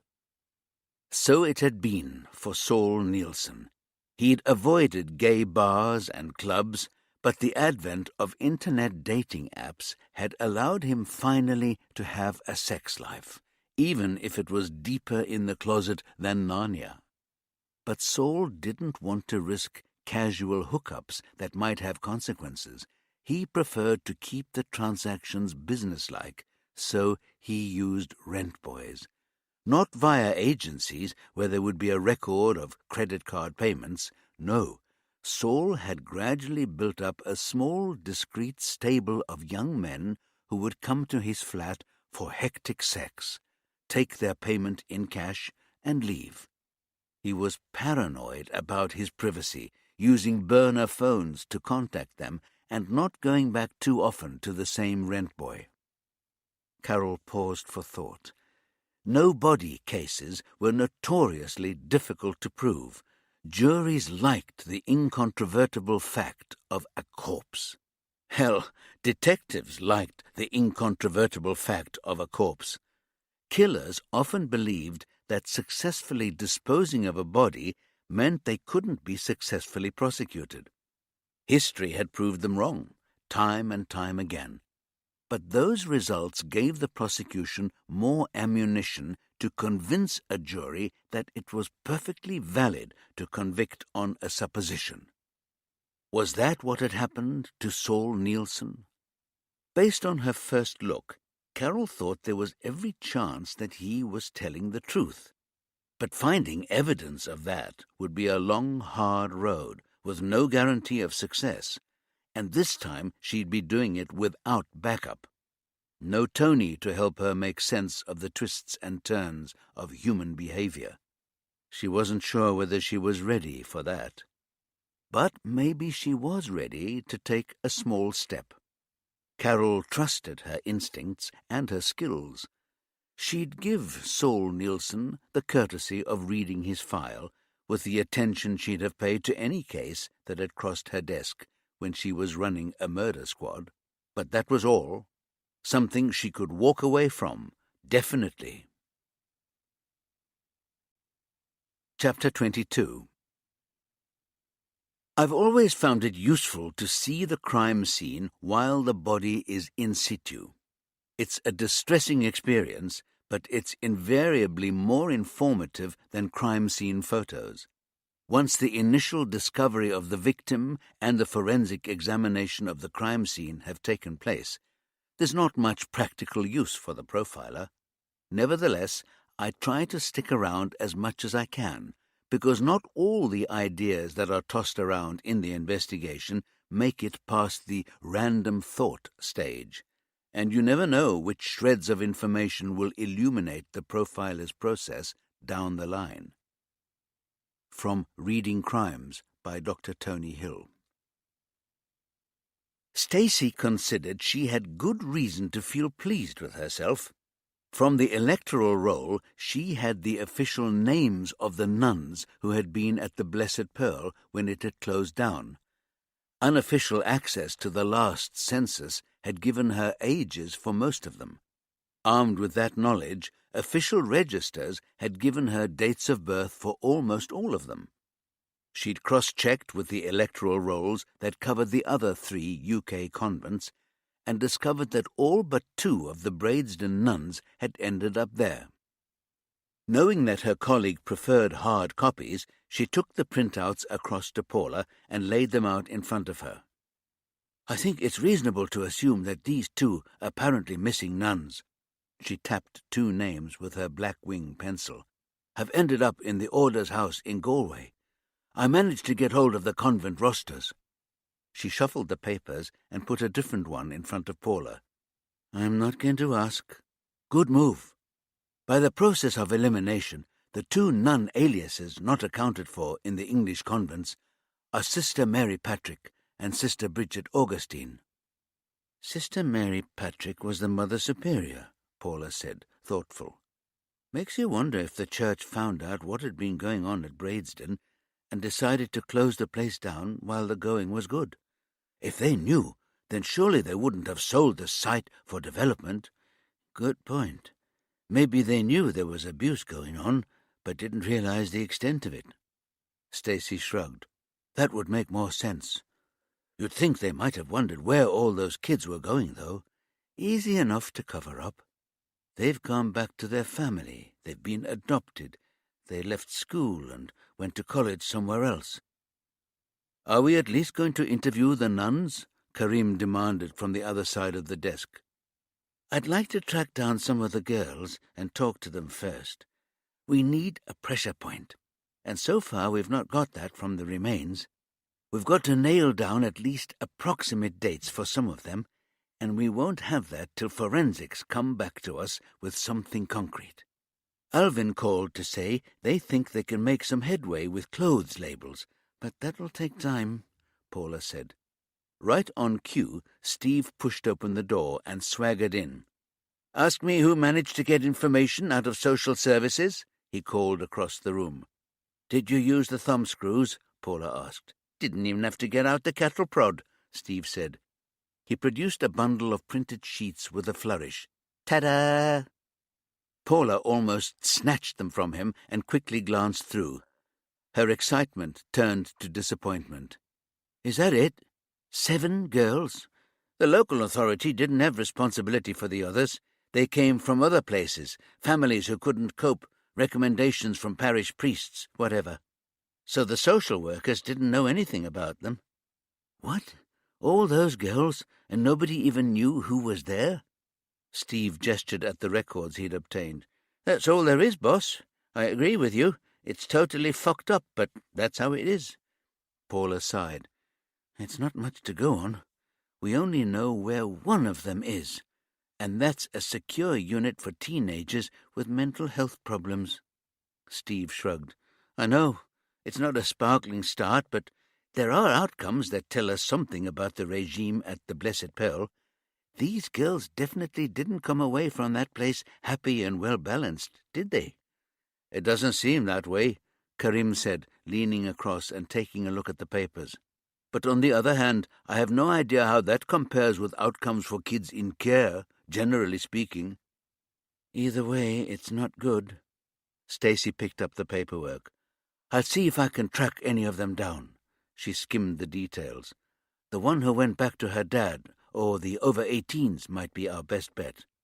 Nobody really cares about kids that fall off the radar, do they? Karim sounded disgusted. We all get sentimental about kids, but the truth is, soon as they get to be a problem, they're disposable. Nobody said anything, but they all had a shamefaced air as they set about returning to the investigation. Stacy leaned into Paula and said, I'll get to this as soon as I can. I've just got to nip out for a quick meeting. Paula nodded. No problem. I'll get on to the hospital, see whether there's any point talking to, what's her name, the one with anorexia. Stacy rolled her eyes. Call yourself a detective? You're not going to ask who I'm meeting? Who are you meeting, Stacy? Paula asked with artificial brightness. Stacy was 3 strides away before she said, Carol Jordan. Paula's mouth fell open. Stacy and Carol? What was that about? And why was she only hearing about it now? She knew it was a childish reaction, but she was Carol's friend, not Stacy. What was going on? She half rose from her chair, then fell back again. She'd find out soon enough, after all. If Stacy planned on keeping it a secret, she wouldn't have told Paula about their appointment. Would she? And then her phone rang, and all thoughts of this strange meeting were banished. The voice at the other end of the phone was abrupt and to the point. PC Diamond at the front desk, ma'am. I've got a young woman here, says she wants to talk to you about the Blessed Pearl. Chapter 23. The psychologist who is brought in to participate in a criminal investigation and to draw up a profile of a killer or a serious sexual offender should apply their skills not only to the victim and the perpetrator, but also to the police officers attached to the inquiry. Their predispositions and biases can shape not only the investigation, but also the way the case is presented to the psychologist, and that can lead to an unfortunate amount of galumphing up blind alleys. Always consider the mindset of your supposed allies. From Reading Crimes by Dr. Tony Hill. Carol had chosen the rendezvous with Stacy with some care. Pubs were out. Too many cops escaped there for a swift respite at any time of the day or night, especially pubs within walking distance of their base. Coffee shops for the same reason. So she'd suggested the City Art Gallery, a mere 5 minutes' walk from Remit's squad room in Skenfrith Street. It might as well have been on another planet. Carol would have bet hard cash that the overwhelming majority of officers stationed in Skenfrith Street would struggle even to give directions to the imposing Edwardian building. It was the visual equivalent of elevator music. She had suggested the first-floor gallery, housing a couple of large Turner landscapes. She'd always liked Turner, ever since her father had taken her to the National Gallery. Neither of them knew much about art, but he'd thought it would be an interesting day out. Carol had fallen in love with Rain, Steam, and Speed, and The Fighting Temeraire. She'd had prints of them on her wall all through university, and even now she had a print of Westminster Sunset on her bedroom wall. The pair that hung in the Bradford Gallery were not his finest work, but she reckoned they knocked spots off almost anything else in the building. Carol sat on a padded leather bench facing the larger of the 2 paintings, a view of a Northumberland landscape in a chilly winter light. It reminded her of the moor above her barn on frosty mornings when she and Flash had climbed up to the ridge to catch the sunrise, the only figures in the landscape. Tony seldom joined her at that time of day. It was a safe memory for her, no painful tug at the heart here. She felt, rather than saw, Stacy join her. A displacement of the cushion under her, a faint waft of the citrus-sharp fragrance she used. "Afternoon, boss," Stacy said. "I'm not your boss anymore, Stacy. Call me Carol." She turned in time to catch Stacy looking appalled. "I don't think I'd ever be able to do that," she said. "It just feels wrong." "So does boss." Carol hoped her regret didn't show. "Just say, 'Hey, you.'" "Or not." Stacy gave her a faint smile. "Nice painting. Excellent choice. It's good to see you. How are you?" "I'm still standing. Well, I'm working at it. And you? How is it being back in Remit?" "It feels very different. I don't think DCI Rutherford gets us." Carol surprised herself by chuckling. "Let's face it, Stacy, he'd have to be pretty special to do that. He does have a good reputation, though. He's a bit gung-ho." She cut her eyes at Carol. "We had a team-building exercise on Monday." Her intonation was the prompt her words weren't. Carol obeyed. "And how was that?" "Permission granted," Stacy told her. Without the sort of bold embellishment Paula would have given the tale, but leaving Carol in no doubt as to the level of effectiveness of the team building and the quality of their new recruits. "At least you know a bit more about the newbies now," Carol said, her tone wry. "And we walked straight back into a case. The skeletons in the convent? Really? I heard about it on the news." Carol was surprised, but tried not to show it. "Historic remains? Not a remit kind of thing, I'd have thought." "We're not sure how historic. Either way, the DCI can't wait to get stuck in. It's a bit of a dog's breakfast, to be honest. I can't stay out too long. I've got analyses to do for Paula. It's not that I don't want to catch up. I do, of course." It was one of the longer speeches Carol had heard from Stacy.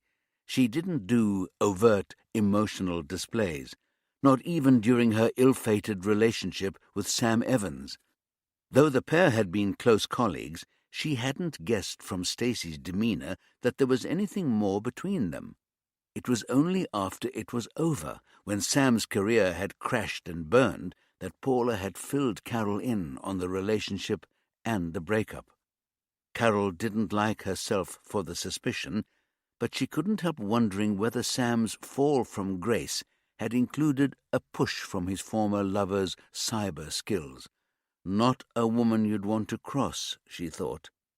"I need a favor," Carol said, "but then you'll have worked that out for yourself." Stacy shrugged. "It's okay. The kind of history we've got, favors are part of our DNA." Carol acknowledged the truth of that with a dip of her chin. "Did you ever meet Tony's mother, Vanessa?" Stacy's immediate impassivity was the equivalent of breathless interest in anyone else. "I never met her. What I know from Paula. I think that's probably more than enough." "Can't disagree with that. Tony says she's a classic narcissist. Me, I think she's just a bitch. But she's a bitch who knows how to manipulate people. And right now, I'm the one she's manipulating." Carol closed her eyes momentarily and breathed slow and deep. Then she straightened up and told Stacy what she was obliged to do for Vanessa. It got no prettier in the telling. "I'm sorry to drag you into this," she said, "but I don't know anybody else who can find this information for me. I've tracked down Harrison Gardner's son's details. He's called Oliver." She pulled a folded sheet of paper from her satchel. "His birth certificate. He's 17, which narrows down the window for the setting up of the trust and the purchase of the cottage. I can't access the land registry." "I can," Stacy said flatly. "It's a big ask," Stacy grinned. "No, it's really not. It's mildly tedious to winnow through the results, but it's not difficult." "Northumberland, you say?" "That's what Vanessa said. On the coast, with a view of Holy Island. I'll leave that bit up to you, if you don't mind. I'll get you a list of properties that changed hands in the time window with owners that might fit what you're looking for. But winnowing them down with an OS map, that's up to you." "I wouldn't expect you to do that end of it," Carol said. "I'm after a favour, not martyrdom." "What are you going to do when you find him?" Carol breathed in heavily through her nose. "Speak softly, but carry a big stick. He's met Vanessa, after all. That should be enough to persuade him to hand over the Reddies. From what I've heard, I'd say you're probably right." Stacy stood up. "I need to get back. It's been good to see you. I'll be in touch when I have something for you. Maybe we could all meet up for dinner, you and me and Paula." "I'd like that," Carol said, taken aback to find she meant it. "Good luck with the nuns." Stacy drew down the corners of her mouth. "Now there's an institution that knows how to keep its secrets. You wouldn't believe how much of the Catholic Church's records are still on paper. It's like they were behind the door when the digital revolution happened. Let's hope you get a proper remit case before too long." Stacy shook her head. "I'm being very careful what I wish for these days. Take care." She'd taken 2 steps when she stopped and turned back. "Carol, take care." Chapter 24. Sifting through the evidence, however well prepared it is, can only take us so far. There comes a point when the profiler has to sit down with witnesses and investigators in an attempt to give amorphous shape to the perpetrator. From Reading Crimes by Dr. Tony Hill. Paula studied the young woman sitting opposite her in the interview room. She'd have put Louise Brand in her mid to late 20s. Her long dark hair was pulled back in a ponytail, which did her slightly pudgy face no favours. Her brows had been severely plucked, her mascara so thickly applied it had clumped in places. She'd chewed off most of her pale pink lipstick, revealing chapped skin underneath. A line of silver star-shaped studs ran up the helix of her left ear. "Thanks for coming in to talk to us, Louise. I understand you spent some time living in the St. Margaret Clitheroe Refuge and going to the school there." Louise took a deep, shuddering breath. "I don't know if I'm doing the right thing, but I saw about the bodies on the news this morning, and it freaked me out." "I'm not surprised." That was all Paula managed before Louise was off again. "Because I might have known some of them, with me being there for the best part of 3 years. And some lasses did just vanish. We were told their families had come for them, or they were being adopted, or they'd had an accident and had to go to hospital. And when they didn't come back, the nuns just brushed it off, said they'd been moved to another kids' home where they'd fit in better. And now it looks like that were a load of bollocks." She ran out of steam and looked around her. "I bet I can't smoke in here, right?" Paula nodded. "I'm afraid not. Typical. And then, when my dad came back for me, well, it kind of made me believe what the nuns had said, because that's what did happen to me." "I want to take you through this in order," Paula said patiently. "But first I need some details about you." Some witnesses needed to be drawn out carefully and thoughtfully. Some drowned their interviewer in a torrent of information, inference, rumour, gossip, and speculation. Paula knew already which kind Louise was. Within minutes she had permission to record their conversation. The woman's full name, a DOB that put her a few years younger than Paula had guessed, the address where she lived with her father and her stepmother, though Louise didn't think of her as the motherly type, not like her own mum, who had died, and besides, her dad wasn't married to the new one. The name of the pub where she worked 5 nights a week. On the books, like a proper person, nothing dodgy there.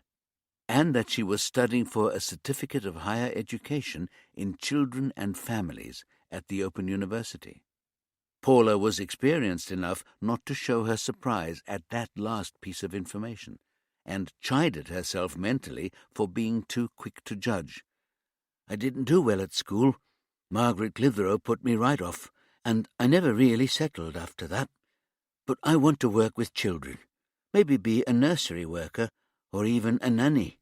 And I saw about the Open University on the telly, and I thought, that's not for the likes of you, Lou.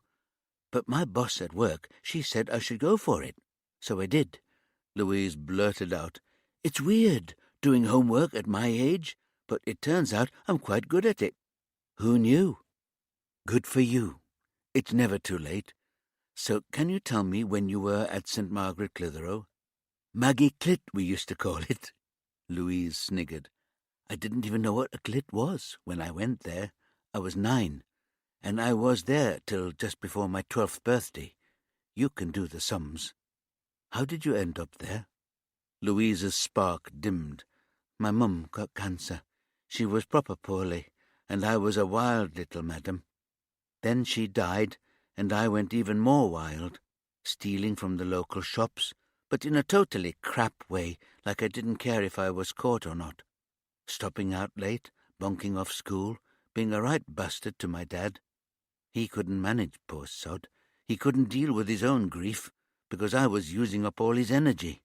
The parish priest said he could put me into Maggie Clit's till I'd calmed down and got it out of my system. Then my dad could bring me home. So I got dumped with that bunch of sadistic cows. I thought it would just be for a couple of weeks, but it ended up being nearly 3 years. I cried myself to sleep, wishing for my dad to come back for bloody months." For a moment she had nothing more to say, silenced by the weight of the memory. "Did your dad not visit?" A bitter laugh and a knitting of the forehead. "Twice he came. At the time I thought he was getting his own back on me for being such a total shit to him. But after I went home I fronted him up about it, and he said the nuns told him to stay away, that it made the girls unsettled if their families visited. It was all about making their lives easier, those bitches. He'd wanted to see me. He'd even come to the Blessed Pearl a couple of other times, and they made excuses, said I was out on a day trip, which was bollocks, because we never went out on day trips. It was like being in jail." Paula let the silence grow, respecting the other woman's corrosive memories. Then she said softly, "How did they treat you?" Louise picked at the skin round her thumbnail. "It was harsh." She met Paula's eyes, her own bright with unshed tears. "There was a lot of talk there about the love of God, but not one of them ever showed us a scrap of love. There were rules about everything, when you went to bed, when you got up, how often you had a shower, and how long for, what you were allowed to wear, when you had to shut up, and when you could talk, and what you were allowed to talk about." She shook her head, uneasy at the memory. "And what happened if you broke the rules?" Paula probed gently. "You were punished." Louise rubbed her eyes with her fingertips, shedding mascara on her cheeks. "Punished? How?" "Depends what you'd done. They had, I suppose you'd have to call them, punishment cells. Just a tiny bare room with nothing except a bucket to piss and shit in. No mattress, no blanket, no nothing. You'd get locked in there overnight, or sometimes for 2 or 3 nights. No food, just a cup of water twice a day. It was freezing in the winter and roasting in the summer. You wouldn't treat a dog like that, not legally." Now Paula could feel the slow burn of anger in her belly. You definitely shouldn't treat a child like that. "Did that ever happen to you?" Louise blinked hard. A tiny tear escaped from the corner of one eye. "Just the once. I refused to eat my dinner. It was liver and onions." She shuddered. "I've always hated liver. It's the texture as much as the taste. Yuck! And they cooked it till it was like shoe leather. One of the nuns dragged me away from the table by the hair. Then they grabbed my arms so tight I had bruises and took me to the punishment cell. I was bloody terrified. I thought I was going mad. I tell you, I never refused liver again. But even the smell of it makes me gag to this day." "I can imagine. Were there other punishments handed out by the nuns?" Louise sighed. "You bet. They stuck to the Bible. You know that bit where it says, 'Spare the rod and spoil the child'? They made bloody sure we weren't going to be spoilt. The lowest level of physical punishment was the ruler. You remember those thin rulers we had in school, wooden or plastic, about 30 centimeters long? Well, they'd set those against the back of your legs or your hands, bend them back and then let them go. You wouldn't think something so little could cause so much pain, but it was bloody excruciating, especially on the backs of your hands. There's no flesh there to protect you." She grimaced and rubbed the backs of her hands as if she were washing them. "I bet that stung. One of the boys in my class once did that on the back of my thigh. I was wearing trousers, but I can still remember how it burned. That wasn't enough for Sister Mary Patrick, the Mother Superior. She had a leather belt, a proper heavy-duty one. Girls would get a beating with the belt for what she reckoned were serious crimes, like being cheeky to a nun or being late for Mass. There was a story went the rounds that sometimes she'd use the buckle end of the belt." The thought of what that could do to the fragile body of a growing girl made Paula feel physically sick. Louise studied Paula's face as if weighing something in the balance. Her lips tightened. Then she said, "Maybe it was just the older girls trying to frighten the little kids. But there were stories that Sister Mary Patrick didn't always know when to stop." Chapter 25. One of the first serial offenders I profiled was a sadistic rapist who specialized in dumping his victims at sites where other women had previously been murdered. He told his victims the gruesome history of the places as part of his strategy to force their silence, not so much visiting the scene of the crime as annexing the horror of someone else's. From Reading Crimes by Dr. Tony Hill. It was only a slight detour for Alvin to visit the crime scene on his way to the office. He wanted to see the place for himself, to fix it in his mind's eye, so that as evidence began to trickle in, he could place it within his own mental map. He was luckier than Sophie. There was space in the car park by the time he arrived. As he walked towards the mobile incident room, he took in the extent of the convent and its grounds. With the right people in charge, this could have been an amazing place to grow up. Space to run around, trees to climb, countryside to go for walks. What had happened, instead, felt like a double whammy. He checked in at the mobile incident room, then headed for the blue tent. He found an extra-large protective suit in the pile by the door and was soon almost anonymous within its folds. Booties over his shoes, gloves on his hands, and a face mask completed his camouflage. It wasn't that he was hiding, he just didn't want to draw attention to himself. He had a feeling the new boss wouldn't be happy at his officers going off-piste. Rutherford would find out soon enough that was how a remit functioned, but Alvin didn't feel the need to be first out of the gate. He spotted the diminutive figure of DCI Fielding and headed in the opposite direction.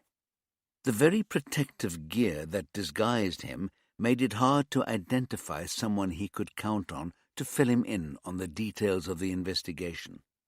Frustrated, he headed out of the far side of the tent to where the excavation work was being carried out. It looked like a deep gash had been ploughed in the earth a couple of meters wide and about 50 meters long, and teams of white-suited figures were working their way along it, trowels and brushes in hand. Cameras on tripods had been set up alongside, flash guns firing at intervals. They would, he knew, provide a record of the excavations being carried out. He walked past the trench, keeping well away from the edge. Halfway along, an officer was standing with a clipboard. As he drew near, Alvin recognized him as one of the CID aides at Skenfrith Street. He couldn't remember the lad's name, but he could be fairly sure he'd be recognized. Even now, there weren't many black detectives in Bradfield, and certainly none as distinctive as him. Alvin stopped and nodded a greeting. "You registering fines?" "Yeah. I just make a brief note and send them inside. That's where the real work's being done." He sounded wistful. Alvin couldn't blame him. Nobody wanted to be a glorified clerk on an investigation like this. Tell me what I'm looking at, he said. The lad flashed him a quick look of surprise. The developer sent the bulldozers in yesterday morning. First off, they sent a ripper down. That's a sort of blade they put on the back of a dozer to literally rip the ground up. Behind it goes the actual bulldozer with the big blade that kind of digs the trench. The driver of the second bulldozer was about halfway along when he saw the ripper kicking up what looked like a skull. By the time he'd stopped and shouted to the foreman that there was a problem, the ripper had gone right along to the end, and when they looked closer, they could see what looked like a lot of bones. They were a bit stained from being in the earth, but they could still see they were bones. He pulled a face. Especially the skulls. Little skulls, Sarge. It turns your stomach. Alvin had children. He understood the power of finding remains like these. I bet, he said.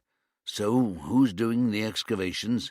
We don't have enough forensic specialists round here for something on this scale, surely. They contacted Manchester University. They've got a big archaeology department. They sent a whole team out this morning, more to come tomorrow, apparently. There's a squad from the forensic science course at Bradfield Uni in the tent, helping to sort out the bones. It's massive, Sarge. A bit of a nightmare, Alvin agreed, and we don't even know if there's anything criminal gone on. This time the aide didn't hide his surprise. Well, there's something. I heard DCI Fielding telling her team that they've spoken to the top nun at the Order of the Blessed Pearl, and there's been no authorized burials here, aside from the nuns round the back. So, at the very least, it's illegal disposal of the bodies. I get that, but we don't know yet when that happened. They've been here since 1930. We don't have any professional interest in anything older than 70 years, so it might not be anywhere near our remit. His face fell. I hadn't thought of that. That'll be why Fielding's in such a bad mood. This'll totally bust her budget, and she might not have out to show for it. She might not have anything to show for it either way, Alvin thought. If there was glory to be had here, he had a hunch DCI Rutherford would be hugging it to his chest like a newborn. It's got to be done, though. Alvin clapped the aide on the shoulder and carried on along the trench. When he reached the end and rounded the corner of the convent building, he noticed the raised beds and neat rows of vegetables arrayed along the far side of the grounds. It wasn't the horticulture that interested him, however. It was the dog handler moving towards the cultivated area with her golden retriever. What piqued his curiosity was that Alvin happened to know this was no regular police-dog partnership. He recognized the woman trotting alongside the handsome dog because he'd encountered her back when he'd still been with West Mercia, before Carol Jordan had recruited him for remit. Sergeant Josie Rivera had brought her dog Paco along to one of the regular training weekends officers had to attend to maintain current knowledge of procedures and forensic developments. The course had been held in a hotel with a health club and swimming pool. Josie had asked them to meet her in the locker room at the start of the session for a practical demonstration. Even Alvin's human nose could detect a variety of scents: chlorine, sweat, the chemical fragrances of deodorants, hair products, and colognes. In one of these lockers is a dead rabbit, Sergeant Rivera had said. It's wrapped in cling film and double-bagged in sealed plastic bags. One of your colleagues brought it here this morning and decided where to put it. Even I don't know which locker it's in. She waved a key at them. I have the key, but as you can see, there's no number tag attached to it. She'd brought Paco in, and immediately the dog had reacted with excitement, his tail sweeping to and fro, sniffing the air and casting back and forth. Within 2 minutes he'd jumped up on a bench and directed their attention to one locker in particular. When Sergeant Rivera opened it, there was the packaged rabbit, just as she'd described it. There had been a talk afterwards. Because the demonstration had been so effective, even to this day he could remember bits and pieces of what she'd said. dogs have a sense of smell that's up to 1,000 times more powerful than humans. The man sitting next to Alvin had leaned across to mutter, "And yet they sniff each other's asses. No accounting for taste." It took up to 2 years to train a cadaver dog, mostly because human bodies produce more than 400 different volatile chemicals as they go through the 5 basic stages of decomposition. To help train the dogs, an American chemical company had produced synthetic corpse scents. Among them, Alvin vividly recalled, were recently dead and decomposed, not the sort of fragrance you'd be spraying on if you were hoping for a romantic evening. "If you've been to the scene of a death, you'll have experienced some of those smells," Rivera had said, and the room full of hardened cops had all shifted in their seats. "Rotting flesh, urine, feces, something like extreme halitosis. What you're getting is the orchestral equivalent of a triangle. The dog gets the full symphony." Long after a body had been buried, those scents carried on telling tales. It made perfect sense to Alvin that Paco and his handler had been called in. Scientists were working on a machine that would be even more sensitive than the dogs, but that was a long way off yet. There were only a handful of cadaver dogs in the whole country. He supposed Paco was based closest to hand. Given the discovery of so many human remains, it would have been negligent not to examine the rest of the convent grounds, just in case there were even more. He thought about going over to say hello, but decided it wouldn't be welcome while dog and handler were working. But he'd move a little closer and watch them for a while. He was intrigued to see the dog quartering the area, nose to the ground, then rising to sniff the air, then back to snuffle at the grass and the earth. Alvin had been watching for less than 15 minutes when Paco's behavior altered suddenly.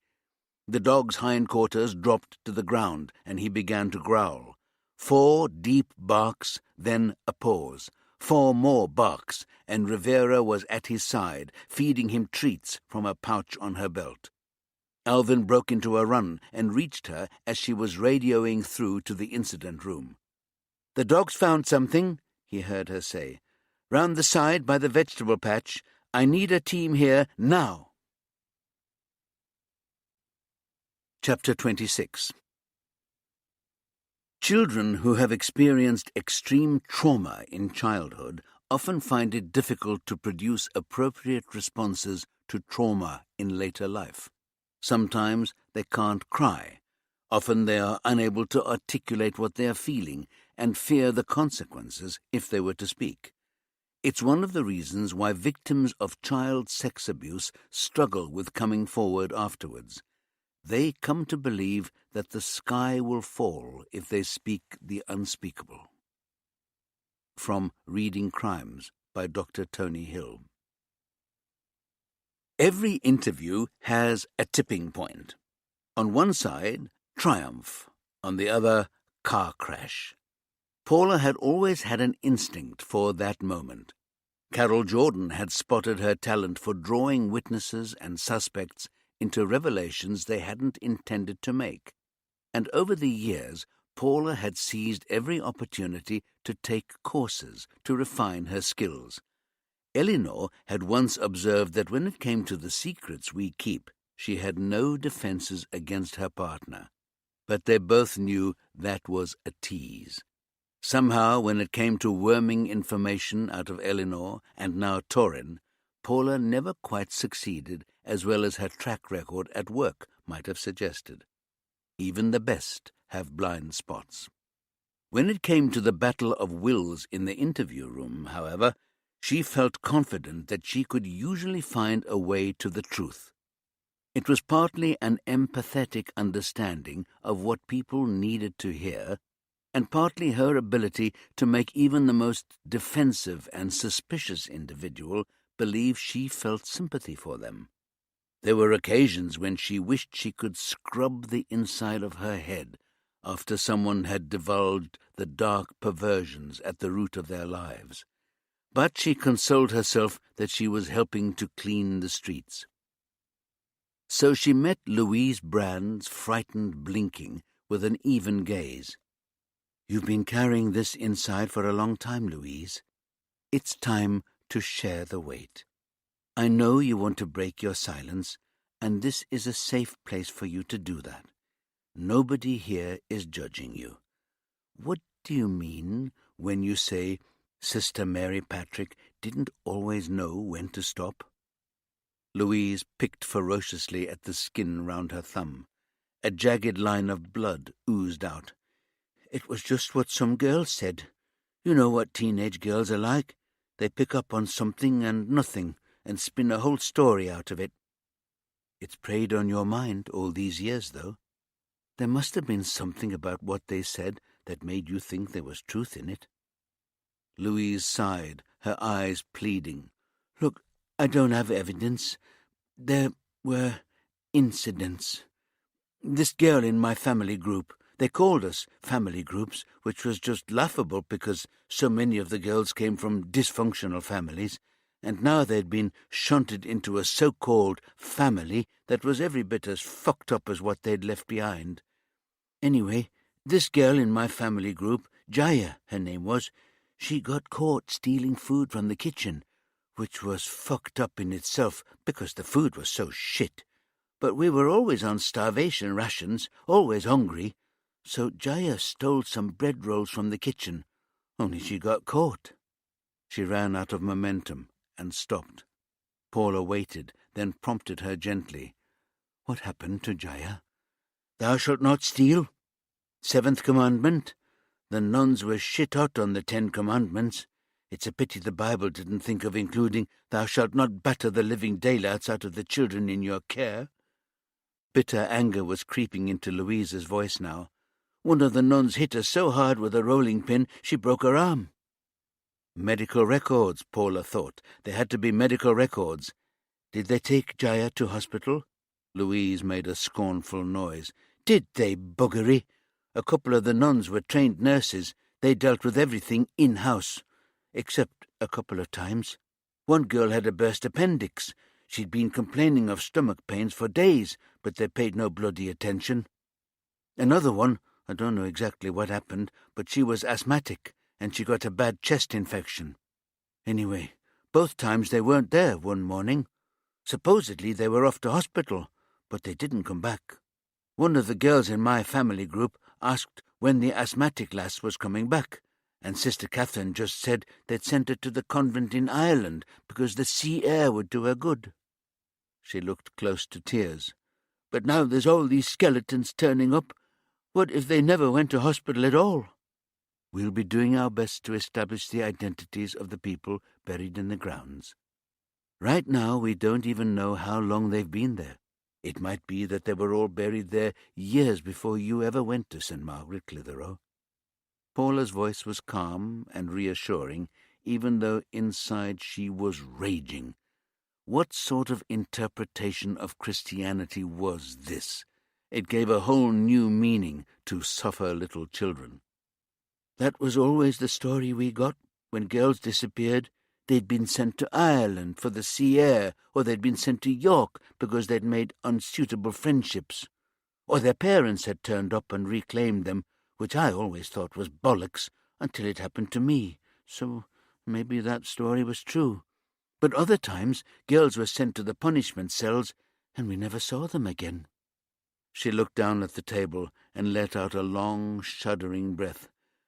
"I think maybe we wanted to believe what we were told because the alternative was just too grim to take in." "I'd have been the same, I'm sure. When you know people, even if they're deeply unpleasant, it's hard to picture them as killers." A pause. "The ill treatment, was it just the Mother Superior, Sister Mary Patrick, who carried it out?" Louise shook her head. "No, it was standard treatment. The old nuns were the worst. They treated us like dirt. Talk about taking the sins of the parents out on the children, it was what they lived by. Because we'd ended up there, we were automatically sinners. It felt like they were determined to beat the sin out of us. There were 3 or 4 of the younger sisters who still had a bit of kindness about them, but only when the old bitches weren't looking. Did you or any of your friends ever consider complaining? There was naked despair in Louise's face. Complain? Who could we complain to? The priest didn't want to know. If you talked to him, he'd grass you up to Sister Mary Patrick. Same if you wrote to your family or spoke out of turn to anybody visiting the perfect bloody Maggie Clit school. Sister Mary Patrick just turned on the charm and reminded them that these girls were here because nobody else could manage them. Lying came to them as easily as breathing. And God help you when she got her hands on you afterwards. She scoffed. What am I saying? God help you. He never helped us. After you went back to live with your father, did you ever tell him what went on inside the convent?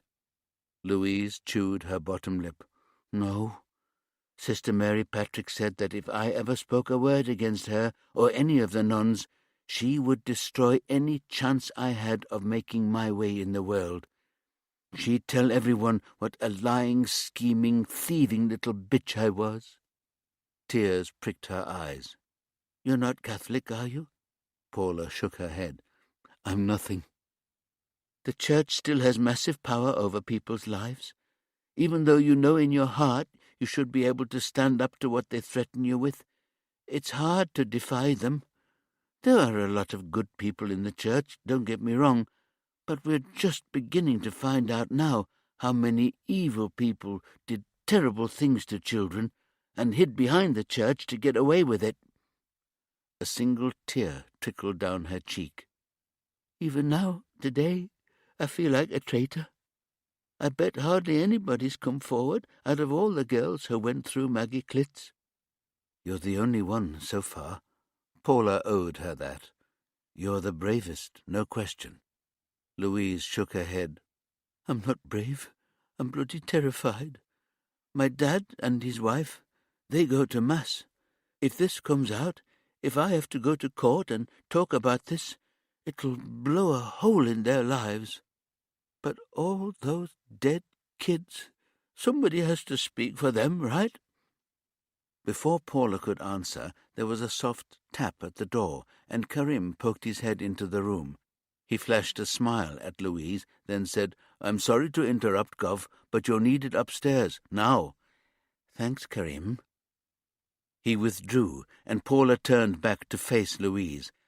I think you've maybe had enough of an ordeal for today anyway. I will be back in touch with you, and in the meantime, it would be very helpful if you could make a list for me of all the girls you can remember, and all the nuns, too.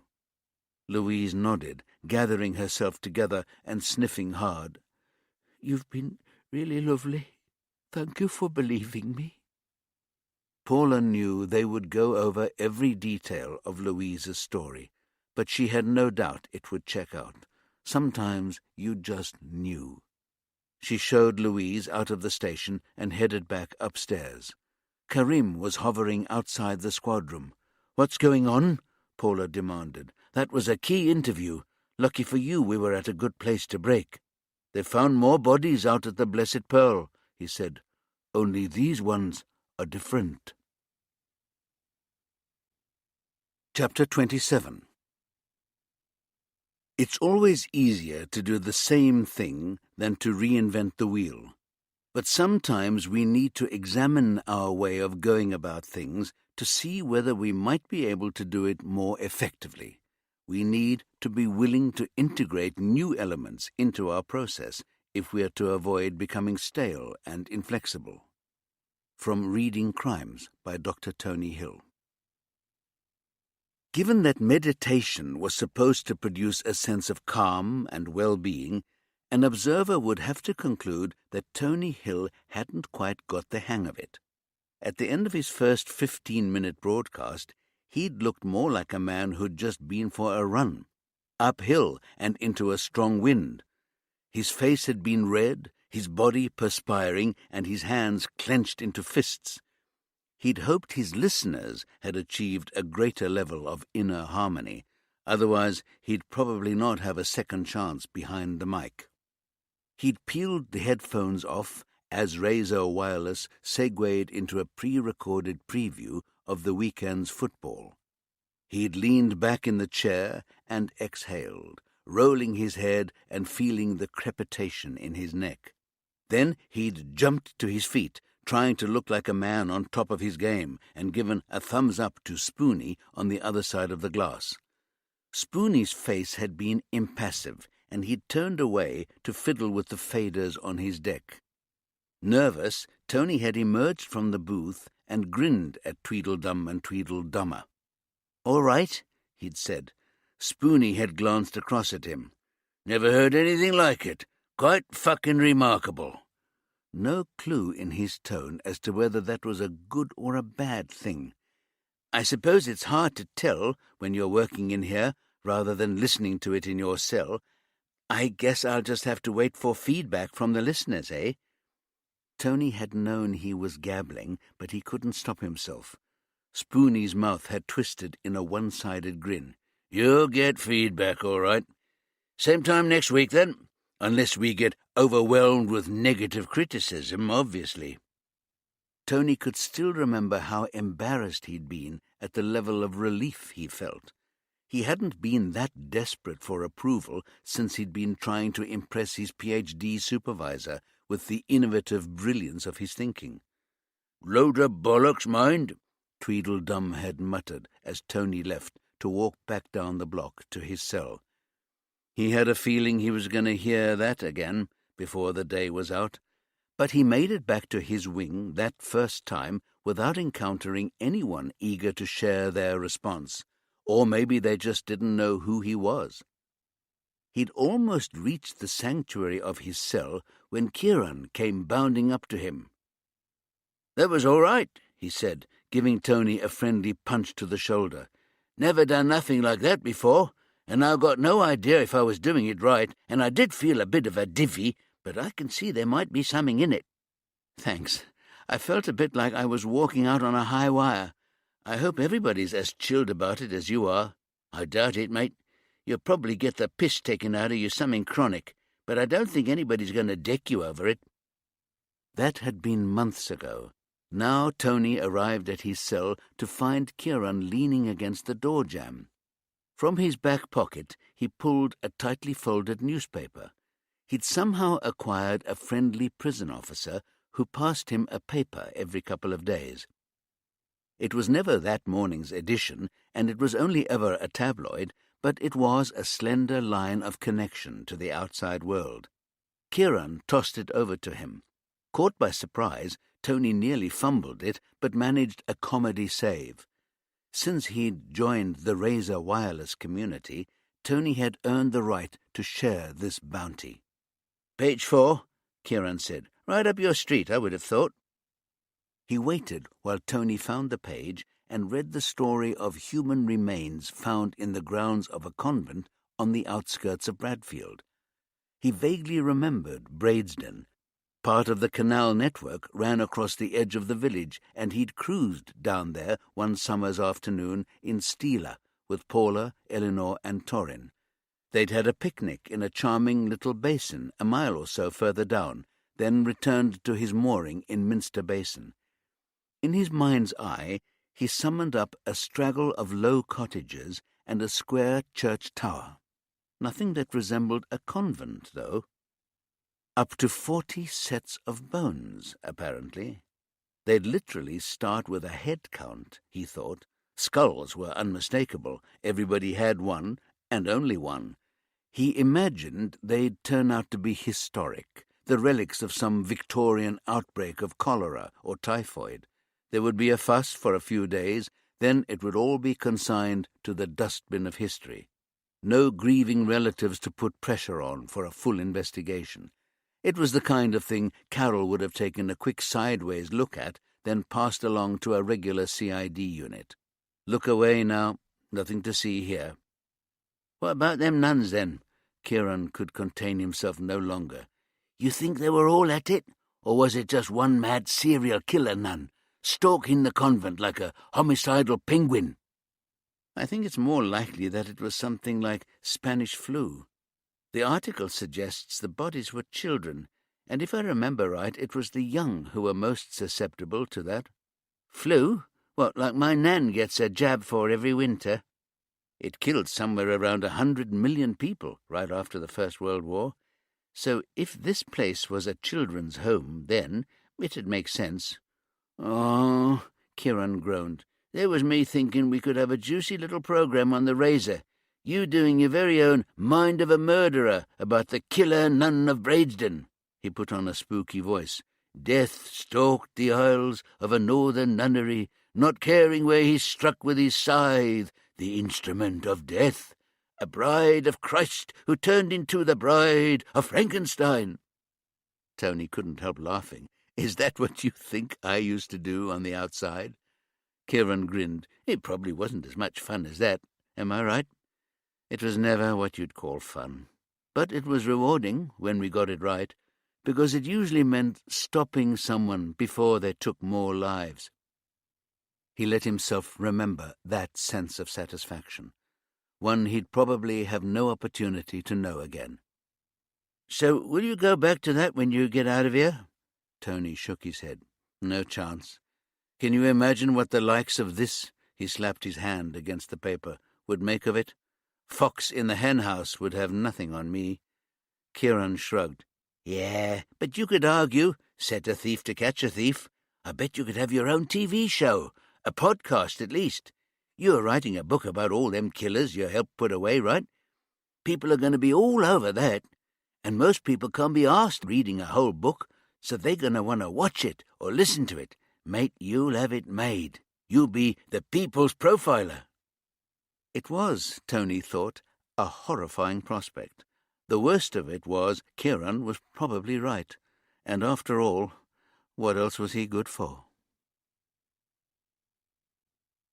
Chapter 28.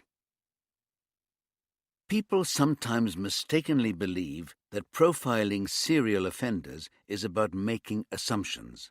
The reality is that it's based on probability. When I look at a case file, I'm always consciously looking for similarities.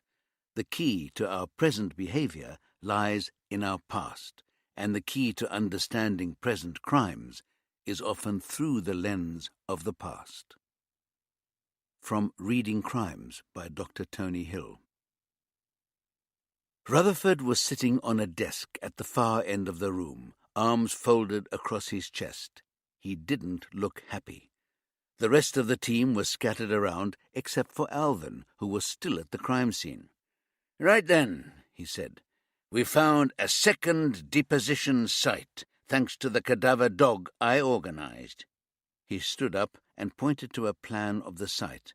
Using a laser pointer, he circled the area where the skeletons had been uncovered. First indications are that there are the remains of around 40 young people in this area. He moved the red dot to the side of the convent building. Round here, close to the perimeter, there's a kitchen garden and half a dozen raised beds for growing herbs and vegetables. The dog showed initial interest in this raised bed here. He indicated the first oblong on the drawing, and subsequently the red dot landed a further 6 times. By happy chance, Alvin was on site. Rutherford didn't sound in the least happy. There was some debate with the forensics team and the university archaeologists about the best way to proceed, but DCI Fielding decided that time was of the essence, so they dismantled the timbers around the raised bed to make excavation easier.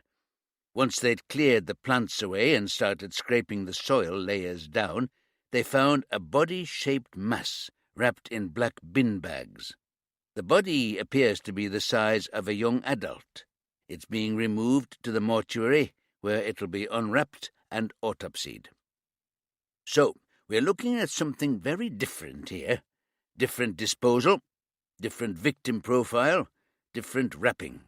He shook his head and sighed heavily. Hey, if the dog's right, it looks like we've got 2 separate sets of serial murders in the same place. What are the chances of that? Or maybe it's the same killer, or killers, Sophie volunteered.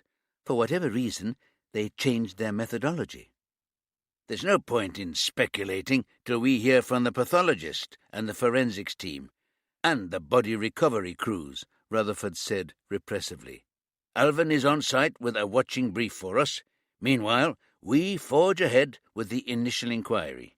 We need to make as much progress on that as we can, so we're able to take the lead on what looks like a second investigation. Sophie, what's coming out of that so far? Sophie consulted her tablet. She was clearly in her comfort zone here. She listed the different actions being taken on the ground and in the lab. DC Chen is working on identifying the nuns based at the convent and the girls who lived and were schooled there. Once we have a list, we'll allocate interviews to officers. Chen, where are you up to? I know where the nuns were dispersed to, and DC Nisbet has some leads on a few girls via the local authority. I'll have a much fuller picture by tomorrow. Good work, Steve. Chen, pass on what you have to Sophie's incident room team and pull all the stops out to find out what you can ASAP. Legitimately, DC Chen. There was a clear warning in his voice. They'd be here till Christmas if Stacy heeded him, Paula thought. Sir? D.I. McIntyre, something to report? I've just conducted an interview with a former resident of St. Margaret Clitheroe Refuge, and if what she's telling us is the truth, and I've no reason to doubt that, then we're going to be looking at live cases to pursue, not historic ones we can draw a line under.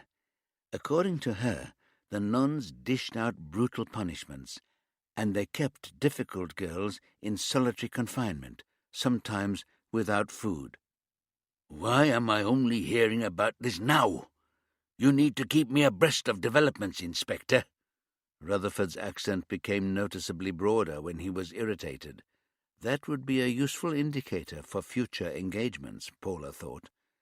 She walked in off the street. I came straight from interviewing her to this briefing. Rutherford considered for a moment, then, mollified, said, And she's the only one who's come forward?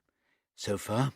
There might be more, obviously, but now I've heard her story, I wouldn't be surprised if we struggle to get walk-ins on this one. Those nuns apparently ran a rule of terror and intimidation, and because of the grip the church still has, those girls feel under threat, even now. Or else they're so messed up by what happened in that convent that they're not going to be very reliable witnesses, Steve added gloomily. Well, we'll just have to get past those obstacles. We need strong witness statements. We need strong forensic evidence. Steve, go and talk to the neighbours. Somebody must have seen something. There must have been gossip in the local pub. Sophie cleared her throat. We should probably talk to the groundsman, she said. That's his vegetable patch. There was a moment of stunned silence. There's a groundsman? Rutherford stuttered. Yes. He lives in a cottage at the back of the convent. He told me it's his own place. He bought it from the church, and he leases the land to grow vegetables. He told you? You mean you've spoken to him? Yes, only briefly, though. Rutherford spoke low and slow, emphasizing every word. You spoke to the groundsman of a site where 40 skeletons have been found, and you didn't think to bring him in for formal questioning? Sophie flushed. I was told DCI Fielding's people had already spoken to him. And have you found a statement from him in your incident room files? I haven't seen anything. Her voice was barely above a whisper. Jesus Christ! Rutherford exploded. Paula, get your ass over there right away and take a witness statement from this... what's-his-name? Sophie looked at her tablet. Jerome Martineau. And if you think he needs bringing in, bring him in. Rutherford shook his head. We're supposed to be the elite, he said bitterly. DCI Fielding's gonna have a field day with this. With all due respect, sir, shouldn't her team have interviewed this Martineau guy? And if they have, and it's not in the system, it's not Sophie's fault. Paula's attempt at conciliation didn't get her very far. "When you get out there, check with Fielding if there's already an interview. And if there is, where the fuck is it? Then do your own, because I don't want to rely on Fielding's shower for such a crucial interview. Got it?" Paula gave him a level stare. "Sir." "Did you record your interview with this woman? What's her name, by the way?" He grabbed a marker pen and stood poised at the whiteboard. "Louise Brand. I recorded the interview and pinged the recording across to the incident room for transcription. Because I am not a fuckwit." "Good. Have we got a name for the resident priest at the convent yet?" "I've just filed it with the incident room. He's currently a parish priest in Sheffield," Stacy said. All this, and a meeting with Carol Jordan? Her friend had been working like a woman possessed, Paula thought. "Nice work, Chen. Karim, off you go to Sheffield. D.I. McIntyre, why are you still here?" Really? Was this how it was going to be? Rutherford had been watching too many ancient TV cop shows, Paula decided. Sooner rather than later, she'd be injecting a bit of prime suspect into the mix. But in the meantime, she needed to forge an alliance. Chapter 29. Years ago, I had a conversation with an actor who maintained, once you can fake sincerity, you can achieve anything. Even when I had no respect for the people I was dealing with, it was important to behave as if I did. From Reading Crimes by Dr. Tony Hill. Imran Hussain had a favourite line whenever he was introducing his policeman brother. "This is Karim. You have to hope he's a more observant copper than he is a Muslim." The rest of his family tutted at Imran, but Karim was pretty sure that deep down they agreed with him, and that it grieved his father in particular, but he didn't believe in the performance of faith for its own sake. His beliefs were his own business, no matter what cajoling, bribery, or bullying his father tried in order to get him to Friday prayers. So when it came to interviewing a priest, he wasn't going to be in awe of the man's position or his devoutness. This was the 21st century, after all. Father Michael Keenan would be just another witness. At least he wasn't one of those nuns that Karim feared would be like a massed phalanx of aunties judging him. But the woman who opened the door of the priest's grey stone house made Karim feel like he'd stepped back 100 years. She could have been any age between 50 and 70. Her greying hair was pulled back in a tight bun. Her severe glasses made her eyes shrink to black buttons, and her mouth was an unsympathetic line. She wore a floral tabard over a nondescript black dress, the fingers of a pair of rubber gloves poking out of the pouch pocket on the front. She frowned. "Yes?" It was as if her words were rationed, and she wasn't going to waste them on him. "I'd like to see Father Keenan," Karim said. "Father Michael Keenan." She remained impassive. She took out his ID and held it out. "I'm DC Karim Hussain, from the Regional Major Incident Team." "He's busy." She went to close the door. "You'll have to make an appointment." Karim put a hand on the door. "That's not how it works. I'd appreciate it if you'd tell Father Keenan I'm here and that I would like to see him now." "He's a very busy man." Karim smiled. "So am I. And I've come all the way from Bradfield to talk to him, so I'd be grateful if you'd go and fetch him." At Bradfield, her face had changed. Karim couldn't say how or why, just that he'd seen a fleeting shift in her tight features. "Wait here," she said. "I need to close the door to keep the heat in." He dropped his hand and stood staring at the highly polished brass knocker. A couple of minutes went by. He listened to the cars and buses passing in the road behind him. He wondered whether the encounter would have gone quite so badly if it had been Steve Nisbet on the step. Karim was on the point of ringing the bell again when the door opened.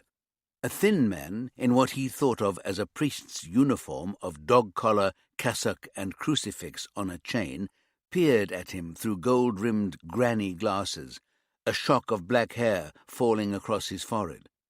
Hollow cheeks, a bony jaw, and a sharp nose reminded him of a friend of his father's, Zahid, who believed he was fated to live an ascetic life because that was the meaning of his given name. "You're a policeman, Mrs. Grimes tells me."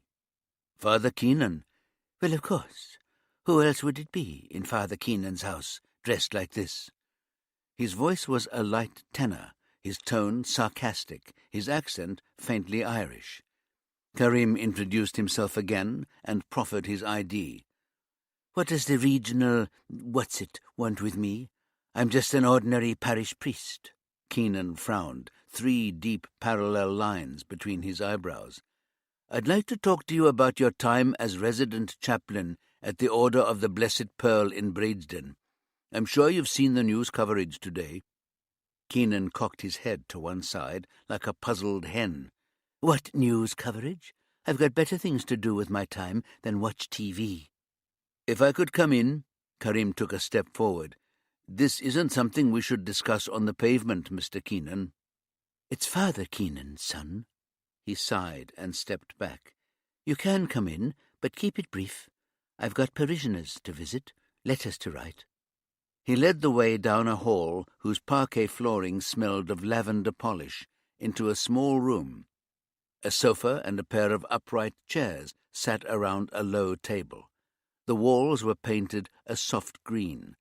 A crucifix hung over a simple wooden fireplace with a fake coal gas fire.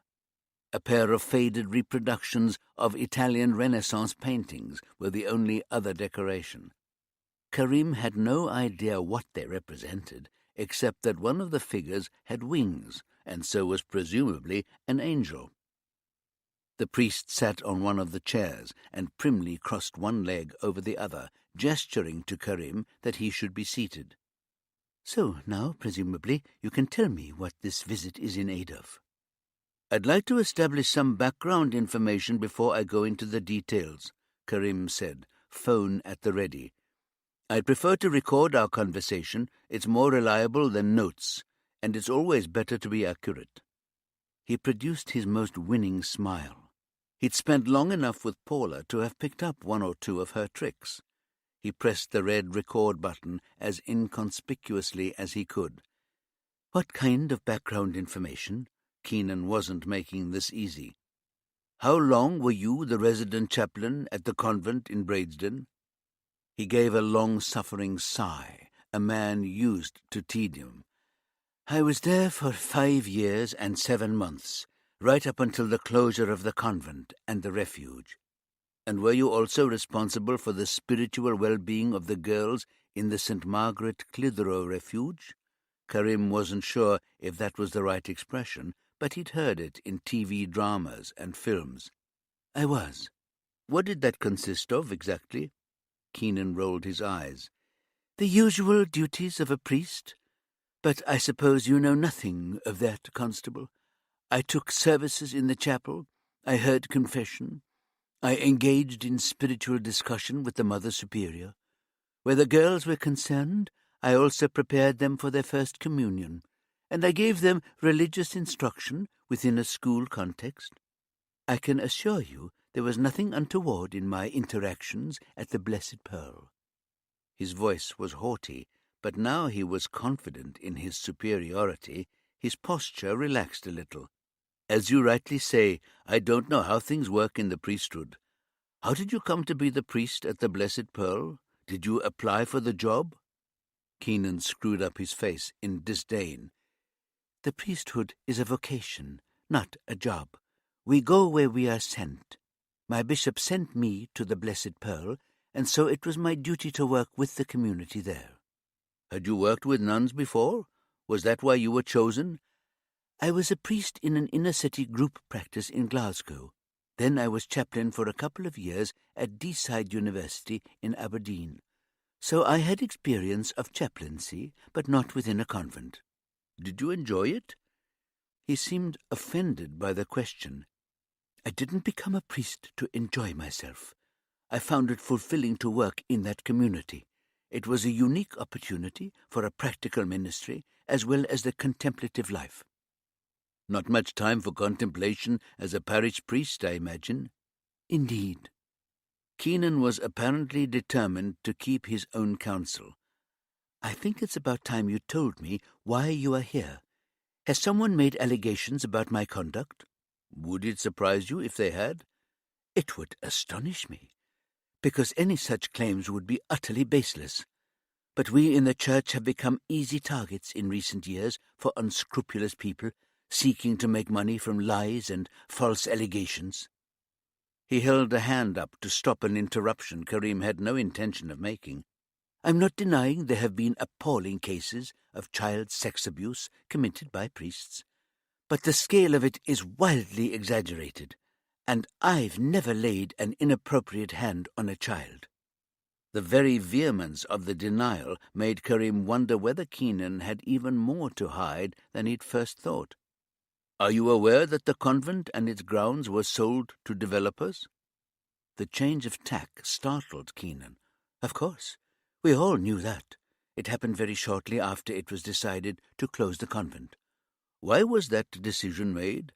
Keep moving around. Don't let them settle. Karim could hear Paula's voice in his head. Not for any sinister reason, I assure you. The numbers entering holy orders have been falling lately. We'd reached a point where very soon there would be no longer enough nuns to run the school and the home.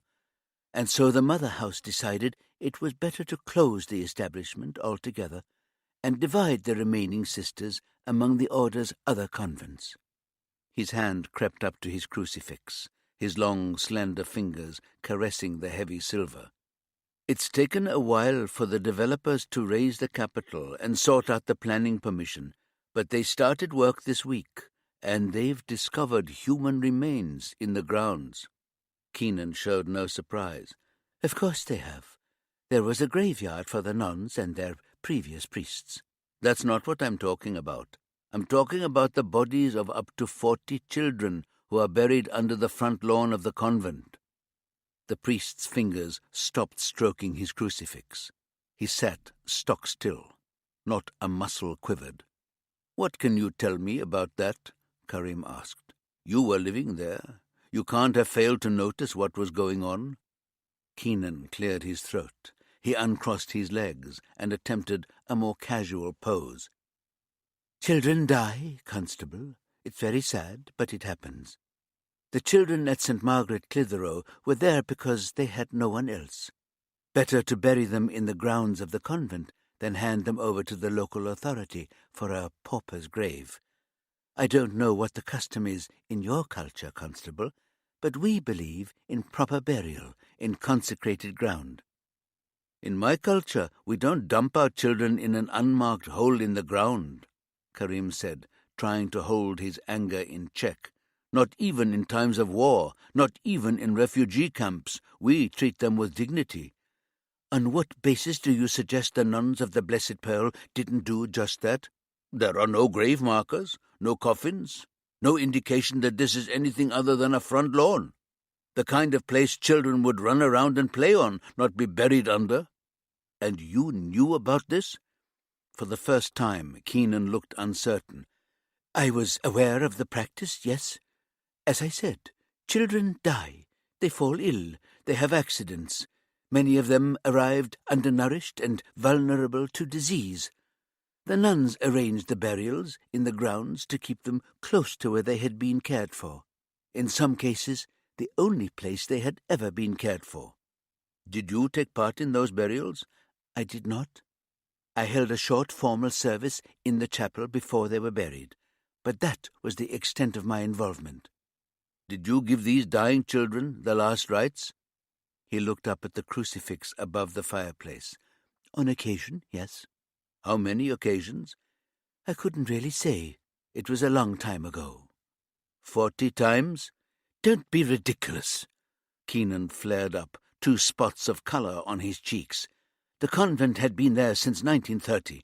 That's more than 80 years of girls who came through those doors. One death every 2 years, that's hardly surprising. You think?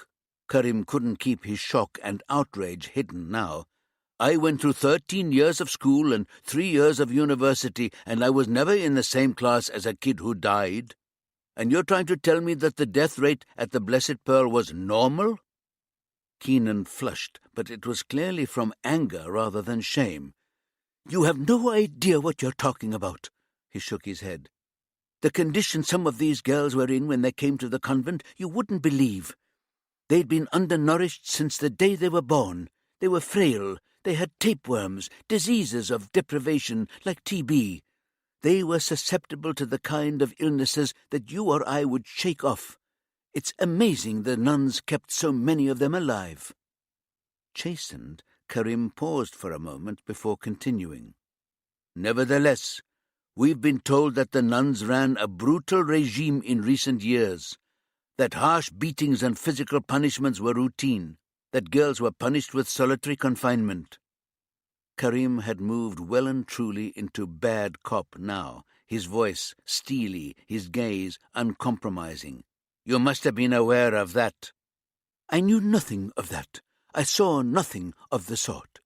Sister Mary Patrick provided the only proper stable home most of those girls had known. None of them ever made any complaint to me. Keenan met implacable with implacable. I find that hard to credit. You were living under the same roof where girls were being brutalized and imprisoned. You had a pastoral role in their lives, and yet you knew nothing about it? Keenan got to his feet, his mouth twisted in a dark smile. We have a saying in the church, that's where your faith comes in. We're done here, Constable. I'd be obliged if you'd leave and take your shabby insinuations with you. Just one more thing. Karim's intention to raise the question of the other bodies was thwarted as the priest swept from the room, leaving him stranded. He didn't know what to do. He had no grounds for chasing the man through his own home. You couldn't drag a man of the cloth down to a police station just because he gave you the creeps. He stood up, undecided. The housekeeper appeared in the doorway as silently as if she'd traversed the hall on a cushion of air. I'll see you out, she said disdainfully. As he preceded her down the hall, she said, You've some cheek coming here with your accusations. Father Keenan is a good man, not like you lot. Karim turned swiftly to face her. What do you mean, my lot? She gave a tight smile of triumph. Coppers, what did you think I meant? She reached past him to open the door. Off you go and bother some other poor innocent. God forbid you should actually catch some criminals. The door closed behind him with a sharp snap. Karim let out a long breath. On a scale of 1 to shit, that had come in somewhere around 11. He had a sneaking feeling that where Father Michael Keenan was concerned, remit had only just begun.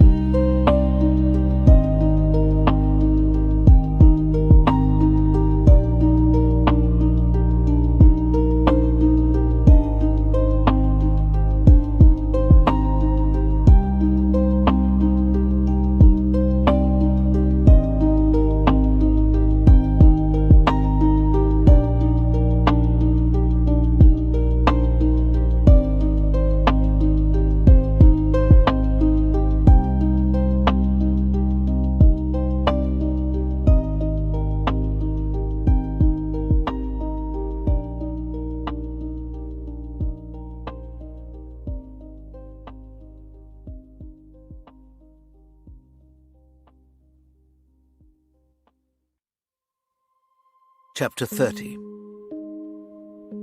We talk about gut instinct or feminine intuition and often dismiss them. We say they're unscientific, they're not something you can take into the witness box and make a case out of.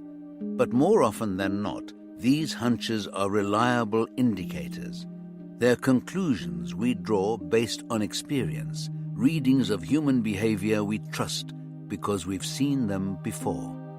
Of course, prejudice can creep in and skew our responses, but we shouldn't ignore those moments when our hackles rise or our spines shiver.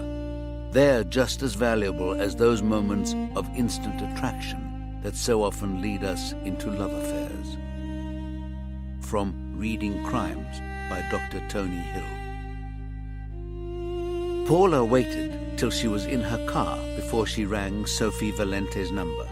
With luck, her colleague would be back in the incident room, well away from Rutherford's ears.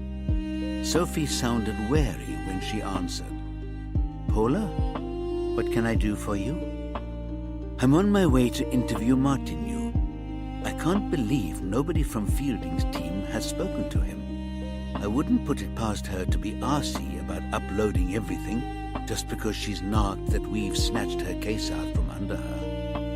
A moment's silence, then Sophie said, "I take your point. Did you want to see my notes?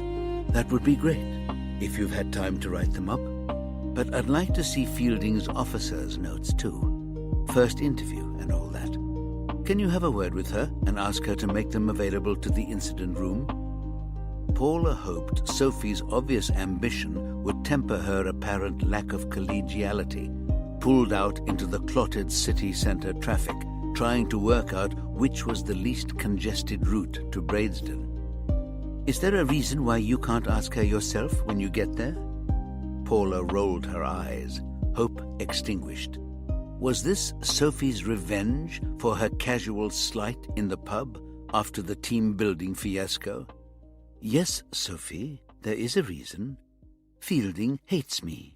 I was seconded to her team before Remit was set up, and it wasn't what you'd call a success.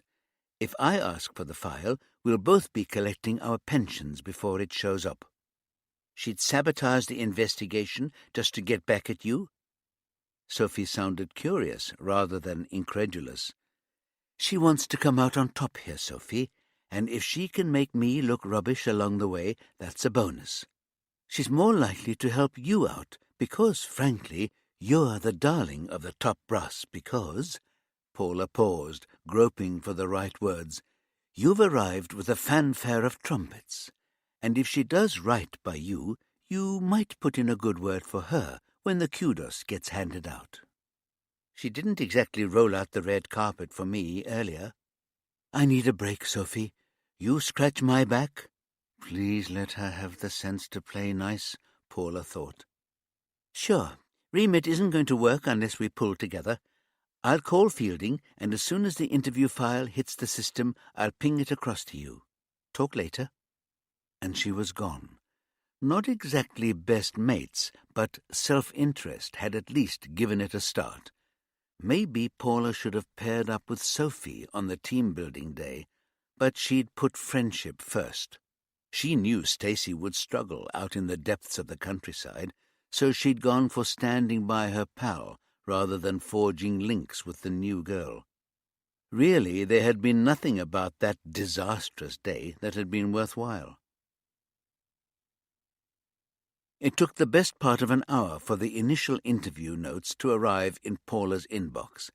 She'd passed the time with a coffee in the village pub in Bradesden, a former working men's drinking den that had been transformed into a bijou gastropub. A handful of hard-bitten hacks were wolfing down assorted gourmet pies with truffle mash and roast vegetables, none of them paying her any attention, as they vied loudly to share the most scurrilous piece of gossip about colleagues and rivals. The initial interview had been conducted by a DC whose name she didn't recognize.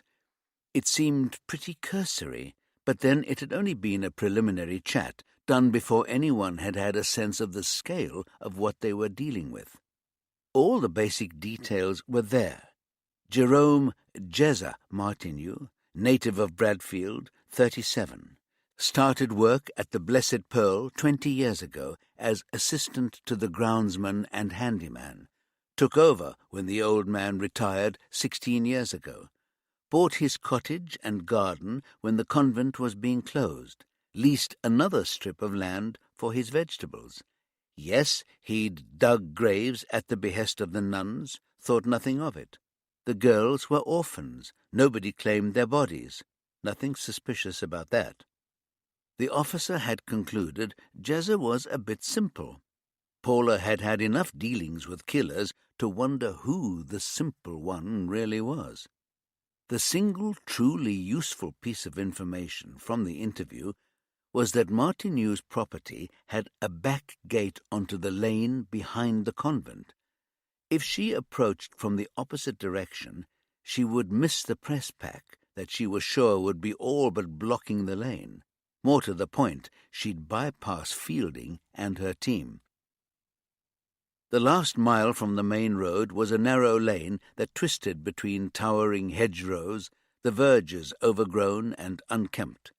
In the distance, Paula could see the dark line of the high moors rising against a bruised sky, full of the rain that was falling on Bradesden, too. On a fine day, it must convince the village dwellers that they really had made the escape to the country. As she'd expected, there was a uniformed constable in a high-vis jacket stationed at the double wooden doors in the wall, looking miserable in the thin drizzle that had set in. Paula pulled up on the verge in front of the liveried police car and collected the cardboard cup of mocha that she'd brought from the pub. She identified herself and explained why she was there. "I'm not supposed to let anyone in this way," the PC said, sounding as bored and mutinous as she looked. "I'm with Remit," Paula said, "not the Daily Mirror. I'm here to conduct an interview, that's all. I'm trying to avoid the circus out front." She grinned. "I have a bribe." She proffered the cup. "Mocha, nice and hot." At once the PC thawed. She took the cup and stepped aside. "Be my guest, Inspector." Then she frowned. "You okay on your own? He's a big bloke." Paula hesitated for a moment. "I'll be fine." She patted her pocket. "I've got my airwave handy if he turns out to be a bit of a handful. Plenty of support at hand." The gate gave on to a short, rutted track through the tall hedge that lined the grounds, then opened out into a neat back garden with a fruit cage along one border and a substantial shed opposite. The cottage itself was squat and unprepossessing, but well maintained. Paula walked down the gravel path and knocked on the back door. She heard footsteps approaching, boots on flagstones by the sound of it. The man who opened the door looked like he'd have no trouble toting bodies around the parkland. He was stocky, muscle rather than fat, revealed by a snug Bradfield Vicks replica top. His thick dark hair, clean and glossy, showed the remains of a decent haircut. A couple of days' stubble blurred his strong jaw, and heavy brows formed a ledge above his broad face. He frowned. "Are you another cop?" Paula flashed her ID. "Detective Inspector McIntyre," she said. "Can I come in?" "I've already spoken to two of you. How many more times do I have to go over the same ground?" He spoke mildly, without aggression, his Bradfield accent obvious. "Not quite the same ground," Paula said. "The more we dig up, the more we need to ask you about." Wariness crept over his face. "What's that supposed to mean?" "Why don't I come inside and we can talk out of the rain?" He gave a quick, sly grin. "I'm not in the rain. If I'd been digging graves for little girls, I'd be going out of my way to be nice to police officers." Paula smiled. "Look, I already told you people I've no idea what went on inside the convent. I did what the Reverend Mother told me to do. Mow the lawns, grow the vegetables, drains and gutters, and when one of the girls died, make sure they had a proper grave. I've got nothing else to say." He folded his arms across his chest. You've not been out this afternoon, then? No, because I can't get any work done with you people crawling all over the grounds. Why? What am I supposed to have done? Now he looked defiant. It was, Paula knew, the ugly twin of fear, something she could capitalize on. Are you going to let me in, or are we going to have this conversation at a police station? She leaned in. What's it to be, Jessa? Because you can bet your last paycheck I'll be driving past the press posse if I've got you in the back of a police car. He shook his head, blowing air into his cheeks in an unconvincing display of exasperation. Come in, then. I've got nothing to hide. There's no cause to drag me down the neck. She followed him into a stone-flagged kitchen, neat and clean.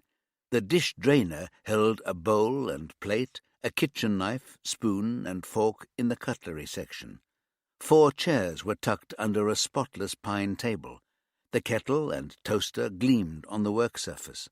On the stove, a battered pressure cooker squatted, out of place in the overly tidy room.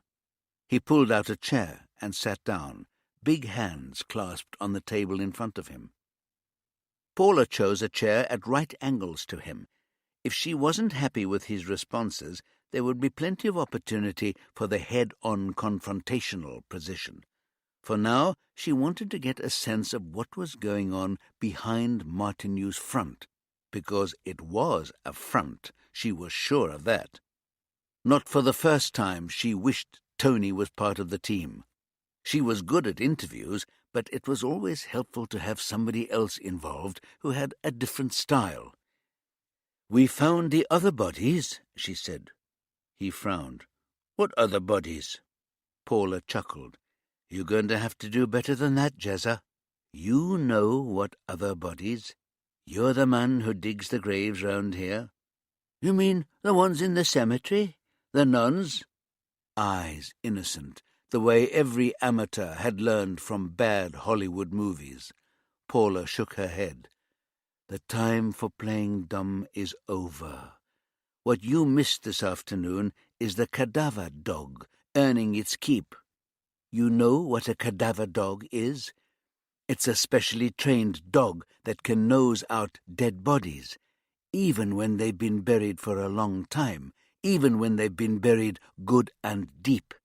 I'm not talking about the cemetery, Jezza. I'm talking about the bodies at the bottom of your raised beds. Oh, and the couple of other ones underneath your vegetable patch." His eyes glazed over. He stared straight ahead, unblinking. Then a flurry of fast eye movements, flicking from side to side, and his eyelids fluttered like the wings of a moth. "It's nothing to do with me." It sounded as if he couldn't even convince himself. "You're the gravedigger around here, Jezza. Do you seriously expect me to believe there were 2 of you at it? And that the other one just happened to choose burial sites under the very places you were growing your vegetables? I bet you win first prize at the village show every year with all that fertilizer feeding your soil." He pushed back from the table, the chair legs screaming against the stone. "I just did what I was told. It's my job." Time to press harder. She sensed he was close to cracking. "Are you saying the nuns asked you to dig a whole other set of graves? Because we already know these aren't girls from the children's home. Are you trying to tell me you had a bunch of homicidal nuns here? Or was it just one serial killer nun?" "You got it all wrong," he shouted. He crossed his arms, clutching his shoulders in a tight embrace. "So it wasn't the nuns. Was it you then, Jezza? Are you the serial killer?" He stood up, backing away. "I never killed anybody. I just did my job, I swear. You're not going to pin this on me." Paula got to her feet. She hadn't expected this to go so far so fast. "Give me one good reason why I should believe you, Jezza." Chapter 31. The greatest handicap in profiling is the same as it is for any investigator. We need full disclosure of the evidence, however insignificant a particular element might seem. From Reading Crimes by Dr. Tony Hill. Before the day was out, Carol was reminded of Bronwyn Scott's perennial refusal to take no for an answer. Her phone had rung while she was working her way through the background reading on Saul Nielsen.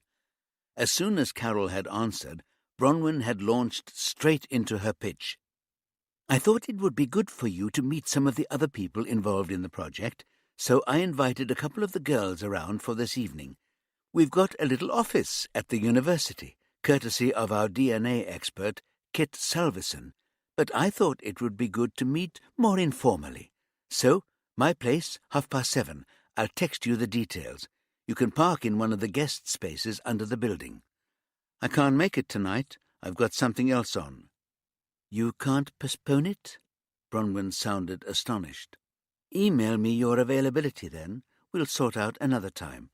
"I'm not sure But it was too late. The line was dead. Bloody woman!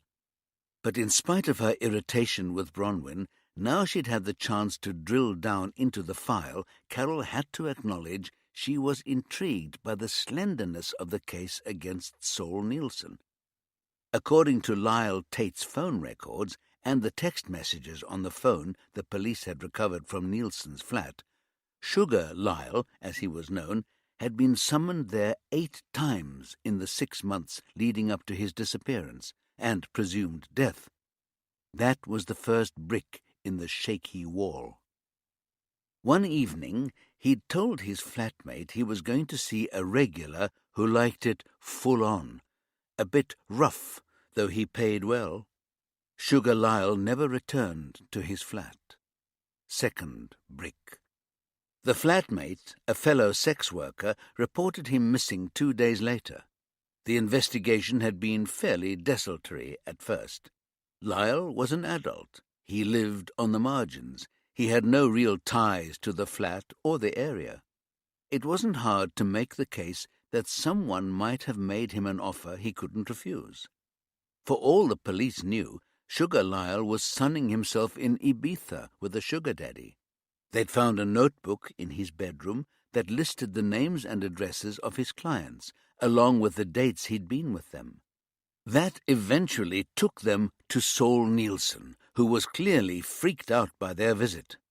At first he denied ever having met Lyle Tate or having heard of him, but faced with the evidence of Tate's list, he capitulated. A palpable lie always added an extra course of bricks to the wall of evidence. One of the officers found the twitchiness of his reaction suspicious. She knew nothing of Nielsen's closeted state. She assumed his panic was to do with what had happened with Lyle Tate, rather than fear of his parents finding out he'd been paying for sex with a male prostitute. So she'd asked to use the bathroom and had a good look around while she was in there, and behind the pedestal of the sink she spotted what looked like a streak of blood. She said nothing at the time, but as soon as they'd left, she was on to her DCI, suggesting they should get a warrant for Saul Nielsen's flat. It was the last place Lyle Tate was known to have been. Nielsen had lied about him, and there was blood in the bathroom. It was thin, but cops always knew which magistrates to go to when they wanted a warrant based on thin. The forensic techs did their thing with different coloured lights and found a substantial amount of blood spatter traces that had been cleaned up in the bathroom. There was evidence of a spray of blood on the laminate wood floor of the living room, too. Because Lyle Tate was no stranger to selling sex and buying drugs, his DNA was on the database. It was a match with the smear of blood behind the sink pedestal. And Lyle Tate was still missing. Nobody had seen him since he'd gone to Saul Nielsen's for sex. A more thorough search of his room revealed that he'd left his passport, his driving license, 3 wraps of cocaine, and £735 in cash in the zipped pocket of the backpack in the bottom of his clothes cupboard. so he obviously hadn't been planning to go anywhere other than his next job. He was a potential threat to Saul Nielsen's lovely life, and his blood was all over the flat. Well, in the bathroom and the living room. You'd have to stand on tiptoe to see over the wall now, even if it was highly circumstantial. Nielsen's version of events was that they'd been wrestling on the living room floor, foreplay masquerading as horseplay, or vice versa, depending on how you looked at it. Either way, it wasn't Carol's idea of a good time. But then it had been so long since she'd had any sort of a good time, who was she to judge? Nielsen had accidentally whacked Tate with his elbow. Blood sprayed out from his nose, landing on the wood floor. Nielsen had helped him through to the bathroom, and it had taken a few minutes to stop the bleeding. They'd taken cocaine together earlier in the evening, so Tate's blood pressure would have been elevated and the flow more aggressive. He'd freaked out, according to Nielsen. He'd kept shaking his head so that there were drops of blood everywhere. Finally, the bleeding had stopped, and Nielsen had put an ice pack on Tate's swollen nose. They hadn't felt like sex after that drama, so they'd just had a couple of beers and watched some TV. Then Nielsen had paid Tate as usual, and he'd left. It was plausible, Carol thought. It was also the kind of plausible a smart man could concoct to cover something much more sinister. It was highly circumstantial, but the blood spatter expert had testified that the blood was surprisingly widely distributed for a simple nosebleed. In her opinion, it corresponded to a much more serious injury.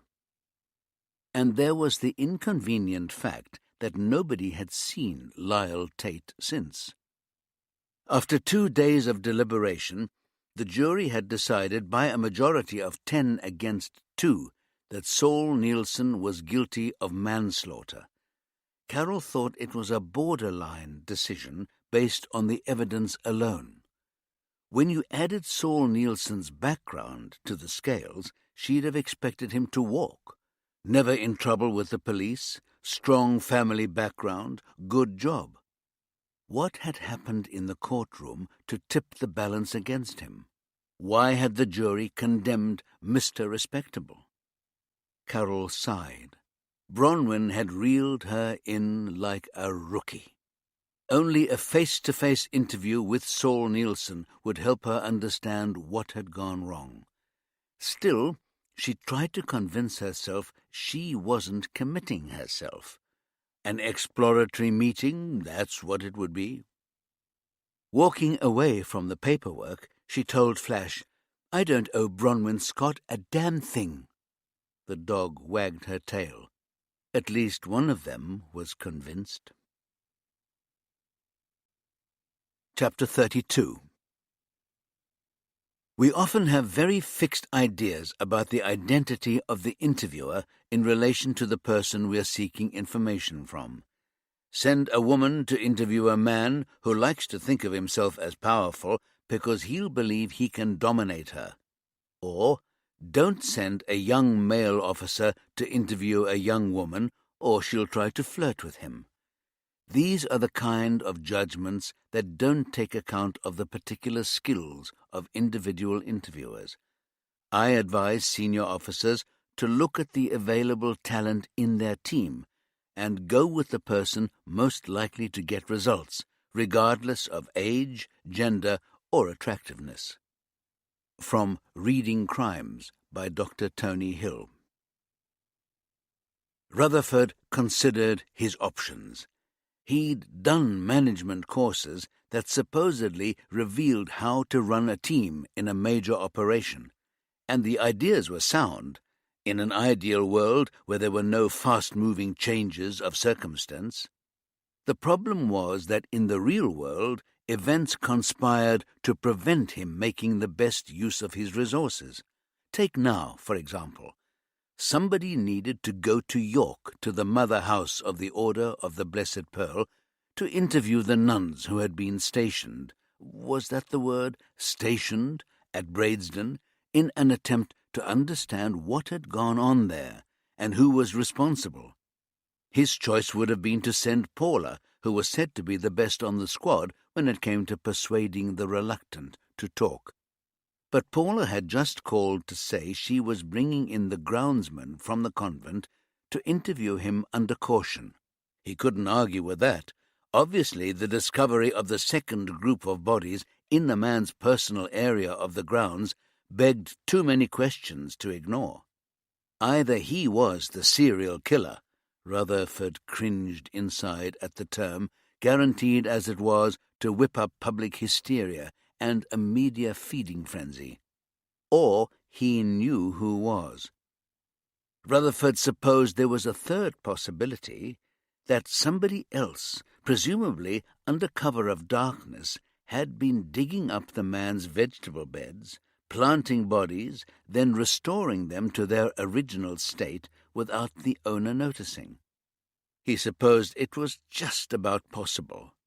If the killer waited till the right moment, when the crop had been harvested and the ground dug over in preparation for the next sowing, they might manage it. But it would be hard to know exactly when that would happen. Surely no killer would allow their urges to be governed by somebody else's gardening practices. No, that was a nonsense. It would be a desperate defense counsel who'd try to lead them up that particular garden path. He was happy that they were making progress, of a sort, but it was annoying that it meant his best interviewer was tied up. It could possibly wait till the morning, when Paula might have moved things along far enough to leave them on the back burner while she pursued the nuns. But that was a risky endeavour, and the longer he let things lie, the better prepared the nuns would be. Rutherford, a well-brought-up Scottish Presbyterian, had no doubt they'd have established a common line, even if it ran counter to what they believed had really happened. After all, if you could swallow the virgin birth and the resurrection and the turning of bread and wine into flesh and blood, you'd had plenty of practice in putting your fingers in your ears and going, la, la, la, la, la, la. This was supposed to be a big step up for him. On paper it had sounded impressive, but the truth was his options weren't brilliant. To keep some sort of control over the whole operation, he'd had to put Sophie Valente in charge of the incident room, which, in fairness, she seemed to be handling well. Her background in management and organizational skills meant she knew how to run the information flow. To take her off that would disrupt both sides of the inquiry. The only other woman on the squad was Stacy Chen. The idea of sending her to interrogate a bunch of nuns brought a grim smile to his lips. Chen was the mistress of machines, not people. But maybe a woman wasn't the best person for the job anyway. Rutherford's hazy knowledge of the hierarchies of Catholic life made him suspect that although the Mother Superior was always perceived and portrayed as ruling her nuns with a rod of iron, she herself was answerable to the convent's resident priest. Ultimately, women were pretty powerless in the church. They couldn't even be priests, not like in his church, where they had no pope or bishops telling them what to do. The Church of Scotland had even had women moderators, which was the nearest they got to having someone in charge. But if you'd always been subject to the authority of men, maybe it would make more sense to have a man asking the questions. He sighed. This was the downside of having a small, hand-picked team. When you were in a live investigation, you were always stretched, and it was never a good move to pull in local officers for the truly crucial interviews. Everybody might theoretically be after the same result: answers, a conviction, an appropriate sentence. But too often, office politics got in the way.